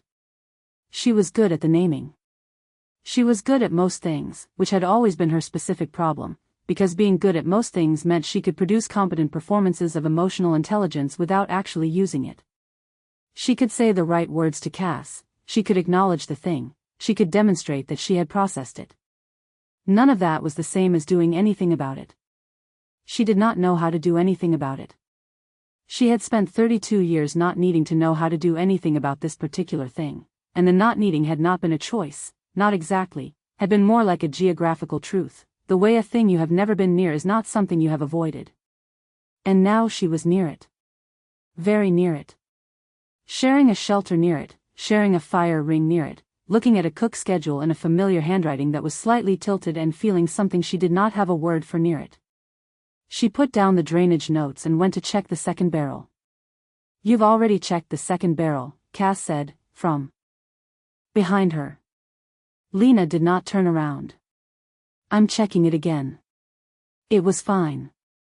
Supplies benefit from regular monitoring. "The barrel has been fine for 11 days, Cass said. She came to stand beside Lena at the water station, not in a way that blocked anything, just in a way that made it clear she was going to be here for a minute. "The drainage meeting was good. Thank you. You talked about drainage for 40 minutes. It's a significant drainage problem." Cass was quiet. She was doing the thing she did, the patient waiting, the comfortable presence that did not demand anything, which Lena had come to find, over the past weeks, simultaneously the most restful and the most irritating quality in another human being, because it meant there was nowhere to deflect to. "The merger is going to formalize in about 10 days, Cass said. 9, Lena said. 9. A pause. "And then you and Sable are officially co-leaders of one camp, in front of everyone, permanently. Pending the governance document which we haven't finished writing. Which you are going to write together." "Yes." "So." Cass picked up a length of salvage cording from the nearby supply box and turned it in her hands, the same gesture Lena recognized from her own hands when she needed something to do with them. She was learning this from her. "What are you actually afraid of?" Lena looked at the barrel. She thought about the question. She was not going to deflect to drainage again, because one instance of that was honest displacement and 2 instances was a pattern that Cass would name in exactly the tone she was using right now, the gentle factual tone of someone who loved you enough to say the true thing. "That I say it," Lena said. "And it changes everything. And the camp can't hold it." "The camp or the two of you?" "Both." She ran her hand along the barrel's edge. "I've built something here. Both of us have built something here. 43 women who are functioning and alive and building a structure that is genuinely working.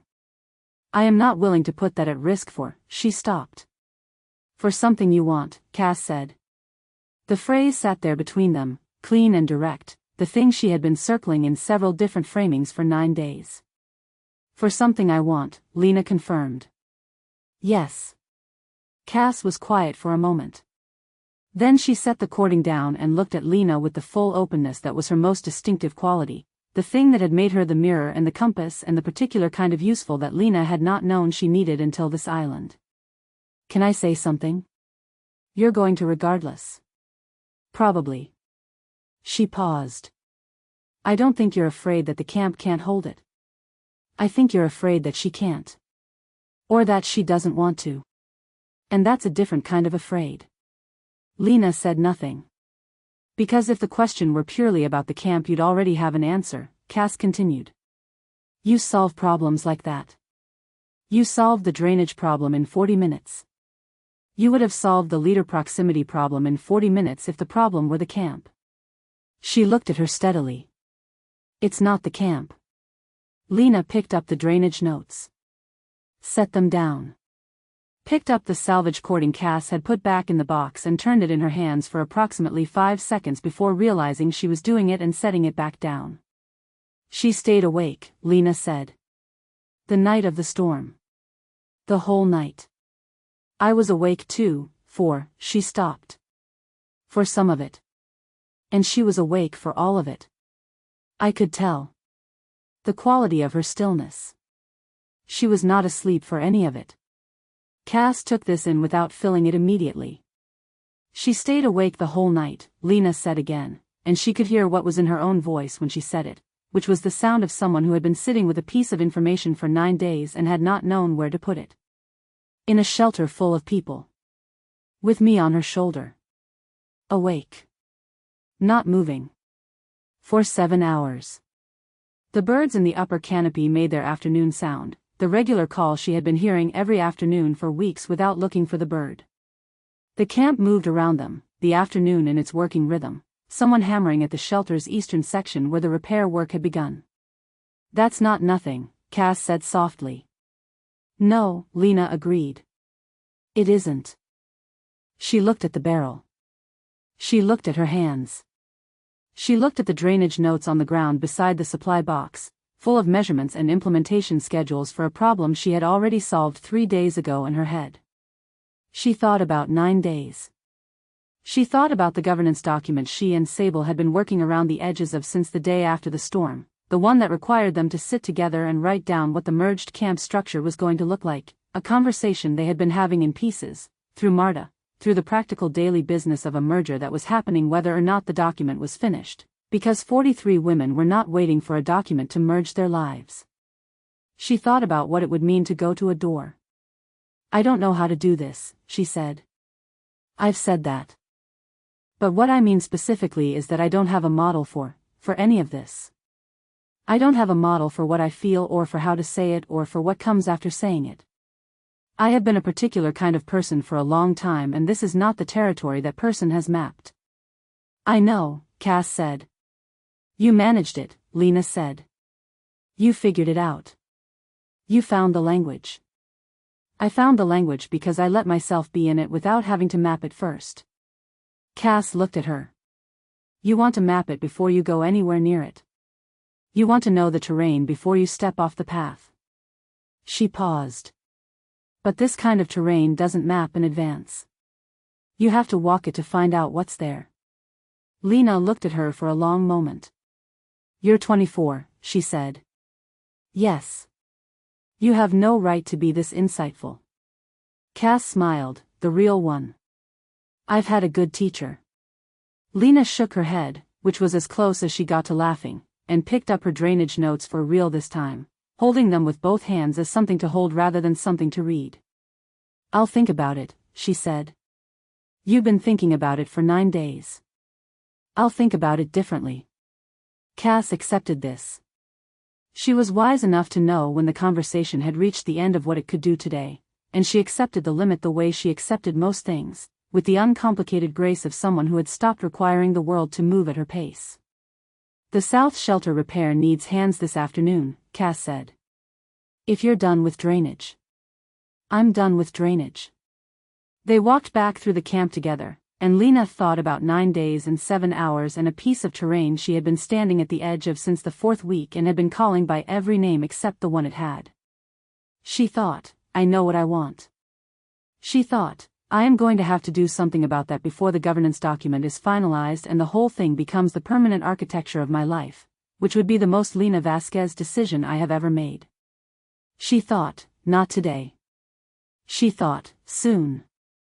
She picked up a hammer at the south shelter repair and got to work, because the shelter needed work and work was what she had, and she was going to be in it today, the work, the island, the afternoon, exactly where she was, without building anything to run toward.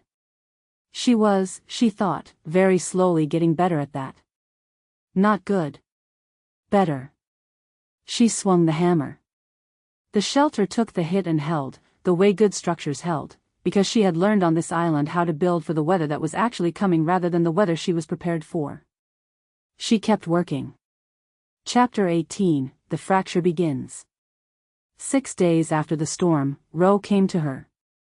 Not at the perimeter, where Sable would have been easier to read, where the dark and the movement gave both of them room to be something less than fully exposed.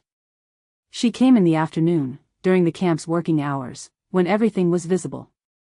She walked to where Sable was reviewing the combined supply inventory with Yuki and stood at the edge of it and waited with the patient attention of someone who would wait however long it took and who needed Yuki to be somewhere else when the conversation happened. Sable looked at Yuki. "Can you take the northwest section to Marta? She needs the preserved food count before the evening." Yuki took the northwest section without comment and went. Ro did not say anything until the sound of Yuki's footsteps had moved far enough away. Then she said, "I need to ask you something." "Okay. I need you to answer me honestly." Not the leader answer. Not the answer that's good for camp morale.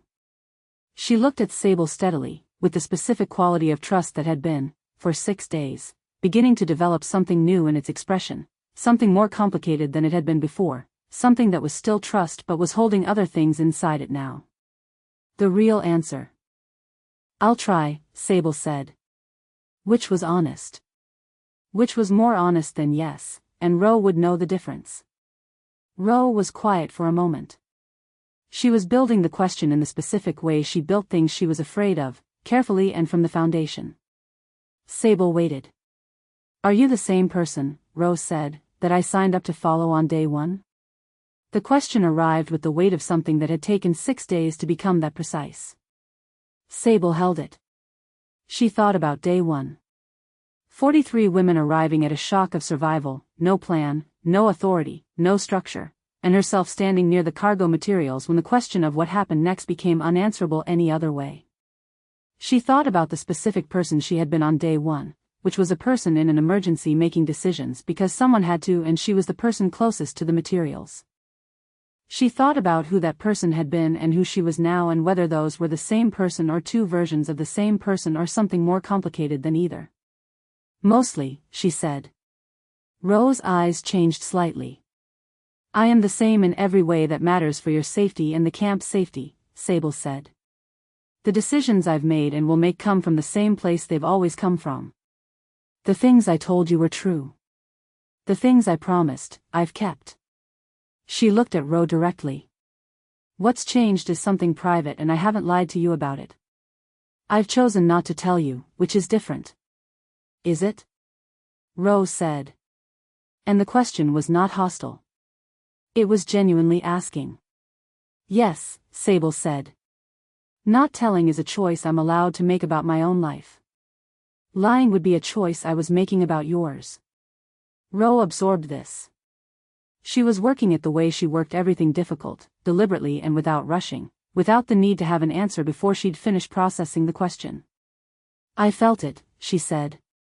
I don't know when I started feeling it. I started noticing she came to the Eastern camp 3 times when Petra was hurt, and I noticed things at the joint meetings, and I don't know what I noticed, exactly. Just that something had changed in how you moved when she was near. She paused. I told Marta. Marta told me.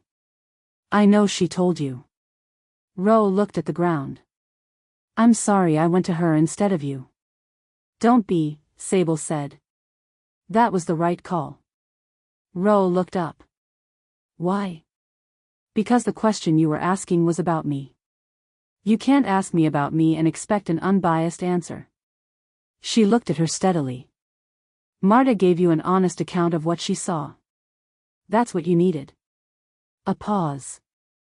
Something in Ro's face was working through something that was not resolution but was in the direction of it, some internal recalibration that was happening slowly, and she was letting happen rather than forcing it to a conclusion.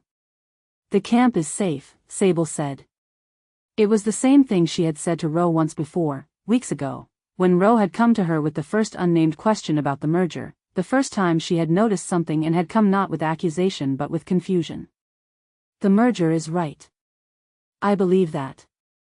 I made that decision from the same place I've made every decision since day 1. That part hasn't changed. And the other part, Ro said. Sable was quiet.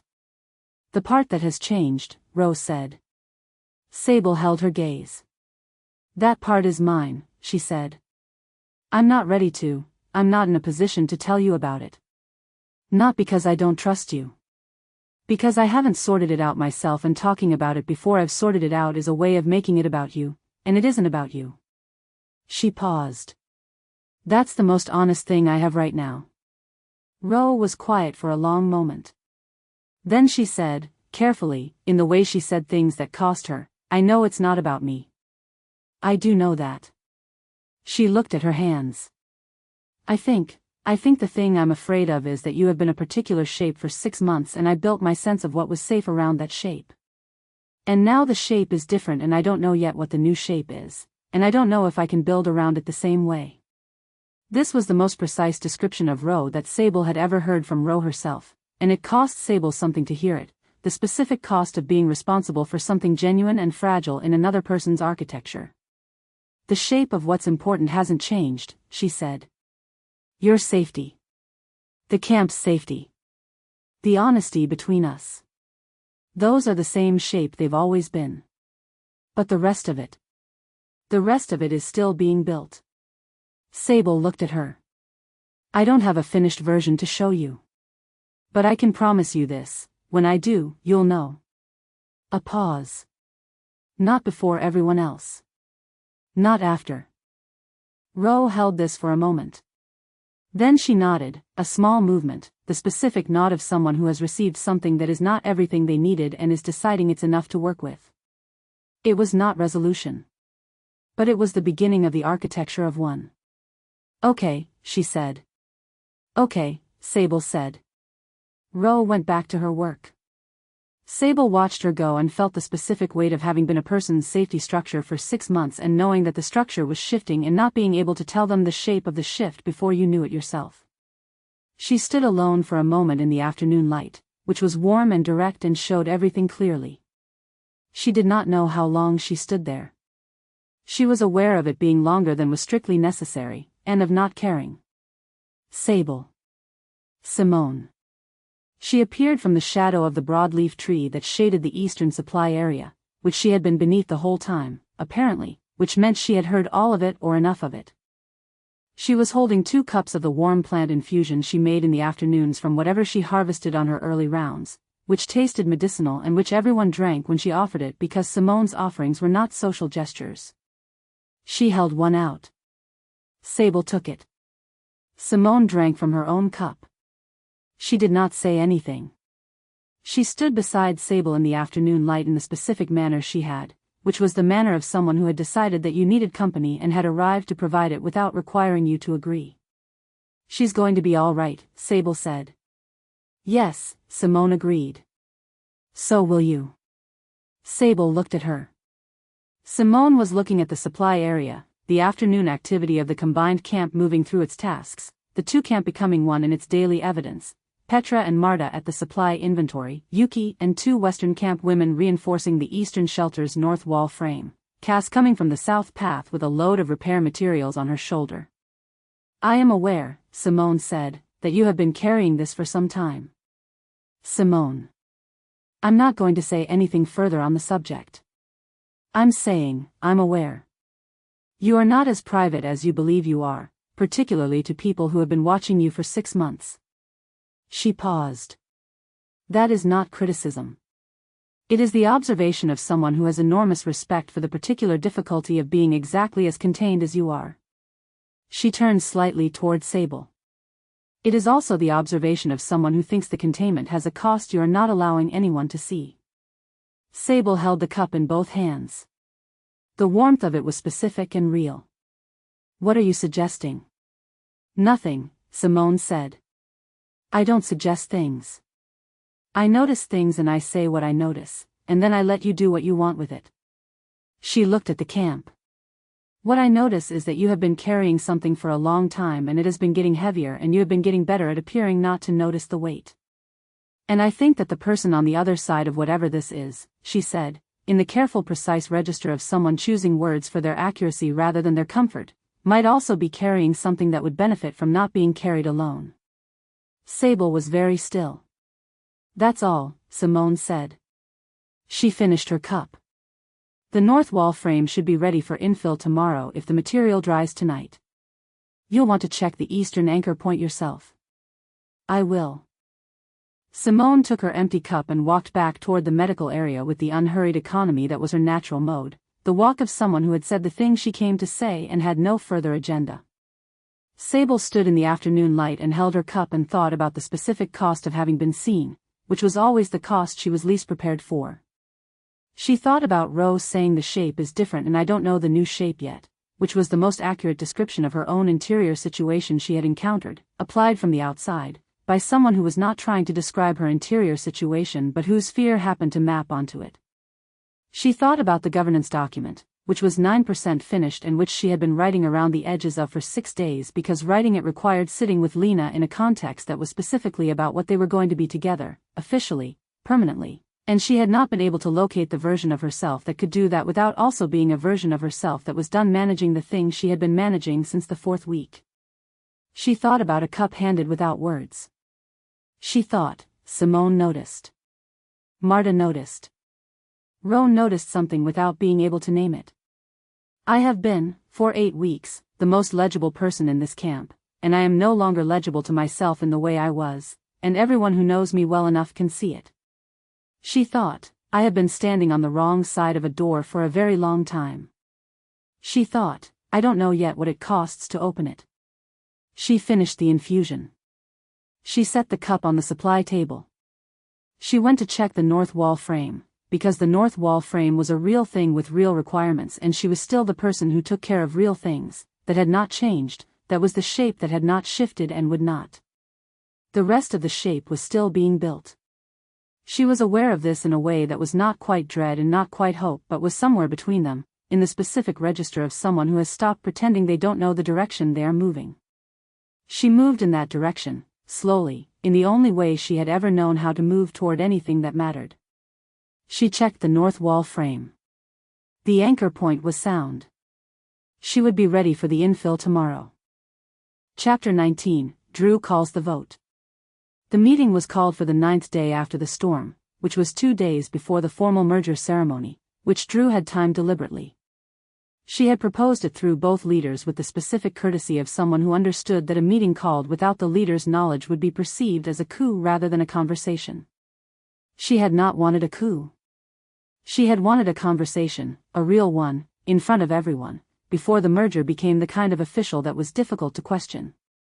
The governance document was close to finished.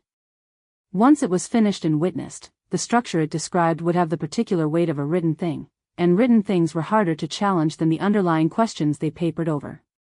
She wanted the questions answered first. Sable had agreed. She had sent the agreement back through Marta, 2 words, agreed, tomorrow. No conditions, no requests for agenda preview. Lena had agreed also, directly, through a note in her own handwriting that said, good, I'll be there. Drew had read Lena's note twice. She had found the good, I'll be there more interesting than a longer message would have been. They gathered in the main clearing, the extended version of the circle that had become the combined camp's meeting space, 43 women in the afternoon light. The sun was at the angle that came through the canopy in long diagonals, the hour that made things look warm and important, and Drew was aware of this as environmental framing she had not controlled and was benefiting from anyway. She stood at the north side of the circle. Both leaders were seated, Sable at the east edge and Lena at the west. Neither at the center. Neither presiding. This was not an arrangement she had asked for. She noted it. I want to have the conversation we haven't had, Drew said, which was how she liked to begin things, with the clearest possible statement of what the meeting was for. Not about whether the merger is happening. It's happening. The question I want to open is what we lose when it does, and whether we've made peace with losing it. She watched the camp absorb this. Some faces tightened. Some relaxed. A few exchanged glances in the specific way of people who had been thinking the same thing and were relieved someone had said it. I'll start, she said. What the Eastern camp loses is a governance structure built around a particular kind of leadership, which is centralized and transparent and has worked because the person at the center of it is both capable and honest. What the Western camp loses is a governance structure built around distributed authority, which has worked because the person distributing the authority is genuinely willing to let people have it. She looked at both leaders in turn. Neither of those structures works when it's the majority partner in a merger. The Eastern structure makes the Western camp feel managed. The Western structure makes the Eastern camp feel like they've lost the thing that kept them safe. We don't have a merged structure yet. We have a merged space and 2 separate systems trying to share it. Silence. The specific quality of silence when a room recognizes something true. What do you need from us? A woman from the Eastern camp asked. She was one of the 3 abstentions, Drew had noticed, a quiet woman named Sarah who kept careful attention and spoke rarely. I need to know that the people who are making the decisions have heard the people who have to live inside them, Drew said. Not in a report. In a room. She looked at Sable. Sable was sitting with the composed attention she brought to everything, but her hands, which were usually still, were resting on her knees, and the fingers of her right hand had made a small movement when Drew described the Eastern governance structure, the specific micro-gesture that Drew had catalogued as the tell. She had done her work. The Eastern camp's model requires trust in the decision-maker, Sable said. Her voice was even, pitched for the whole circle. That trust was built over 6 months through consistency and transparency. A merger asks you to extend that trust to a second person you've known under different conditions. She looked at the Eastern camp women directly. I'm not asking you to extend it immediately. I'm asking you to extend it on trial, the way you extended it to me on day 1, when you had no evidence yet and chose to trust the decision rather than the history. A pause. What I can promise is that the consistency doesn't change. The transparency doesn't change. If the merged leadership does something you don't understand or agree with, you will be able to ask why, and you will get an honest answer. She did not look at Lena when she said this. The Western camp's model requires room to operate, Lena said, from the west edge. She had the qualities she had in rooms, the specific electric attentiveness of someone who had been thinking about this for more than the length of the meeting and was ready. Distributed authority means people make real decisions, not advisory ones. The merger doesn't change that. What changes is the scale. She looked at the Western camp women, and then let her gaze include the Eastern ones, and Drew watched the specific effort of that inclusion, the conscious extension. I have been in rooms where I wasn't permitted to take up the kind of space I needed to be effective. I'm not building one of those. A woman from the Western camp, June, who asked the sharp practical questions at every meeting, said, "How do we handle a disagreement between the two of you?" In front of everyone. In real time. The question sat in the air. Several people straightened, the specific attention of a room waiting for an answer it considered important. Drew watched both leaders. Sable and Lena looked at each other across the circle. It was a brief look, perhaps 3 seconds, and it had in it the specific quality of two people who had been having this conversation in pieces for 6 months and had arrived, in this moment, at the version where they had to say it out loud. We've disagreed before, Sable said. In front of everyone. During the storm. Several people nodded. The override was known. I made a call, Lena said. Sable made a different call. I thought mine was correct for the specific conditions and I acted on it. She paused, and what came next had, Drew thought, the quality of something that had been prepared but was also genuinely felt, which was the best kind of thing to say in public. I was right about the drainage. I was also right to tell her afterward that I should have pushed harder on the conversation before I acted unilaterally. Because being right doesn't make the process less important. Sable looked at her. Drew caught this, the 2-second look that was not a performance for the room. We disagree out loud, Sable said, redirecting to the circle. We do it in a way that makes the reasoning visible. And when we've disagreed, we've arrived, both of us, at better answers than either of us would have reached alone. She paused. That's the case for the merger. Not that we agree. That we're more useful when we're in the same room than when we're in separate ones. A silence. Not uncomfortable. The kind that happened when a room was processing something rather than resisting it. Rose said, from the eastern edge, what if we're wrong about you? The question had the specific weight of something that had been held for a long time and had finally found the right room. Sable turned toward her. What would that look like, she said. Not dismissively. With the genuine engagement she brought to things she wanted to understand. Rose thought about this for a long moment. It would look like the things you've built stop working, she said. The structure fails. The decisions stop being the right ones. The honesty you promised gets managed. If that happens, Sable said, you come to me and say it. The same way you've come to me with every other thing that's needed saying. She looked at the circle, at the Eastern camp women and the Western ones, at the specific assembly of people who had survived something together and were now being asked to build something together. The governance document gives you formal mechanisms. But the real mechanism is the same as it's always been. You say the thing that needs saying, and the person responsible for hearing it hears it. Drew watched Ro. She was watching Sable with the expression of someone who was taking a measurement that she was going to be running for some time. Not satisfied. Not unsatisfied. Listening. The meeting ran for another 20 minutes. Questions about the governance document, the decision-making process, the resource allocation structure, the medical authority question which Simone handled with the characteristic 12 words she used for things that were not actually complicated. Drew asked 3 of the questions herself, because the questions needed asking and because she was not going to soften them for the sake of the room. Both leaders answered every question.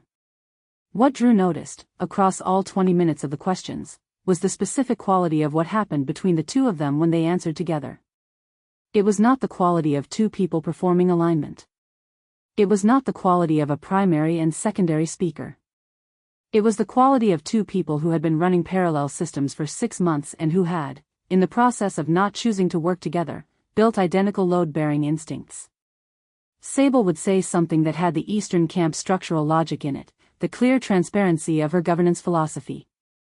Lena would take the same subject and give it the Western Camp's distributed authority framing, and the 2 framings would describe the same ground from different angles in a way that left the full picture visible where neither single account would have. It was, Drew thought, the best argument for the merger she had seen. Better than the governance document. Better than the vote. 2 people who built the same truth from different directions and arrived at the same place. She did not announce this. She was not in the habit of announcing her conclusions. When the meeting ended, she stood up and helped Marta dismantle the outer ring of the circle, because the circle needed dismantling and she was there and it was the useful thing to do. Around her, the camp dispersed. She watched the dispersal with the attention she brought to everything, the reading of a room after a significant event, who moved toward whom and who walked away alone and what the quality of the movement said about what had actually happened in the meeting. She watched Ro walk back toward the eastern water barrels, slowly, with her hands in her pockets, the walk of someone who had not finished thinking. She watched Sable move to the supply area with the purposeful ease of someone transitioning between tasks, the same quality she always had, which had not changed. She watched Lena stand at the edge of the clearing for a moment after most of the camp had dispersed, looking at nothing in particular. At the same moment, Sable stopped at the supply table and said something brief to Yuki, and then she turned back toward the clearing, and for the span of perhaps 2 seconds both of them were oriented the same direction without any particular reason. Then both of them moved on to their respective tasks. Drew finished with the circle. She put her things away. She went back to the 8th item on her list and added a note beside it, not just knows. Is ready. She was not sure, exactly, what she meant by that, or whether it was true. She thought it might be true. She thought that readiness was sometimes visible from the outside before the person inside it had named it. She put the list away. The camp was building toward something. She had stopped trying to manage the direction of it and started trying to make sure the foundation was solid enough to hold it when it arrived. She went to check the foundation. It was solid. She went to bed early, for the first time in a long time, and slept. Chapter 20, The Map at 3 in the morning. She had been building the map since the first week. It had started as a practical thing, the way everything she built started as a practical thing. She needed to know the island. She needed to know where the water was, where the ground was safe, where the approaches were passable and where they failed, where the shelter was viable and where it wasn't. She had started with a piece of salvage paper and a charcoal stub and a rough sketch of the spring and the 2 camp locations and the eastern ridge path that she had been told, secondhand, was unstable, and which she had confirmed herself in the 3rd week by going up the western approach and finding the eastern trail's saturated section from above. The map had grown. It was 7 pieces of salvage paper now, joined with careful seams, covering the island's surface in the level of detail that had accumulated over 11 weeks of daily movement, observation, and the specific kind of attention she had to her environment that was both a habit and a necessity. Every water source. Every ridge approach and its condition. Every shelter location, both current and assessed. The dangerous ground marked in a different notation from the passable different from the maintained paths. The cache sites. The lookout. The wreck site on the eastern beach, which she had mapped 3 weeks ago and had not been back to since, which she had found harder to look at than she had expected. She had been working on the center section tonight. The center of the island was the part she knew least precisely, which was a function of having spent most of her time on the western perimeter or at the shared resources or at the eastern camp over the past several weeks. The center was where the two camps' territories blurred into the shared neutral ground that neither had claimed, the Springs watershed, the clearing they had been using for joint meetings, the ridge's northern approaches. She had the outer edges of this section mapped, but the interior was still rough, approximate, the kind of mapping that represented knowledge without being complete. She was working in the lamplight at her personal supply corner, which was the name she had given to the small organized section of the eastern shelter wall where she kept her non-communal materials, a habit she had maintained since before the merger because having one organized space that was hers felt necessary for reasons she had not examined. It was 3 a.m. She knew this by the quality of the silence outside the shelter, which was deepest at this hour, the island's own quiet at its fullest. She had learned the island's night sounds in the same way she had learned everything else, from accumulated observation, and the silence at 3 was different from the silence at midnight and from the silence at 4, different in the specific quality that the body recognized before the mind did. She held the pencil. The center section of the map had a rough oval of incomplete territory at its heart, maybe 30 meters across on the paper's scale, where her knowledge was insufficient to map with the confidence she applied to everything else. She had been circling this section for 3 weeks, approaching from the edges and mapping inward, and the interior remained unresolved. She looked at it. She had been looking at the map for an hour, but she had been looking at the center section for the last 20 minutes, and the drainage notation she had been planning to add to the western perimeter had not been added, because she had stopped and looked at the center and had been there since. She thought about the meeting today. Drew's questions and the room they had made for the answers. Sable's voice describing the Eastern Camp's trust model with the transparent honesty that was simply how she moved through the world, not performed, not calculated, just the way she said things. The 2-second look across the circle when June asked about disagreements. She thought about the look she had not returned to after it was over, the one she had filed in the same place she had been filing things for 11 weeks. She thought about, not that we agree, that we're more useful when we're in the same room than when we're in separate ones. She had thought she was fine. She had been fine for 11 weeks in the specific way that involved having a very clear assessment of her own situation and not acting on it, which was a form of fine she had been practicing her whole adult life. She was good at it. The drainage project was good. The south shelter repair was good. The governance document was 60% complete and would be done in 2 days, and she had been moving through her days with the productive efficiency of someone who had found a way to coexist with a situation by refusing to let it be a situation. It was still a situation. The center of the map was blank. She looked at it for a long time. She thought about the storm shelter, which she had been successfully not thinking about for 11 days, or had been thinking about in the specific contained way that let her function. She thought about being awake for 4 hours with someone asleep against her shoulder and not moving because she did not want to move, which was the most honest accounting of those 4 hours and was also the thing she had been not saying for 11 days, even to herself. She thought, Cass said the feeling is real before the name arrives. She thought, I have had the name for a long time. I have been pretending I don't have it. That is different from not having it, and I am very tired of the pretending. She sat in the lamplight with the map open in front of her and she was quiet and still in the specific way she was still when she had stopped running, which was different from her usual stillness, which was strategic and purposeful and organized around the next task. This stillness had nothing organized in it. It was just her, and the map, and the center section, and the fact that tomorrow was the last day before the formal merger ceremony, after which everything was official and public and permanent. She thought, tomorrow is the last day that nothing is decided yet. She thought about that for a long time. She set the pencil down. She thought about what it would mean to go to a door. She thought about Sable on the other side of it, which was a thought she had been suppressing with significant effort for 11 weeks, and she let it run fully for the first time, what the knock would mean, what it would cost if the door opened differently than she hoped, what it would cost if it didn't open at all. The not opening was what she had been using as the reason not to go. But she thought, I have been on this island for 11 weeks. I have watched a woman carry 23 people in her posture every waking hour and tend to them at 2 a.m. without being asked and give away the last mesh filter and stay awake in a storm shelter for 7 hours not moving. She thought, I have been calling that ruthlessness for a very long time. She thought, I know exactly what that is. She thought about the door. She thought about what it would mean to stand outside it and not knock. She thought about doing that, the specific picture of it, and she found that the picture was not tolerable. Not because of what might happen if she knocked. Because of what it would mean about her if she stood there in the dark on the last night before everything was irrevocable and did not. She had been claiming space her whole life.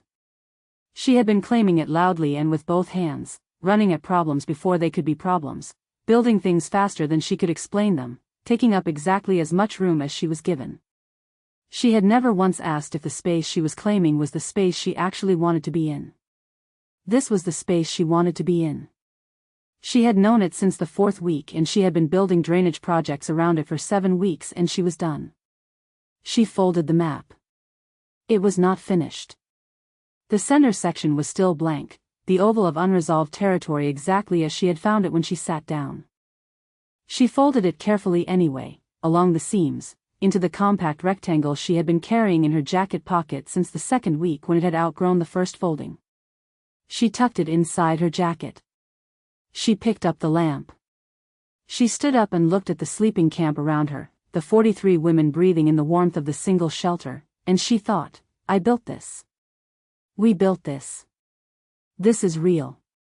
She thought, I want what comes next to also be real. She walked quietly toward the shelter's eastern entrance. She thought about the door and she thought about standing outside it and she thought about what her hands were going to do when she got there, and the answer that came back was that her hands were going to knock, because she had been standing at the edge of things her whole life preparing to act and she was done with the edge. She stepped outside. The island's night air was cool and damp and smelled of the recent rain and the specific mineral freshness that came after weather, and the moon was in the position that gave the western path its low flat light, the path she knew well enough to walk without thinking about her feet. She thought about what she was going to say. She thought, I don't know what I'm going to say. She thought, that's all right. I'll find it when I get there. I have always found it when I get there. She walked. She reached the shelter's outer camp. The eastern section was arranged differently from the western section. She knew this from 3 weeks of visiting it in Petra's care and one very long night and several afternoons of governance document discussion and the drainage project's eastern component, which had brought her through this area twice last week. She knew where the sleeping areas were and where the supply section was and where, at the far end of the camp's eastern reach, Sable's personal area was positioned. She walked toward it. The lamp felt very present in her hand. She was not afraid. She noticed this. She had expected to be more afraid. She thought about what Cass had said in the shelter that morning after the storm, maybe you already know where you are. She thought, yes. I know exactly where I am. I am walking toward a door in the dark on the last night before everything is permanent, and I know exactly where I am, which is the truest thing I have ever known. She reached the eastern edge of the sleeping area. She could see, in the low lamplight, the arrangement of the space. The careful organization of it, the specific order she had observed on her previous visits, the supply items at the perimeter and the bedroll at the center and the particular quality of being Sable Crane's space that was different from any other space she had encountered on this island, which was the quality of everything being where it was for a reason. She stopped. She was outside the door. She was outside. She stood there. She held the lamp in both hands. She thought, knock. Her hands did not knock. She stood in the dark and breathed and held the lamp and did not knock, and the silence that ran between her and the space in front of her had a specific quality she was in the middle of and she was going to name it before she went anywhere. The quality of the silence was, she was afraid. Not afraid the way she had expected. Not afraid of rejection, not afraid of changing things, not the strategic fear she had been using as a reason for 11 weeks. She was afraid in the way she was afraid of things that mattered, the real fear, the fear that lived in the body and not in the reasoning, the fear that meant she had arrived somewhere that was genuinely important. She thought, I know what this fear means. This fear means the thing is real. This fear is the evidence that the knowing is not strategic. She thought, I came here. I am here. I am standing outside a door in the dark at 3 in the morning on an island, and I am here because I chose to be here, which is the most honest thing I have done since the 4th week. She thought about knocking for a long time. She did not knock. She stood there until the not knocking became its own kind of knowing, until the act of being outside the door was the act she had actually needed to perform tonight, until the standing there said the thing she did not have the words for yet, the thing she had been building toward for 11 weeks, which was, I am here. I am not running. I came to the door. She had come to the door. She turned around. She walked back through the camp's perimeter, back along the western path, back to the shelter. She walked with the lamp and the folded map and the specific quality of someone who had been somewhere and come back, who had not done the thing but had moved closer to the doing than she had ever moved before. She went back to her space in the shelter. She sat down. She thought about the center section of the map, the blank oval, the unresolved territory she had been approaching from the edges for 3 weeks and had not yet mapped. She thought, tomorrow. She took the lamp and held it until the oil burned low, and then she let it go, and she lay down in the dark, and she did not sleep for a long time, and then she slept. Outside, the island was quiet in the way it was quiet at 4 in the morning, the deepest quiet, the hour before the first light began to think about arriving. The map was in her jacket pocket, the center section blank. Tomorrow everything was formal and fixed and permanent. She was going to have to find the perimeter. Chapter 21, The Door She Didn't Knock On. The lamp burned down to its last oil before Lena gave up on the map. She had gone back to it after coming inside, after standing in the camp's dark for a long time with the specific quality of stillness that was not peace but its approximation, the stillness of someone who has made a decision and is learning what the decision cost. She had gone back to the salvage paper and the pencil and the center section with its blank oval, and she had held the pencil over it for a long time without making a mark. She set the pencil down. The shelter breathed around her, 43 women in the deep hours of sleep. She could hear the specific rhythm of it, the low collective sound she had learned in the weeks since the merger to find settling, the sound of a thing that was alive and held. She had built this. Some of it. The rest of it had been built alongside someone she had just gone to find in the dark and had not been able to knock for. She thought about that for a long time. She thought, I went. I was there. My hands did not knock. She thought, I am going to have to find the perimeter. This was the last coherent thing she thought before the lamp went out. She sat in the dark for a moment, the pencil in her hands, the map folded in her jacket pocket, the center section still blank. Then she stood and moved to her bedroll by memory and the pressure of familiar ground, and she lay down and looked at the ceiling she could not see. She was still awake when the footsteps started. She heard them before she had finished accounting for their possibility, which meant she heard them in the body first, before the mind arrived, the specific cadence of a measured pace along the camp's northern edge.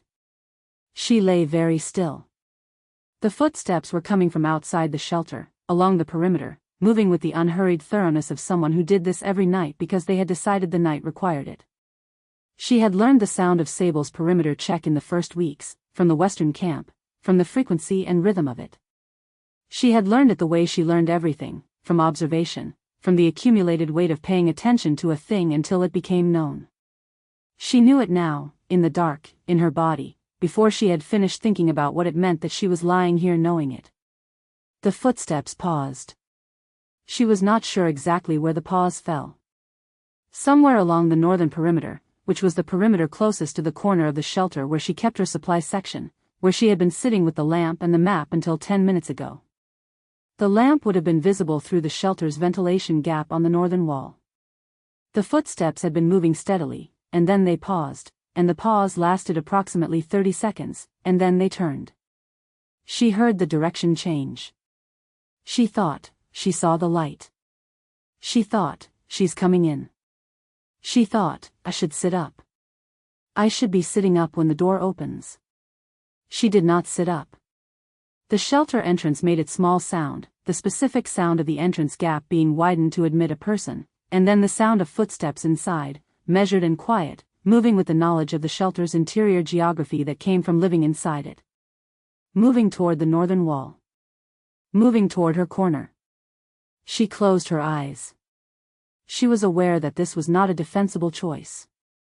She was aware that lying still with her eyes closed when someone had seen her lamp burning and come to check on her was the specific behavior of someone who was not ready for the conversation, and she was aware that she had been not ready for approximately 11 weeks, and she was aware that not ready had a limit beyond which it became something else, which was cowardice, and she was not willing to be a coward about this. She opened her eyes. Sable was standing 3 feet away, holding a torch that was burning low, its light soft and directional. She was looking at the space where Lena had been sitting, at the map materials, the spent lamp, the supply corners, organized evidence of someone who had been awake at this hour with intention. She had not yet looked at the bedroll. Lena sat up. The movement was quiet enough that it should not have been audible over the shelter's ambient sounds, but Sable turned with the immediate precision of someone who had been listening. The torch moved. For a moment they were looking at each other across 3 feet of shelter floor, in the low amber of a dying torch, and neither of them said anything. The lamp was on, Sable said. Low, for the sleeping camp around them. I was working, Lena said. It's past 4. I know what time it is. Sable looked at her. The look ran longer than a check-in look, longer than a safety assessment. It ran with the specific quality Lena had been cataloging for 11 weeks, the quality of someone reading a thing with full attention because the thing mattered. Are you all right? Sable said. It was not quite a question. It had the structure of a question but arrived with the weight of someone who was asking it because they already suspected the answer was not yes. I went to your door, Lena said.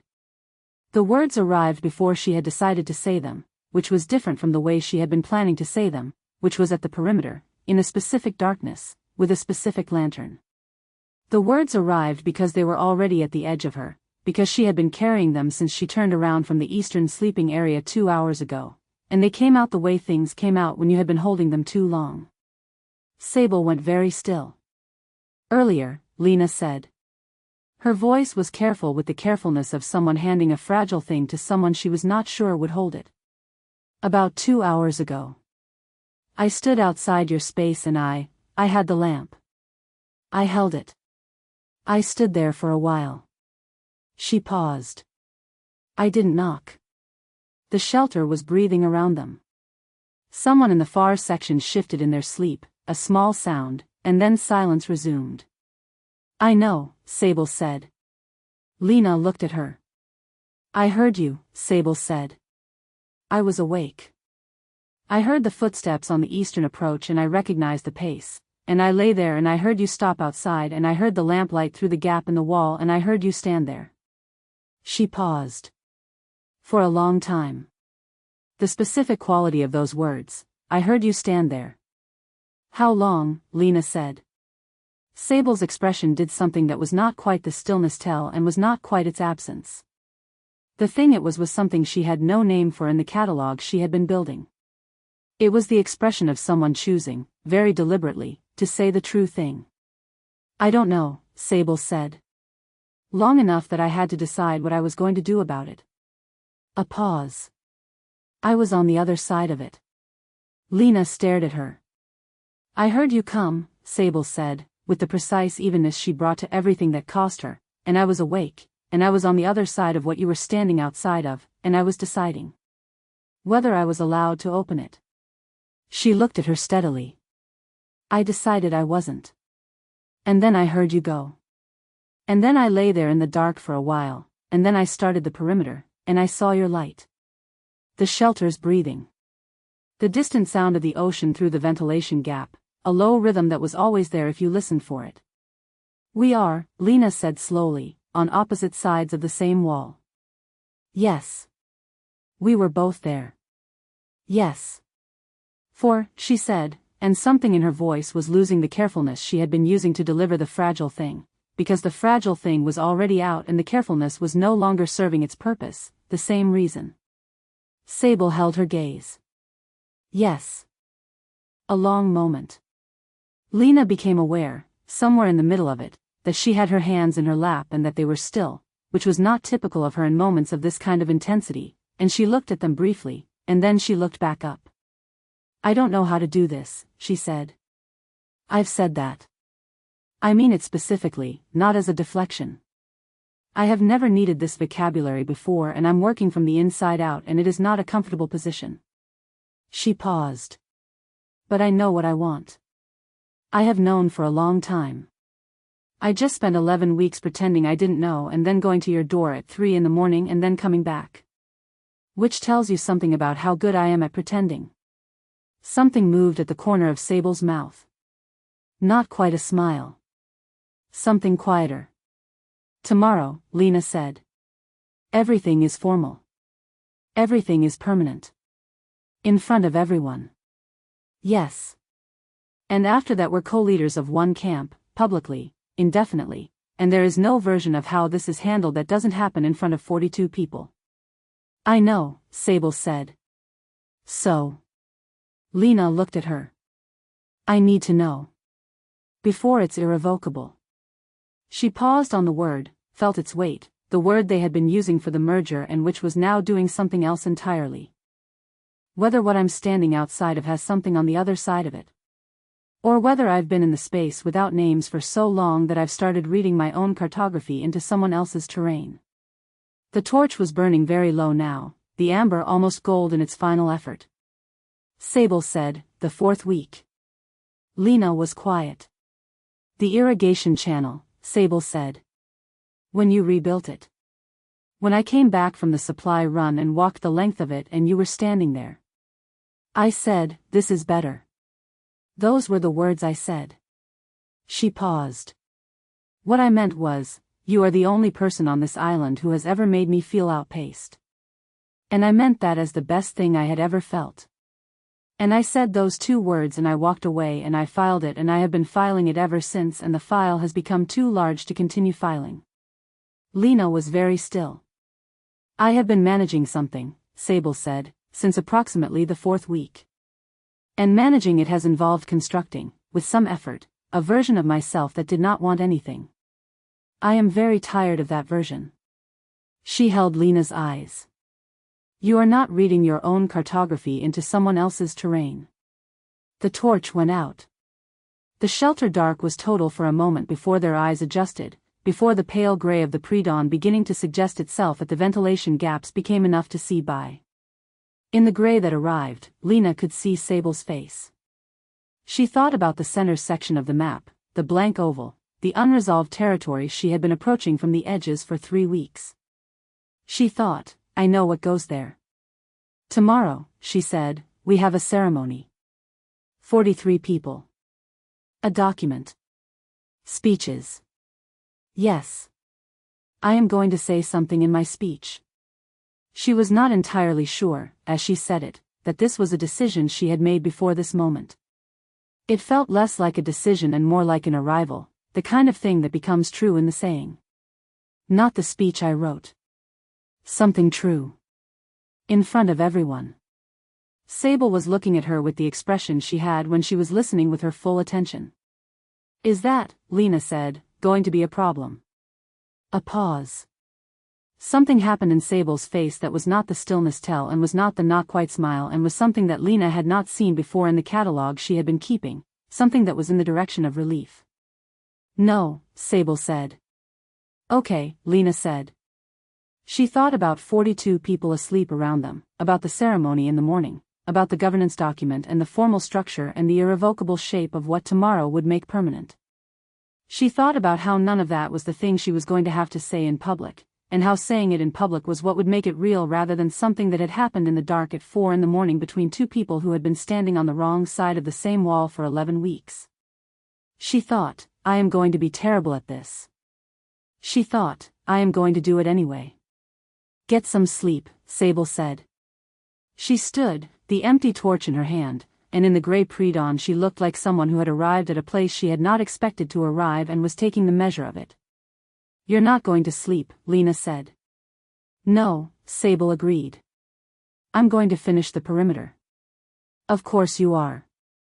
The corner of Sable's mouth moved again. This time it completed itself. She walked back toward the shelter entrance, the measured quiet footsteps, and Lena listened to her go and lay back down in the dark and stared at the ceiling she could not see.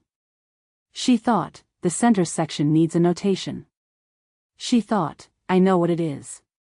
She did not sleep for a while. Then she slept. When she woke it was full morning, and through the shelter's eastern entrance the day was coming in gold and direct, and from somewhere outside she could smell the morning cook fire and hear the camp beginning to move, and in approximately 4 hours she was going to stand in front of 43 people and say the true thing. She lay still for 1 more minute. She gave herself that. Then she got up. Chapter 22, What I Was Waiting for, Someone Worth the Risk. Sable finished the perimeter at 5:30. She knew the time by the light coming through the eastern tree line, which was not yet the gold of full sunrise but was past the gray of pre-dawn, the specific white-blue of the sky in the 15 minutes before the sun cleared the horizon. She had been walking since 4. She had checked everything twice, which was once more than necessary and once less than she would have liked, and she had stood at the northern lookout marker for longer than the perimeter check required and looked at the ocean in the morning light and thought about what Lena had said. I went to your door. She had known it before Lena said it. She had heard the footsteps on the eastern approach and felt her own body respond before her mind had finished processing the sound, the specific precognitive recognition of a known pace, and she had lain in the dark and listened to Lena stop outside her sleeping space and held very still and decided, in the way she decided everything that cost her, that she was not going to open it, and then she had listened to Lena leave. She had lain there for a long time after. And then she had started the perimeter, and seen the lamp through the ventilation gap, and gone in. She was still accounting for what had happened in the shelter. The accounting was not distressing, exactly. It was the specific disorientation of a thing arriving differently than its model, the gap between what she had prepared for and what had occurred, which was not a gap of outcome but of register. She had been prepared, for weeks, for the possibility of a difficult conversation in a formal context, the kind of conversation that required careful construction and managed exposure. She had not been prepared for, I went to your door, delivered quietly in the gray pre-dawn by a woman sitting up in a bedroll with her hands in her lap. She had not been prepared for how simple the truth turned out to be, on the other side of all the management. She started the morning fire. This was hers, the morning fire, had been since the first day on the island, the specific routine of the pre-dawn that belonged only to her, when the camp existed without anyone watching her manage it. She built it with the same method she always used, the same tinder and small sticks and larger fuel, the same 3 movements, and it caught on the second strike. She watched the flame establish itself. She thought about speeches. She had a speech. She had built it the way she built everything, from the foundation up, working through the elements she needed to address in the ceremony, the acknowledgement of conflict, the logic of the merger, the community's value, the structure they were committing to. She had tested the order of it in her head on her evening rounds for 3 days and it was sound. It was exactly what it needed to be. She was going to say it in 4 hours, and afterward Lena was going to say something that was not what she planned, and whatever that was, it was going to happen in front of 43 people and become part of the permanent record of this place. She added the next layer of wood to the fire. She thought about, I am going to say something in my speech. Something true. In front of everyone. She thought about what that would cost Lena, who had been building her whole adult life toward a particular kind of competence, a specific architecture of capability that did not require softness or vulnerability or the specific exposure of saying an honest thing in public. She thought about what it would cost a woman for whom every room had been a room to occupy rather than a place to be in, to stand in front of 43 people and say something she had never said before. She thought, she is going to do it anyway. This was the thing about Lena that she had been cataloging since the 4th week without having a name for it, the quality that was underneath the speed and the noise and the building, the thing that was there when Lena stopped moving long enough for it to be visible. It was not courage exactly, though it was in the direction of courage. It was more like an irreversible momentum, the quality of someone who once committed to a direction kept moving in it regardless of the terrain, and who committed, when she committed, with her whole weight. She had committed last night. The fire was established. Sable stayed with it for a moment longer than necessary, which she allowed herself because it was her morning and the camp was not yet awake and there were approximately 90 minutes before the day required her to be the version of herself that held everything together. She thought about holding everything together. She had been doing it since she was 19 years old.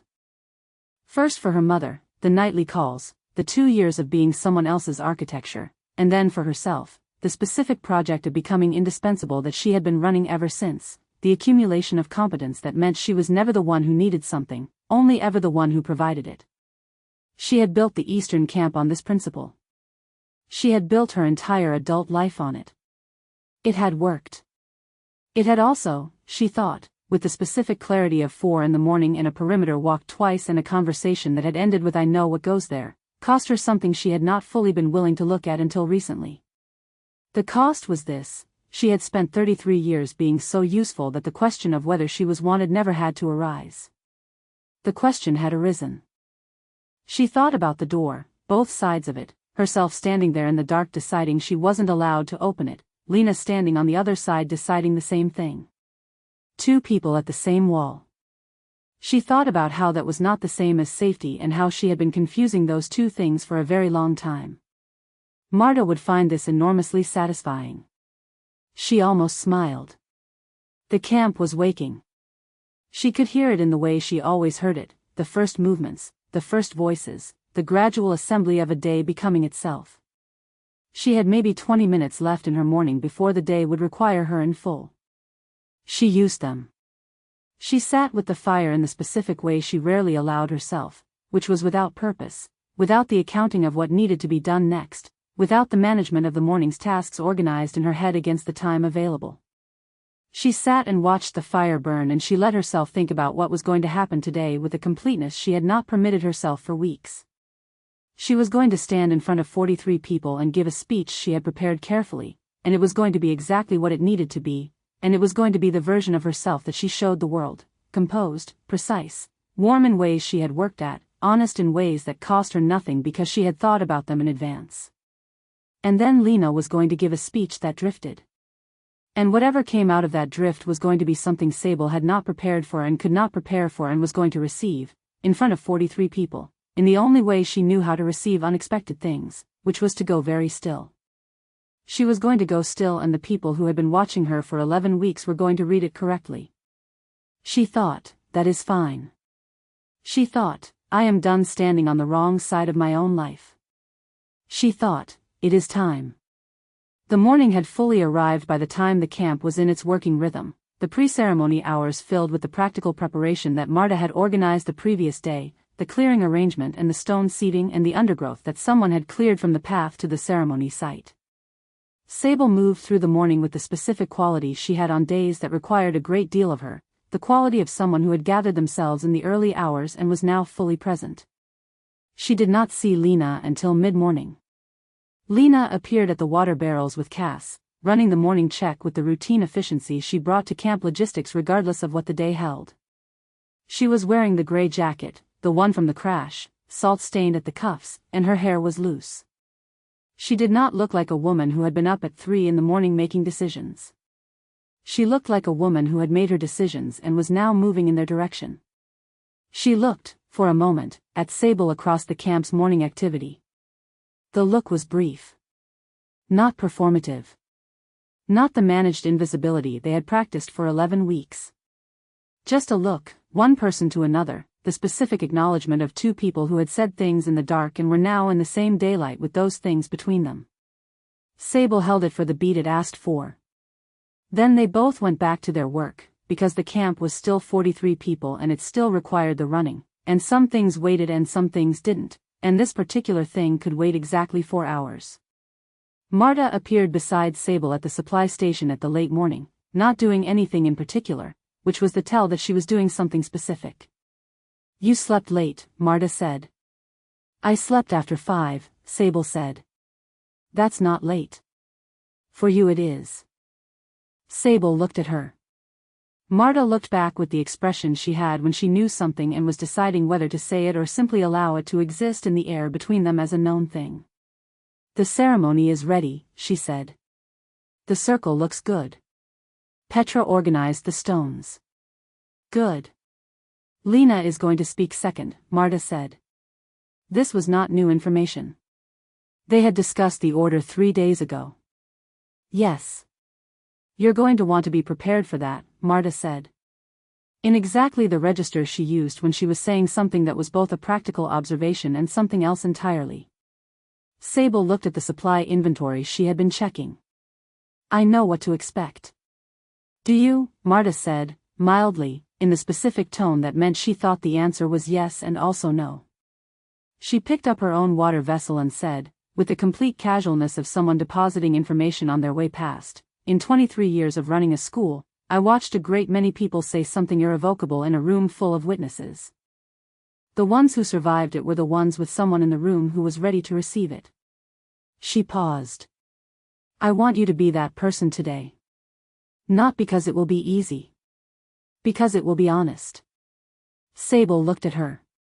Marta's expression was the expression she had when she had said the thing she had come to say and was going to leave before you could argue with it. She walked toward the ceremony site. Sable watched her go. She thought about being ready to receive something. She thought about what it meant to receive something publicly, in front of a room that was watching both of them, to hold something someone had given her without flinching from it. She thought, I can do that. She thought, I am going to have to. She went to prepare for the ceremony. The clearing had been ready since mid-morning. She walked it once before the camp gathered, the practical assessment she did before any significant event, checking the arrangement, the sightlines, the territory she would be standing in when she needed to speak.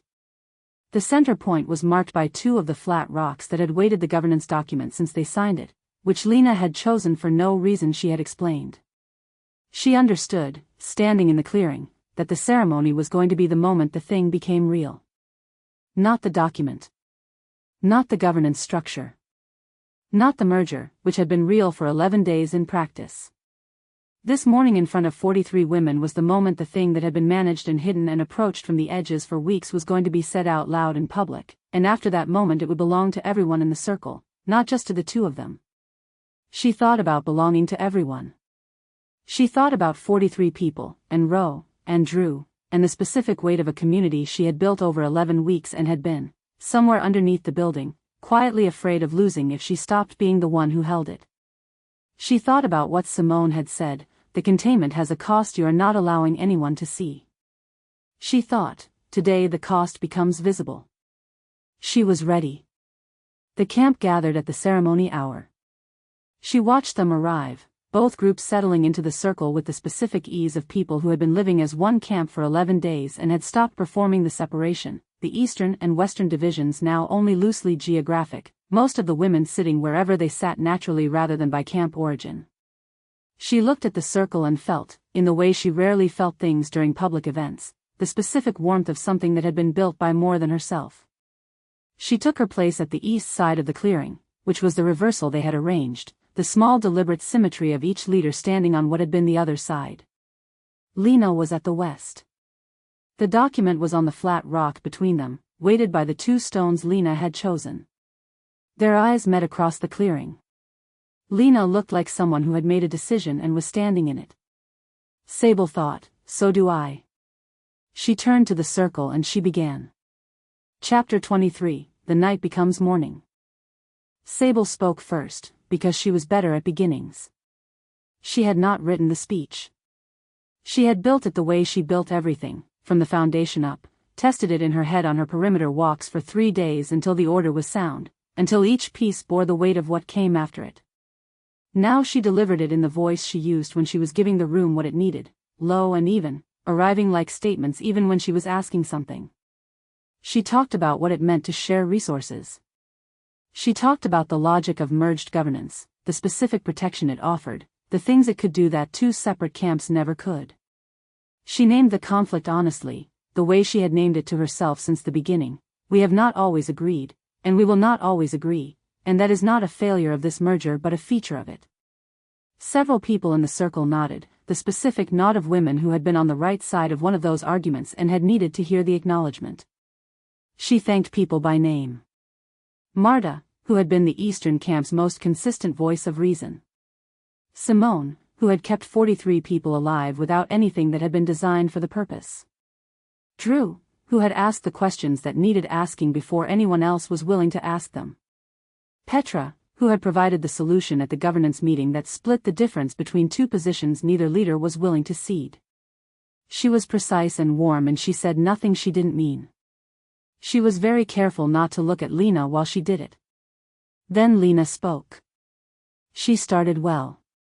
Better than Sable had expected, which was itself a kind of honesty, the specific candor of two people who had not given up on being surprised by each other.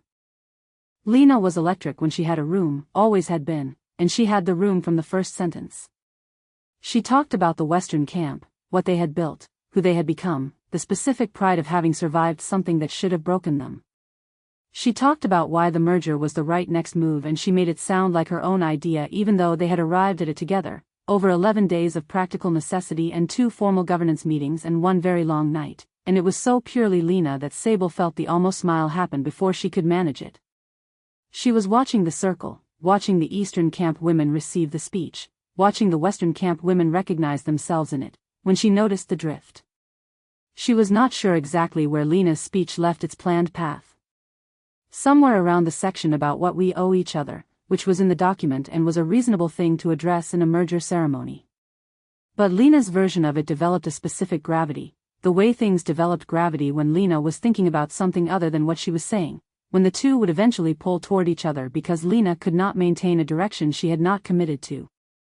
I think the thing I've learned on this island, Lena said, and her voice had shifted, had moved from the register of a speech to the register of something else, something quieter and more precarious, is that I spent a lot of my life taking up exactly as much space as I was given. Which sounds, a small laugh from the group, because Lena had taken a great deal of space on this island and everyone knew it. I know that sounds backwards. But there's a difference between claiming space and actually inhabiting it.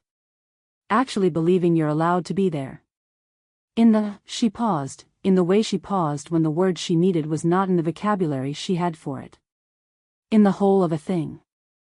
In the fullness of it. The clearing was very quiet.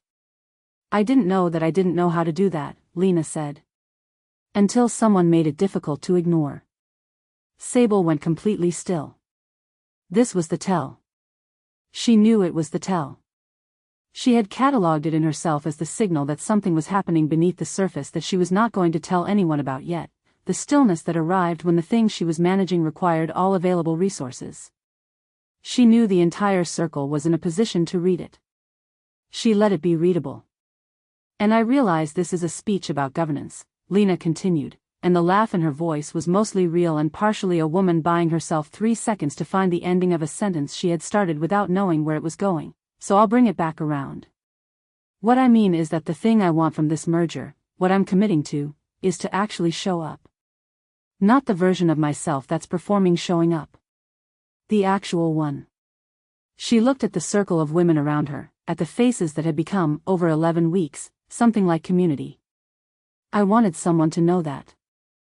And then she looked directly at Sable.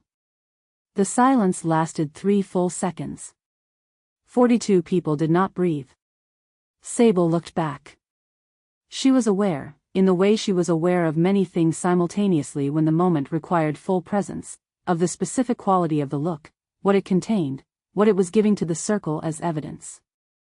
She was aware of Marta at the far edge of the gathering, whose expression, in her peripheral vision, was the expression of someone who had been waiting for this specific thing for a very long time and was now in its presence. She was aware of Ro, somewhere in the eastern section, whom she would find later and whom she would not let find this alone. She was aware of 42 people watching 2 women hold each other's gaze across a clearing in the morning light.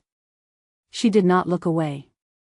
She did not look away, and she did not move, and she did not change her expression in any way that she was managing, because the stillness had arrived without her permission and it was the truest thing she had to offer the moment, which was, I know exactly what you just said. I was here for it. I am going to be here for all of it.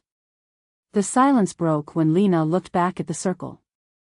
The ceremony continued, the document read aloud, the witnessing, the formal acknowledgement of the merger structure. Both leaders signed where they had already signed, the second signing a public ceremony of the thing the first signing had established in private. The circle of women acknowledged it with the specific quality of a community that had been waiting for its own formalization. When it was done, people began to move, the dispersal beginning in the way it always did, the gathering of flat stones and the rolling of the document and the beginning of the day. Marta did not look between them when she passed. She simply walked by with the expression of someone who was very satisfied and saw no reason to comment on it. Sable stood at the edge of the clearing. She thought about the rules she had built. About what it meant to have led for 11 weeks in the service of a community that trusted her, and whether that and the third thing she had not planned for could coexist. She did not know yet. She was going to find out. Lena appeared at her elbow. She had the governance document under her arm and the 2 stones in her hands, the ones she had chosen to weight it, still carrying them for no particular reason. She had the specific look of someone who had said something they could not take back and was deciding how to feel about that. That was a speech, Sable said. That was a disaster, Lena said. It wasn't. Marta is going to talk about that for the rest of our lives on this island. Marta was going to talk regardless. Sable looked at her. You could have knocked on my door. Lena blinked. What? Last night. Instead of Olive, she made a precise gesture toward the clearing, toward the space where 43 people had just been. You could have simply come to my door. A beat. I did, Lena said. Sable went still. What? I came to your door. Lena's voice had gone careful with the specific carefulness of someone handing something fragile to someone she was not entirely sure would hold it. About an hour before I found you at the perimeter. I stood there for, it was a while.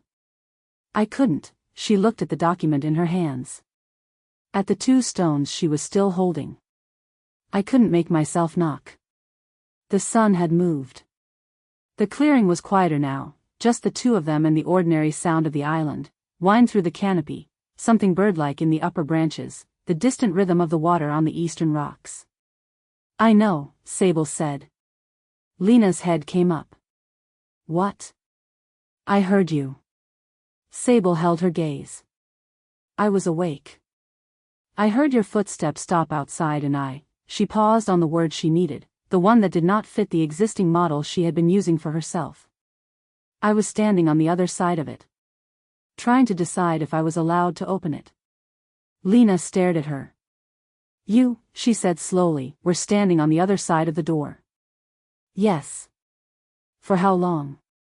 Sable considered the question with the precision it deserved. Long enough that it became relevant information.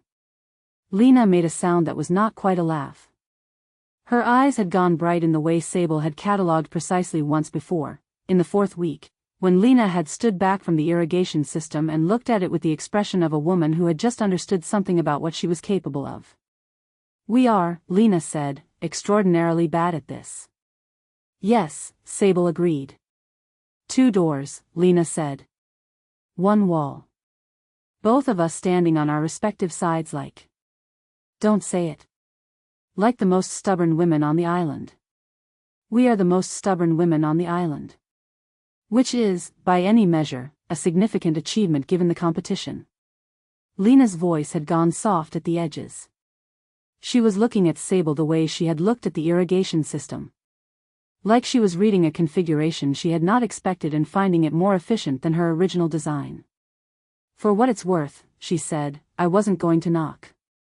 I think I knew that before I got there. I think I went to the door to see if I could stand outside it and then just be near the same side of the wall as you. Without it having to mean something yet. Because I was still figuring out what I was allowed to want. Sable was quiet for a moment. And now, she said. Lena looked at her. At the clearing where the ceremony had been. At the document under her arm, the stones in her hands, the island around them that they had both survived and were now, officially, permanently co-responsible for. I think I'm done with the figuring out part, Lena said. I think I've been done with it since the 4th week and I just needed, she stopped. Looked at the clearing. I needed a really bad speech in front of everyone to make it irrevocable. The word landed between them like a stone in water. Irrevocable. Sable looked at her. This woman who argued about everything, who had built something extraordinary out of stubbornness and chaotic brilliance, who had spent 11 days pivoting to water drainage and then finally, in front of 43 people, said the true thing instead. She reached out and took one of the stones from Lena's hand. She held it for a moment, feeling the weight of it, this small ordinary rock that had spent the morning holding down a document neither of them had written alone. "Lena," she said. "Yeah. Come here." It was not a question. Lena, for once, did not argue. The eastern camp and the western camp became the camp, and the two women who had built them became the strange kind of leaders who disagreed in council and agreed in private, who could reconstruct the exact sequence of every argument they had had and the precise distance at which they had stood when they had them. Marta did, in fact, talk about that ceremony for the rest of their time on the island. Sable did not discourage her. Chapter 24, Eulogy for the Women They Were. Ro had been watching Lena's speech for some time before she understood what she was watching. The first part was easy. She had heard Lena Vasquez speak enough times in the 11 days since the merger to have mapped her register, the specific electric quality she had in a room, the way she pulled the air toward her when she spoke and gave it back warmer. She was good. Ro had acknowledged this privately, in the way she acknowledged things that required her to revise a position she had held for weeks, which was carefully and without announcing the revision. Lena was a good leader. The Western camp structure was different from the Eastern camps and it worked, and she had stopped needing it to be wrong in order for the Eastern camp to have been right. This had been a process. She had been in the middle of it for 11 days. She watched the speech and tracked the content, the merger logic, the community acknowledgement, the formal structures. Her attention was the specific focused attention she brought to things she was evaluating, information running against her internal system. And then the speech drifted. She caught it when Lena said the word inhabiting. Something about claiming space versus inhabiting it, the difference between occupying and belonging, and Ro's system flagged it before she had consciously processed why, the way a thing you had been watching carefully produced a signal before you knew what you were measuring. She looked at Lena. Lena was still speaking. The words were governance adjacent, technically. You could make the case that they applied to the merger. But Ro had watched Sable Crane run the Eastern camp for 11 weeks, and she had developed, in that time, the specific sensitivity to the register of public speech that concealed a private truth, the way you developed it when you lived near someone who was very good at the management. Lena was not talking about governance. Ro thought, oh. She thought it with the specific quality of something arriving that you had already half known, the not surprise of something that your peripheral vision had been tracking for weeks while your direct attention looked elsewhere. She had been looking elsewhere. She had been looking at, is the camp safe, is the structure sound, is the thing I built my sense of safety around still standing? She had been so focused on the structure that she had not been looking at what was inside it. She looked at Sable. Sable was very still. Ro had seen Sable go still for 11 weeks. She knew the gradations of it, the stillness that meant she was thinking through a problem, the stillness that meant she was deciding how to receive bad news, the stillness that meant she was calibrating a response in real time. She had catalogued all of these and could read them with reasonable accuracy. This was not any of those. This was the stillness Marta had tried to describe to her, weeks ago, when Ro had come to her with the first unnamed question, and Marta had told her, the stillness is the signal. She had understood this intellectually. She was understanding it now in the body, watching it happen, the specific quality of a woman who had gone completely still because the thing that was happening required everything she had. And then, from across the circle, Lena looked at Sable. The look lasted 3 seconds, which was a very long time to look at someone in a ceremony with 42 witnesses. Ro counted it without meaning to. 1, 2, 3. She looked at Sable's face. She thought, there it is. She thought it without the fear she had expected to feel, which was the first thing she noticed. She had been bracing for this shape for weeks, ever since Marta had given her the calibrated yes at the end of the resource allocation meeting, ever since she had gone to Sable privately and heard, what's changed is something private and I haven't lied to you about it, ever since she had sat with the governance document and voted yes with her mind and no with her heart because the no was the only honest thing she could do with how afraid she was. The fear had arrived in advance, which meant that in the moment itself there was no fear left, only the thing itself, visible now in both of them across the cleared ground of the ceremony site, and it was not the thing she had been afraid of. She was not sure what she had been afraid of, exactly, now that she was looking at it. The thing she had been afraid of was losing something.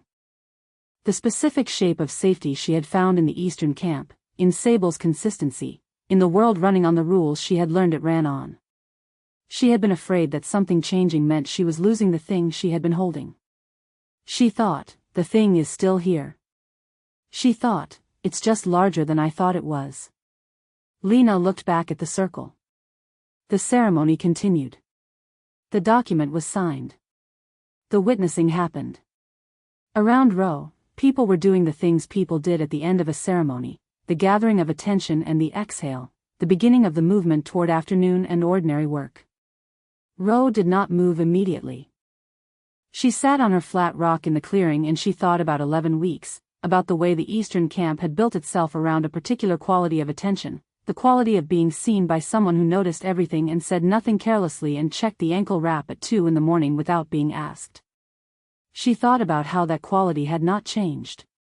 She thought about how Sable had stood at the edge of the clearing looking at Lena Vasquez with the expression she usually reserved for things that had been built well and were doing exactly what they were designed to do.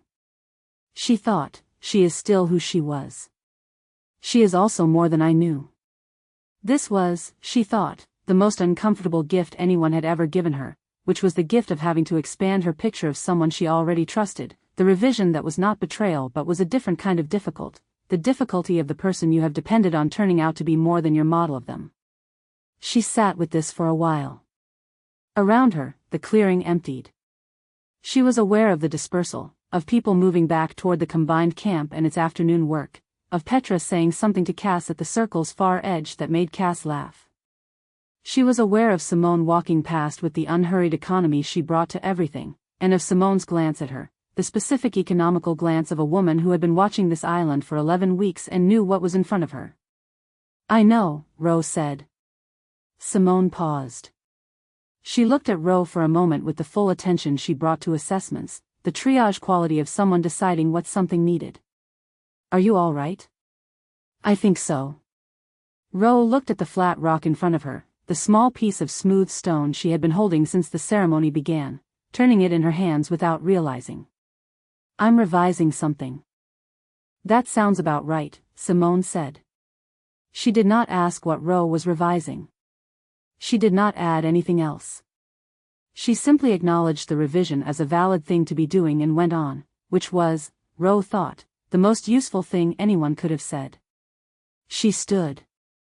She walked back toward what had been the Eastern camp, which was now simply the camp, and she sat at the water barrels, which were her post, which had always been her post, and she checked the seals, which were fine, which they always were when she checked them, and she sat there for a long time in the afternoon warmth and let herself think. She was going to need time. She had always needed time with things. The trust she had given Sable on day one had been built on exactly this, the patient accumulation of evidence, the specific quality of faith that was not blind but was based on watching something work correctly for long enough to know the pattern. She had the pattern. She had it for 11 weeks. The pattern had not changed. The picture had gotten larger. She thought, I can work with a larger picture. She thought, I had been working with a smaller one than was available, and that was my own limitation, not a failure of the thing itself. She thought about Lena's speech, the drift, the inhabiting, the fullness of a thing. She thought about what it meant to believe you were allowed to be somewhere. She turned the stone in her hands. After a while, she set it down on top of the water barrel's flat lid, where it sat in the afternoon sun, small and ordinary and exactly the right weight for a door. She went to find what the next task was. There was always a next task. She had always found this settling. She found it settling now. On the other side of the clearing, in the hour after most of the ceremony's witnesses had dispersed, Drew Callahan was dismantling the outer ring of the stone circle. She was doing this because it needed to be done and she was there and it was the useful thing, which were the 3 conditions under which she did most things. She moved the stones with the efficiency of someone who had no emotional relationship with the task, only the practical one, which was, the clearing needed to be cleared so it could return to being the neutral ground it had been since the beginning. She had the last item on her list in her head. She had been carrying item 8 since the afternoon she had added it to the list, the afternoon she had stood at Sable's perimeter and asked the questions she had come to ask and received, in the pauses around the answers, the specific evidence that the answer to item 8 was yes. She knows. Item 8, she knows. She had not known, until the ceremony, what she knows would look like when it became visible. She moved a stone. She had watched both speeches with the particular attention she brought to public statements that were also private ones, the skill she had developed from spending her adult life in rooms where the official version and the actual version ran in parallel and you had to know which one you were in. She was very good at this. She had been doing it since she was 12 years old and had understood that the adults in her life were saying things they did not entirely mean, and had decided that she was not going to do the same. Lena's speech had the specific quality she called a bifurcation, a sentence that started in one register and ended in another, a public address that had a private conversation living inside it, visible to the people who were paying attention and invisible to the people who were not. She had seen this done badly, which was when the two registers fought each other and the result was confused and unconvincing. She had seen it done well, which was what she was watching now, the two registers not fighting but pulling in the same direction, the private truth lending weight to the public one. She had watched Sable go still. She had added nothing to her list. She had enough. The thing she had spent 11 weeks trying to determine, the question underneath the merger question, the one she had not been willing to ask in public because it was not a public question, was, will the structure hold the truth of what is inside it? She had seen structures fail to hold private truths. She had seen communities fracture over the distance between what was said officially and what was lived privately, the gap between the public record and the actual human reality. She had been watching for that gap. She had not found it. She had found instead, in the ceremony this morning, the specific site of a public record and an actual human reality arriving at the same moment, in front of 43 witnesses, without strategy or management. She had found a woman standing in a clearing saying the true thing because she had decided it was time to say it, and another woman receiving it with everything she had. This was not what she had expected. She had expected, if it happened at all, that it would happen privately, in the carefully managed way that leaders managed personal things that had implications for the community. She had expected the information to arrive through the usual channels, MARTA, or a change in behavior that people would notice and not name, or the governance documents' authorship distribution quietly shifting. She had expected it to be contained, because both of these women were extraordinarily good at containing things. She had not expected Lena Vasquez to stand in a ceremony circle and say, until someone made it difficult to ignore. She moved another stone.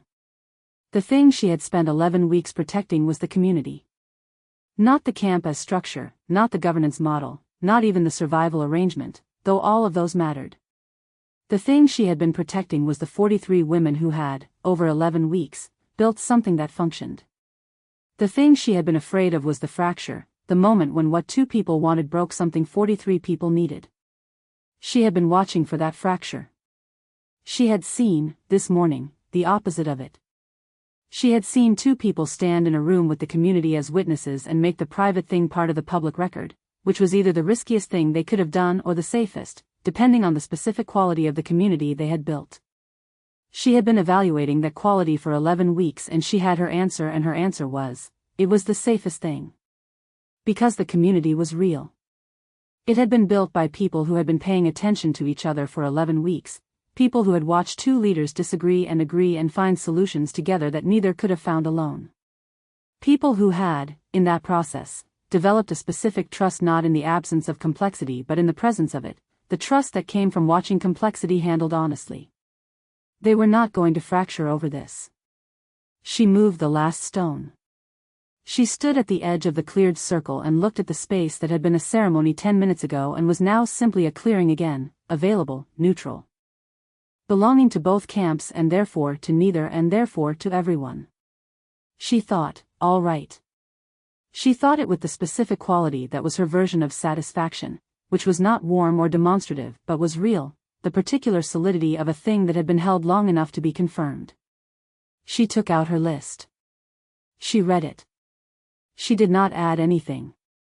She folded it and put it back in her jacket pocket. She went to help dismantle the boundary markers, because the boundary markers needed dismantling, because there were no longer two camps with a boundary between them, and the work was waiting. She was good at work. She went to do it. Chapter 25, After. The crowd dispersed slowly, in the way of people who had witnessed something they were not entirely sure they were meant to witness and were processing it over small tasks. Sable stood at the edge of the clearing.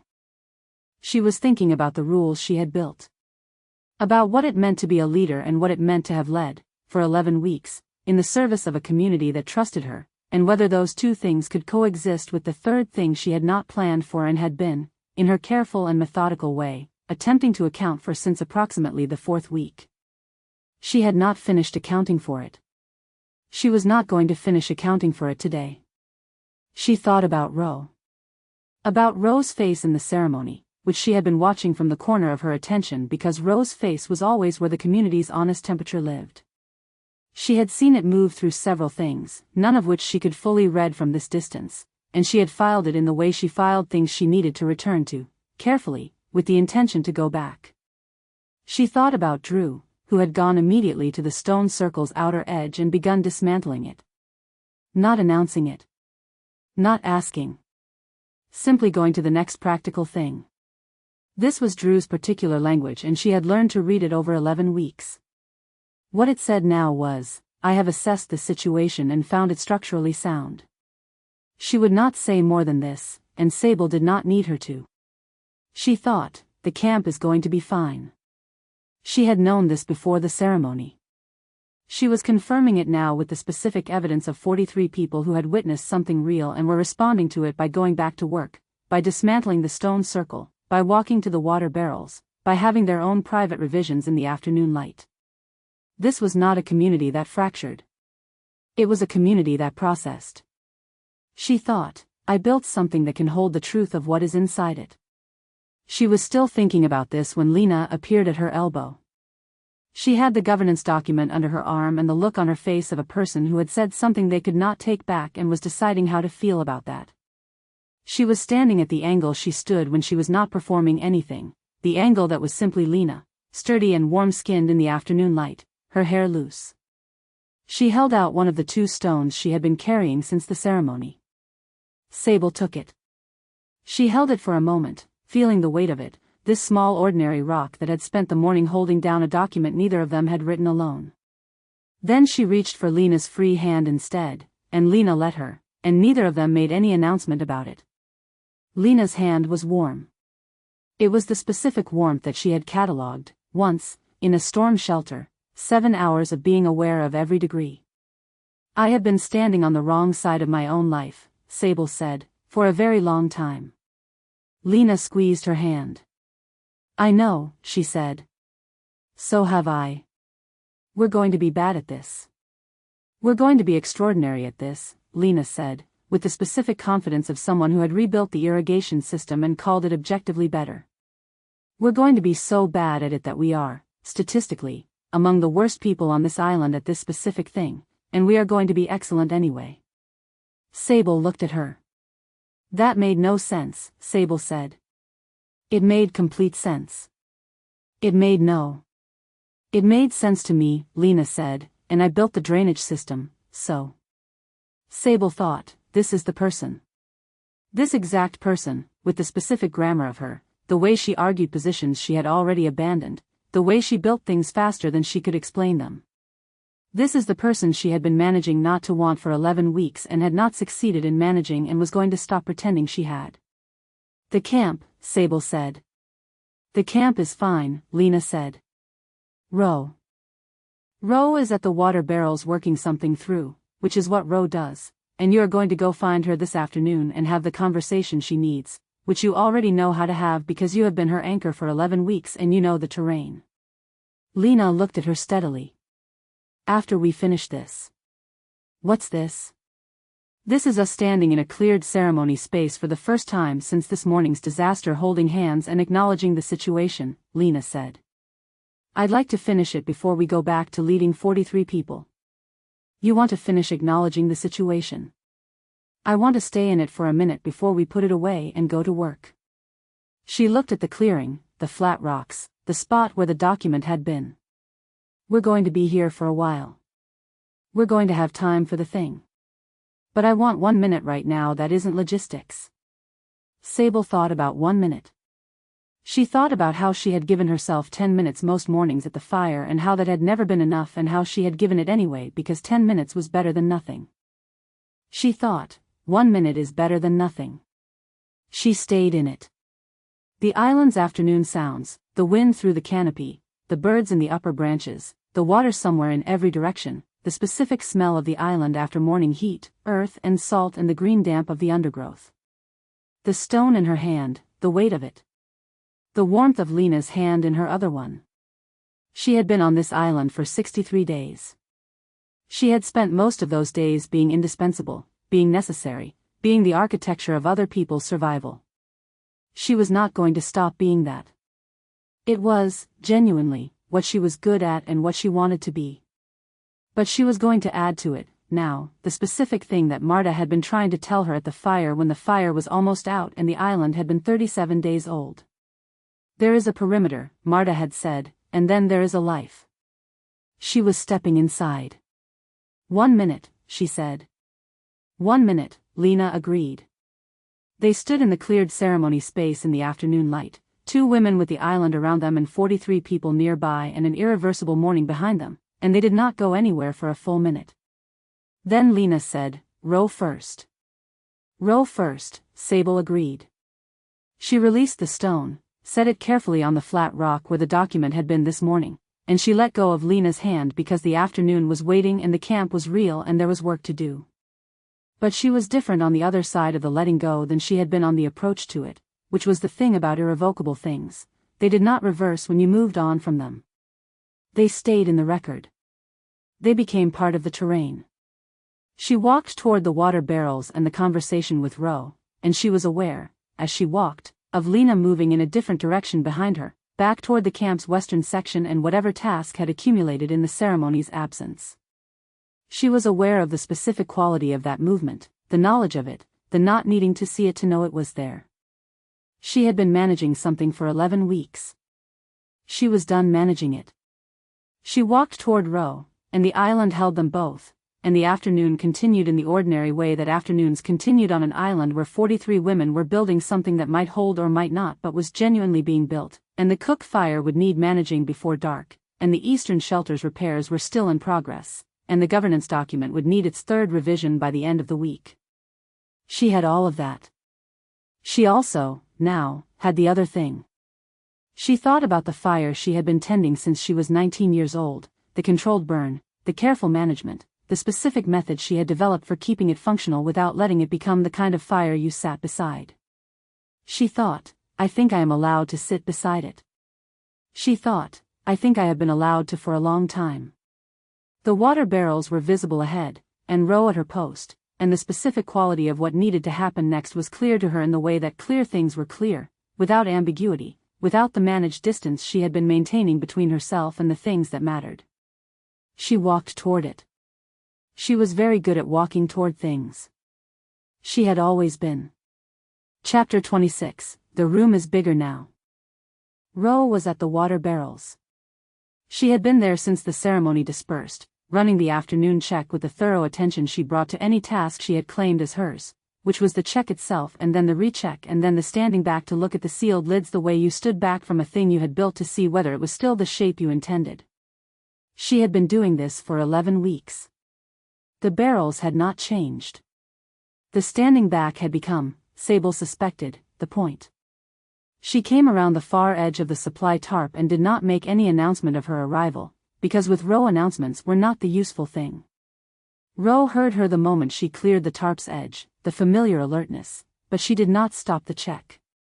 She finished sealing the 3rd barrel and straightened. How is everything? Sable said. All 3 talked.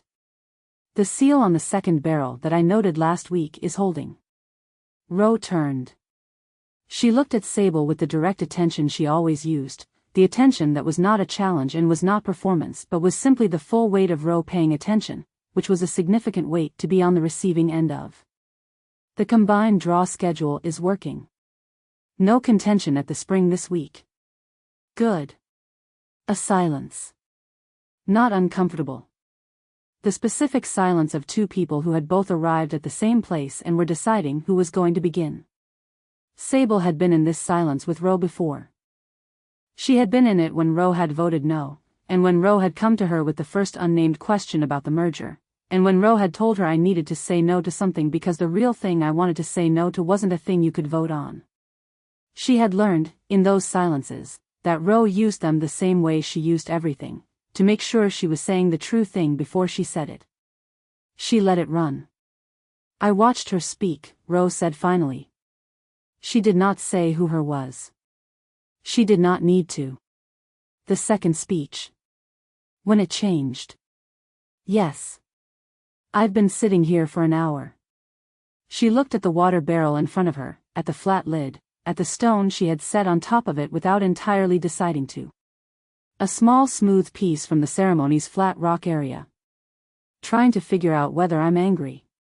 Are you? Ro was quiet for a moment. No, she said, with the specific quality she used when she was surprised by her own answer. I thought I would be. I'd been bracing for something like angry since a while ago. Since before I could name what I was bracing for. She looked up. And it arrived, and it was there, in front of everyone, and I watched you not move, and I thought, oh. Sable waited. The way you go still, Ro said. I know that. I've known it for 11 weeks. Every time I've seen you do it, it's meant you were managing something. But today it was different. She stopped, working the distinction out in the careful way she worked difficult things. Today it meant you weren't managing it. Today it meant you were just in it. Fully. She looked at Sable directly. I've never seen you do that before. Sable held her gaze. No. Is that, Ro stopped. Tried again. Is that what you've been managing? All this time? Since approximately the 4th week, Sable said. She said it the same way she would say anything she meant, which was without performance and without the softening she sometimes applied to things she thought would be hard to hear. Ro did not need the softening. Ro was better with the direct thing. I didn't tell you because it wasn't mine to tell yet. I hadn't finished working out what it was. Ro absorbed this. She turned the stone in her hands, the same gesture she had been using for an hour. Sable watched the processing happen, the particular quality of Ro's thinking, which was visible in the small movements of her face the way thinking was visible in people who had never learned to hide it. When you told me you were mostly the same person, Ro said, you meant it. Yes. But the mostly was this. The mostly was this. Another silence. The afternoon was moving around them, the camp's post-ceremony rhythm settling into its working cadence, the distant sound of Drew and 2 other women finishing the boundary marker work, someone in the cook area beginning the evening preparation. The island's ordinary sounds on a day that had not been ordinary. Can I ask you something? Ro said. Yes. Did you know, when you were building this place, when you were making all of it, the schedule and the tarps and the fire ring and all of it, did you know then? That it was, she paused. That she was. No, Sable said. In the beginning she was a problem to solve. Someone whose decisions affected my camp's resources and whose methods I had to account for. I was not thinking about her in any other way. When did it change? Sable thought about the 4th week, about an irrigation channel and 2 words and the specific quality of wanting to say more than 2 words and choosing not to. Gradually, she said. And then not gradually at all. Ro made a small sound that was not quite a laugh. It had the quality of something recognizing itself. That's how it works, isn't it? Apparently. Ro looked at the water barrel. At the stone on its lid. She set the stone down more deliberately this time, with the specific intention of someone putting something in its place. She means something to you, she said. Not a question. Actually means something. Yes. And you mean something to her. I believe so. And that is the shape that's different, Rose said. The shape I didn't know yet. Yes. She was quiet for a long moment. Long enough that a bird moved through the supply tarp's overhead tree, calling twice in its afternoon call. Long enough that Sable could hear, from the direction of the ceremony clearing, Drew stacking stones. I've been afraid, Rose said, of you being someone I didn't fully know. Like it would undo things. The trust. The safety. She looked at Sable steadily. Like learning there was more of you than I knew would make the part one knew less real. Does it?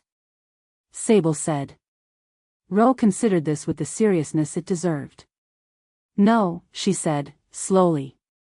I don't think it does. I think, she stopped. Started again. I think I spent 11 weeks building my picture of you around what I needed you to be, and what I needed was someone who was entirely about this. She gestured at the camp around them. The work. The structure. And you have been that, completely and genuinely, and that is still true.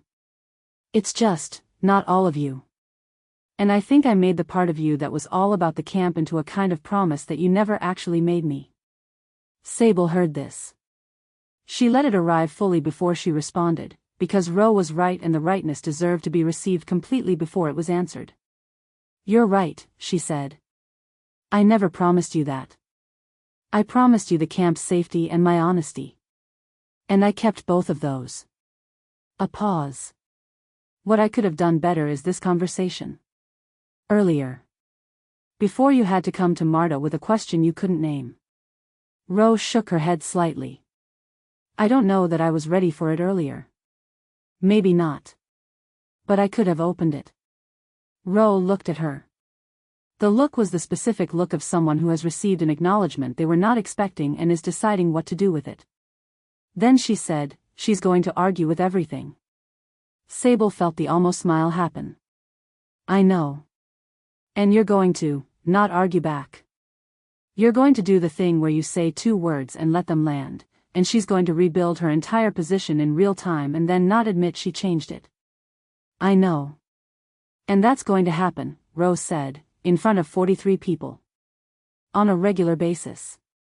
Almost certainly. Rose was quiet for a moment. Then something in her face moved, something she had been holding for the past hour working itself through to the other side, and what was on the other side was not quite a smile but was in its direction, tentative, the specific expression of someone who had expanded their picture of a thing they loved and found it did not hurt the way they thought it would. The camp is still the camp, Rose said. Yes.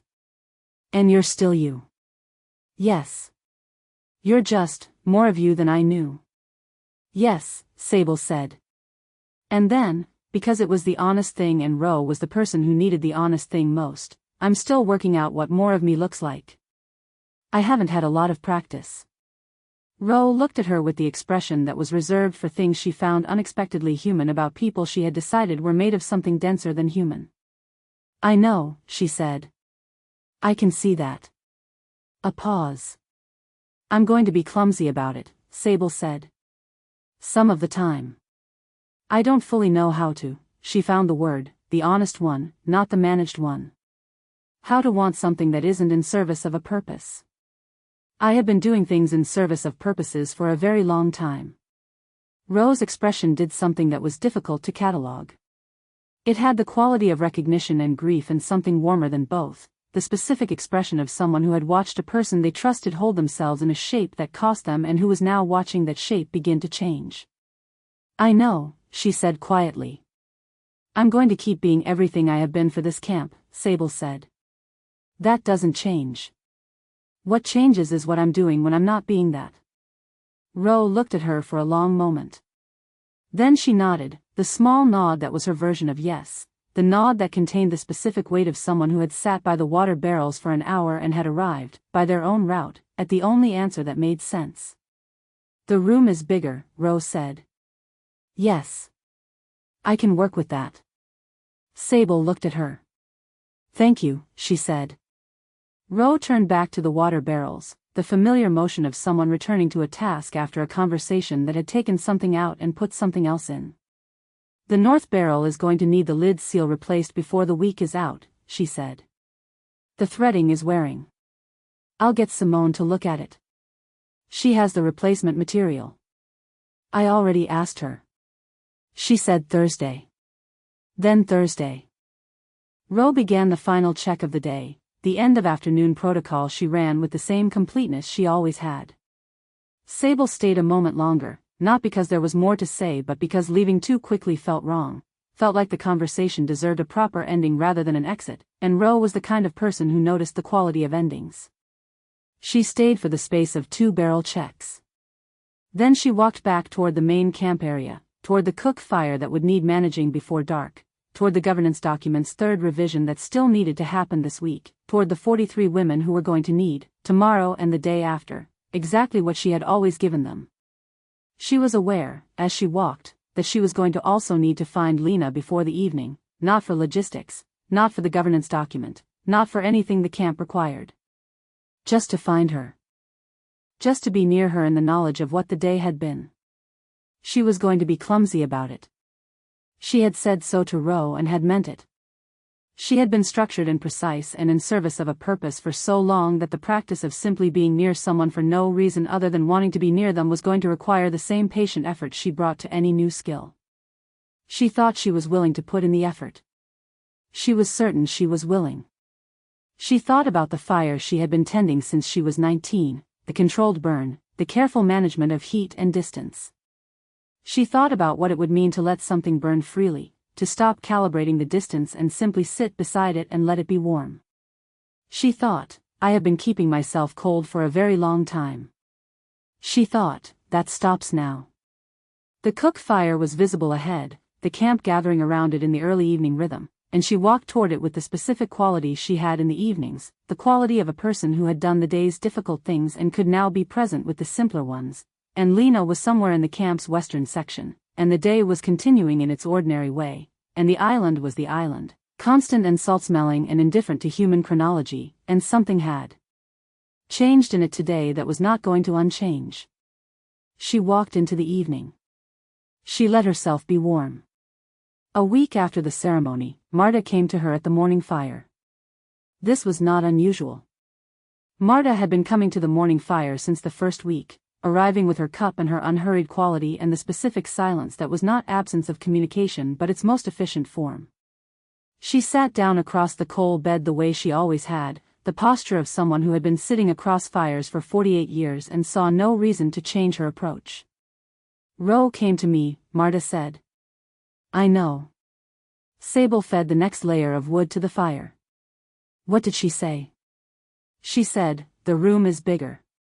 Marta drank from her cup. She said it in the way people say things when they have decided they are all right with something. She is, Sable said. I know. A pause. She also said that you told her you were going to be clumsy. Sable looked at her. That was, Marta said, in the voice she used when she found something correct, the right thing to say to her. It was the honest thing. Those are often the same thing. She looked at the fire. How is it? Being clumsy. Sable considered the question. She thought about the past week, about the specific education of learning how to be near someone without it serving a purpose, about the conversations that had no agenda and the silences that did not need filling and the particular disorientation of wanting something and simply having it, which turned out to be different from wanting something and managing the wanting. Disorienting, she said. And not terrible. Marta made the sound she made when something was accurate. She argues about everything, Sable said. I know. She rebuilt the cook fire rotation schedule without consulting me. I heard. It's a better schedule. Marta looked at her over the cup. I know that too. The fire settled into its working heat, the specific amber of a well-built morning fire, steady and useful and warm. The camp was beginning to wake behind them, the first movements of a morning that was going to require the same things mornings required, and Sable sat with the fire and Marta and the specific quality of having, for the first time in a very long time, something on both sides of the perimeter. "Marta," she said. "Yes. Thank you." She looked at the fire rather than at Marta, which was easier for the specific kind of honesty she was practicing. "For the perimeter. For the fire. For all of the times you said the thing once and let me come to it myself." A pause. "That," Marta said, with the warmth she kept below the surface of most of what she said, the warmth that was there for the people who knew where to look for it, "is the most you've ever said about it. I'm working on saying more things." "I know," Marta said. "I can see that." She finished her cup. She stood, with the unhurried authority of someone who had nowhere particular to be and was going there deliberately. She did not say anything else. She did not need to. She walked back toward the sleeping area. Sable stayed at the fire. The camp woke around her in its familiar stages, the morning assembling itself, and she sat in the first light and did not get up immediately, which was new, which was something she was learning, and the fire burned steady and warm beside her, and she let it. Chapter 27, The X at the Center. The map was finished on a Thursday. Lena knew it was Thursday because the combined camp had settled, in the months since the merger, into a weekly rhythm that had its own texture by day, and Thursday had become the day the North Barrel's lid seal got checked, the day Simone ran her full camp health assessment, the day the cook-fire rotation turned over. She had started thinking of days as their qualities rather than their names, which was something the island had done to her sense of time. The days were not Monday or Friday anymore. They were, the North Barrel Day, the Health Day, the Fire Rotation Day. Today was the North Barrel Day, which meant Roe had been at the water station since early morning and the seal had been replaced last week and was holding, and the camp was in its working rhythm, and Lena was sitting at the flat rock near the eastern supply section with the map spread across it and a charcoal stub in her hand and the specific stillness of someone who has been approaching a thing for a long time and has finally arrived at it. She looked at the center section. She had filled it in, over the weeks since the ceremony, in the patient incremental way she had been filling everything in, going to the interior on days when the camp could spare her for a few hours, mapping the specific ground she had been holding at the edges of for weeks. The watershed. The clearing. The mid-ridge terrain that connected the two approaches. She had mapped it with the same method she used for everything, going to the place, looking at it, recording what was there rather than what she expected. What was there was what she had known, from the orbital surveys she'd been making for 2 months. Water sources, too, she had not previously mapped. A section of high ground on the north interior that would be a useful observation point in severe weather. A grove of broadleaf trees with a canopy so dense it stayed dry even in significant rain, which she had noted and which Simone had already claimed as a second medical treatment area. And at the center, the clearing. She had mapped it accurately, its dimensions, the 4 approach paths, the positions of the flat rocks that had been moved and replaced several times now, the overhang that kept the morning light off the east side until nearly 9.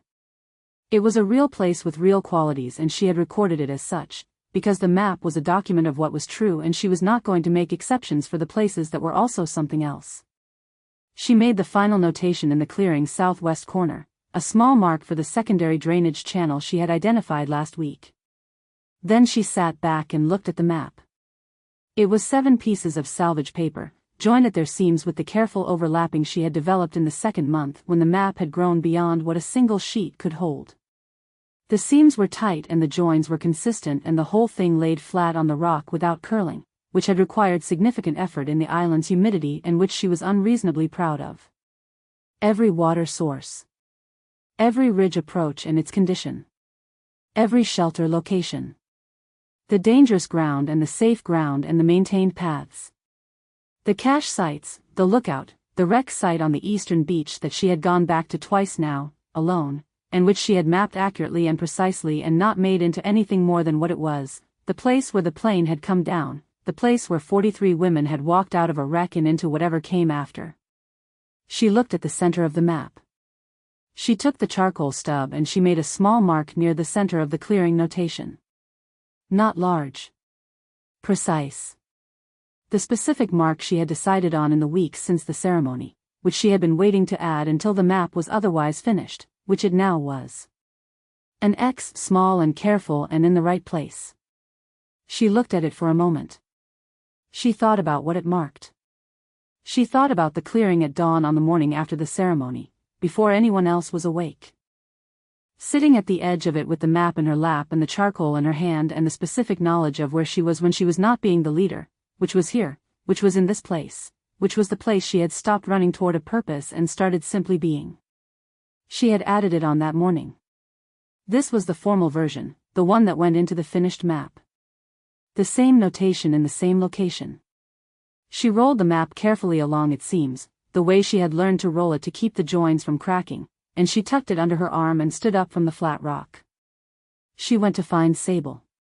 Sable was at the lookout. This was not unusual. She went to the lookout the way she had once walked the perimeter, with the same quality of purposeful movement and the same quality of also needing somewhere to go that was above the level of the day's demands. Lena had been watching this for the month since the ceremony and had decided not to comment on it, because Sable needed the altitude the same way Lena needed the map, a place where you could see the whole system at once rather than only the piece in front of you. She came up the western approach at the pace she used when she was not in a hurry, the pace that used the path without fighting it. The approach was good now, the third anchor point sitting solid after months of use, the path worn clear and smooth. She had built this path. She thought about that with the same quiet satisfaction she brought to things she had built that were still working. The summit was in the late morning light, the specific quality that came through the canopy in long lines before midday, and Sable was sitting on the lookout platform's far edge with her legs over the side, her posture the posture of someone who had been here long enough to have settled into the particular kind of stillness that was not managed but was simply arrived at. She did not look up when Lena came through the upper path's last turn. She waited until Lena had crossed the platform and sat down beside her. "Map," Sable said. She had seen it under Lena's arm. "Finished." Sable looked at her. "Today," Lena said. "Thursday. The North Barrel Day." "Yes." Lena unrolled the map on the platform between them, weighted at the corners by the habit of months, 2 stones on the east side and 2 on the west. She smoothed the central seam and stepped back to let it lie flat. Sable looked at it.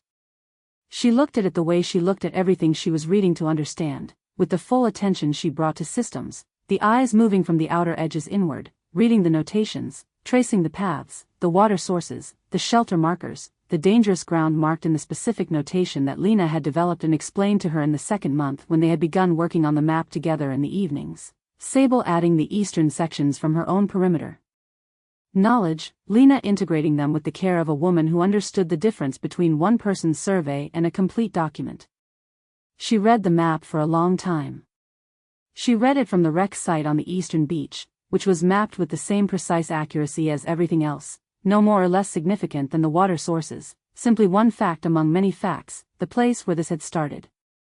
She read it along the ridge and the 2 approaches and the lookout, which was noted as an observation point with its construction date. She read it through the spring and the cleared paths and the camp locations. She read the center. She found the X in the clearing. Small and precise, placed in the southwest corner of the clearing notation with the charcoal that Lena had been using for the map since the beginning, the same weight as every other mark. She held it for a moment.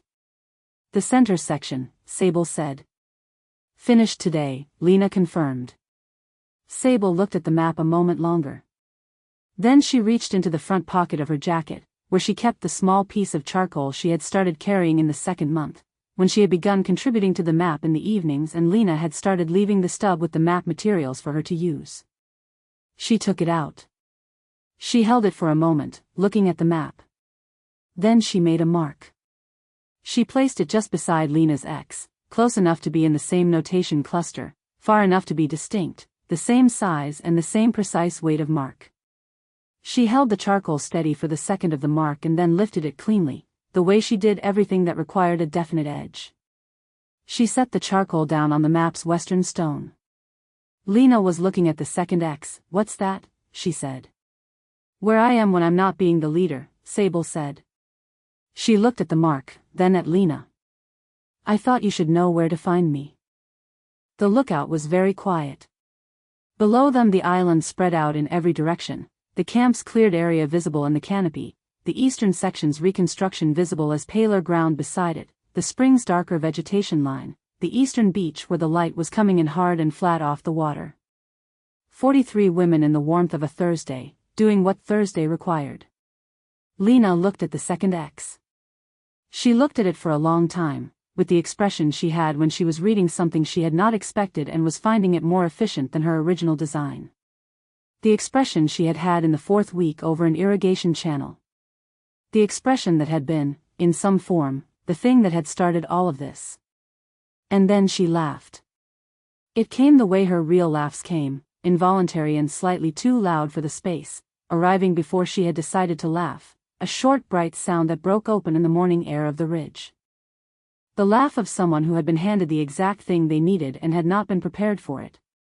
Her hand moved. The hand came up the way it always had, the automatic gesture, the containment instinct that had been there since long before the island. It rose toward her mouth in the half-second after the laugh arrived. And then it stopped.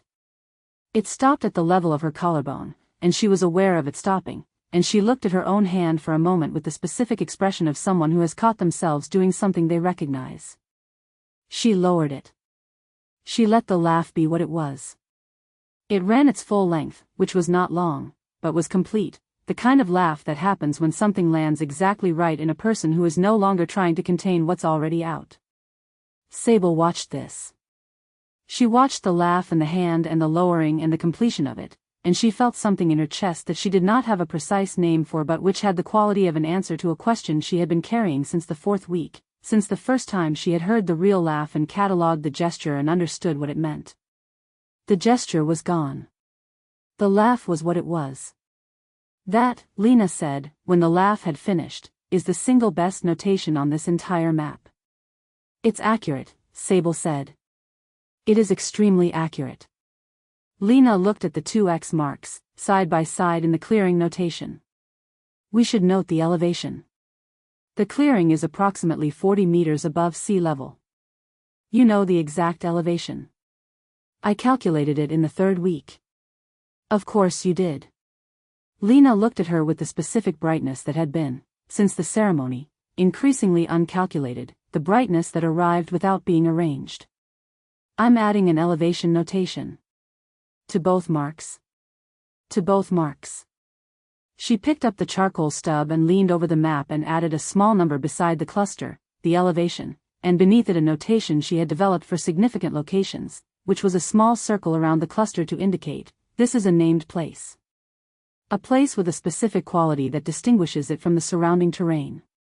She made the circle. She straightened. They sat on the lookout platform in the late morning and looked at the finished map, and the island below them was the island, constant and salt-smelling, and 43 women were doing Thursday things in the camp below, and the map was complete, and on it in the southwest corner of the center clearing there were two small X marks in a circle, noting a named place. A place with a specific quality that distinguished it from the surrounding terrain. Lena rolled the map. She rolled it along its seams with the care she always used, the method she had developed to keep the joins from cracking, and she tucked it under her arm and looked at the ocean, which was everywhere at the edges, moving in the particular slow rhythm of deep water. We're going to get found eventually, she said. Sable was quiet for a moment. Yes. The map will matter then. Having the island documented accurately. Yes. There's going to be a lot of conversations we haven't had yet, Lena said. About what happens after. What it looks like when there's a world with more options in it. She paused. Whether any of this survives the translation.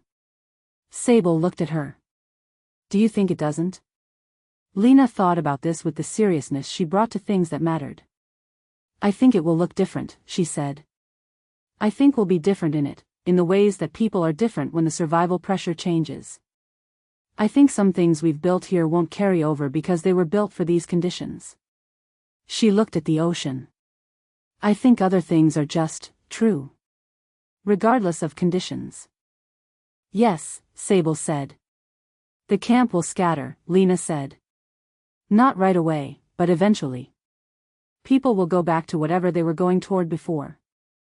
43 women are not going to stay together forever just because they survived something together. No. But some of them might. Some of them might, Sable agreed. They were quiet for a moment. The island below them, the camp smoke visible in the canopy, the spring's line of darker green, the ridge path they had built together running down the western slope. Marta said something to me last week, Lena said. What did she say?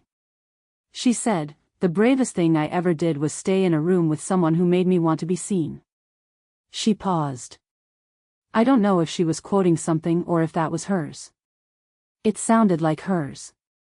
Sable was quiet for a moment, with the quality she had when something had landed in a place she had not expected. What did you say?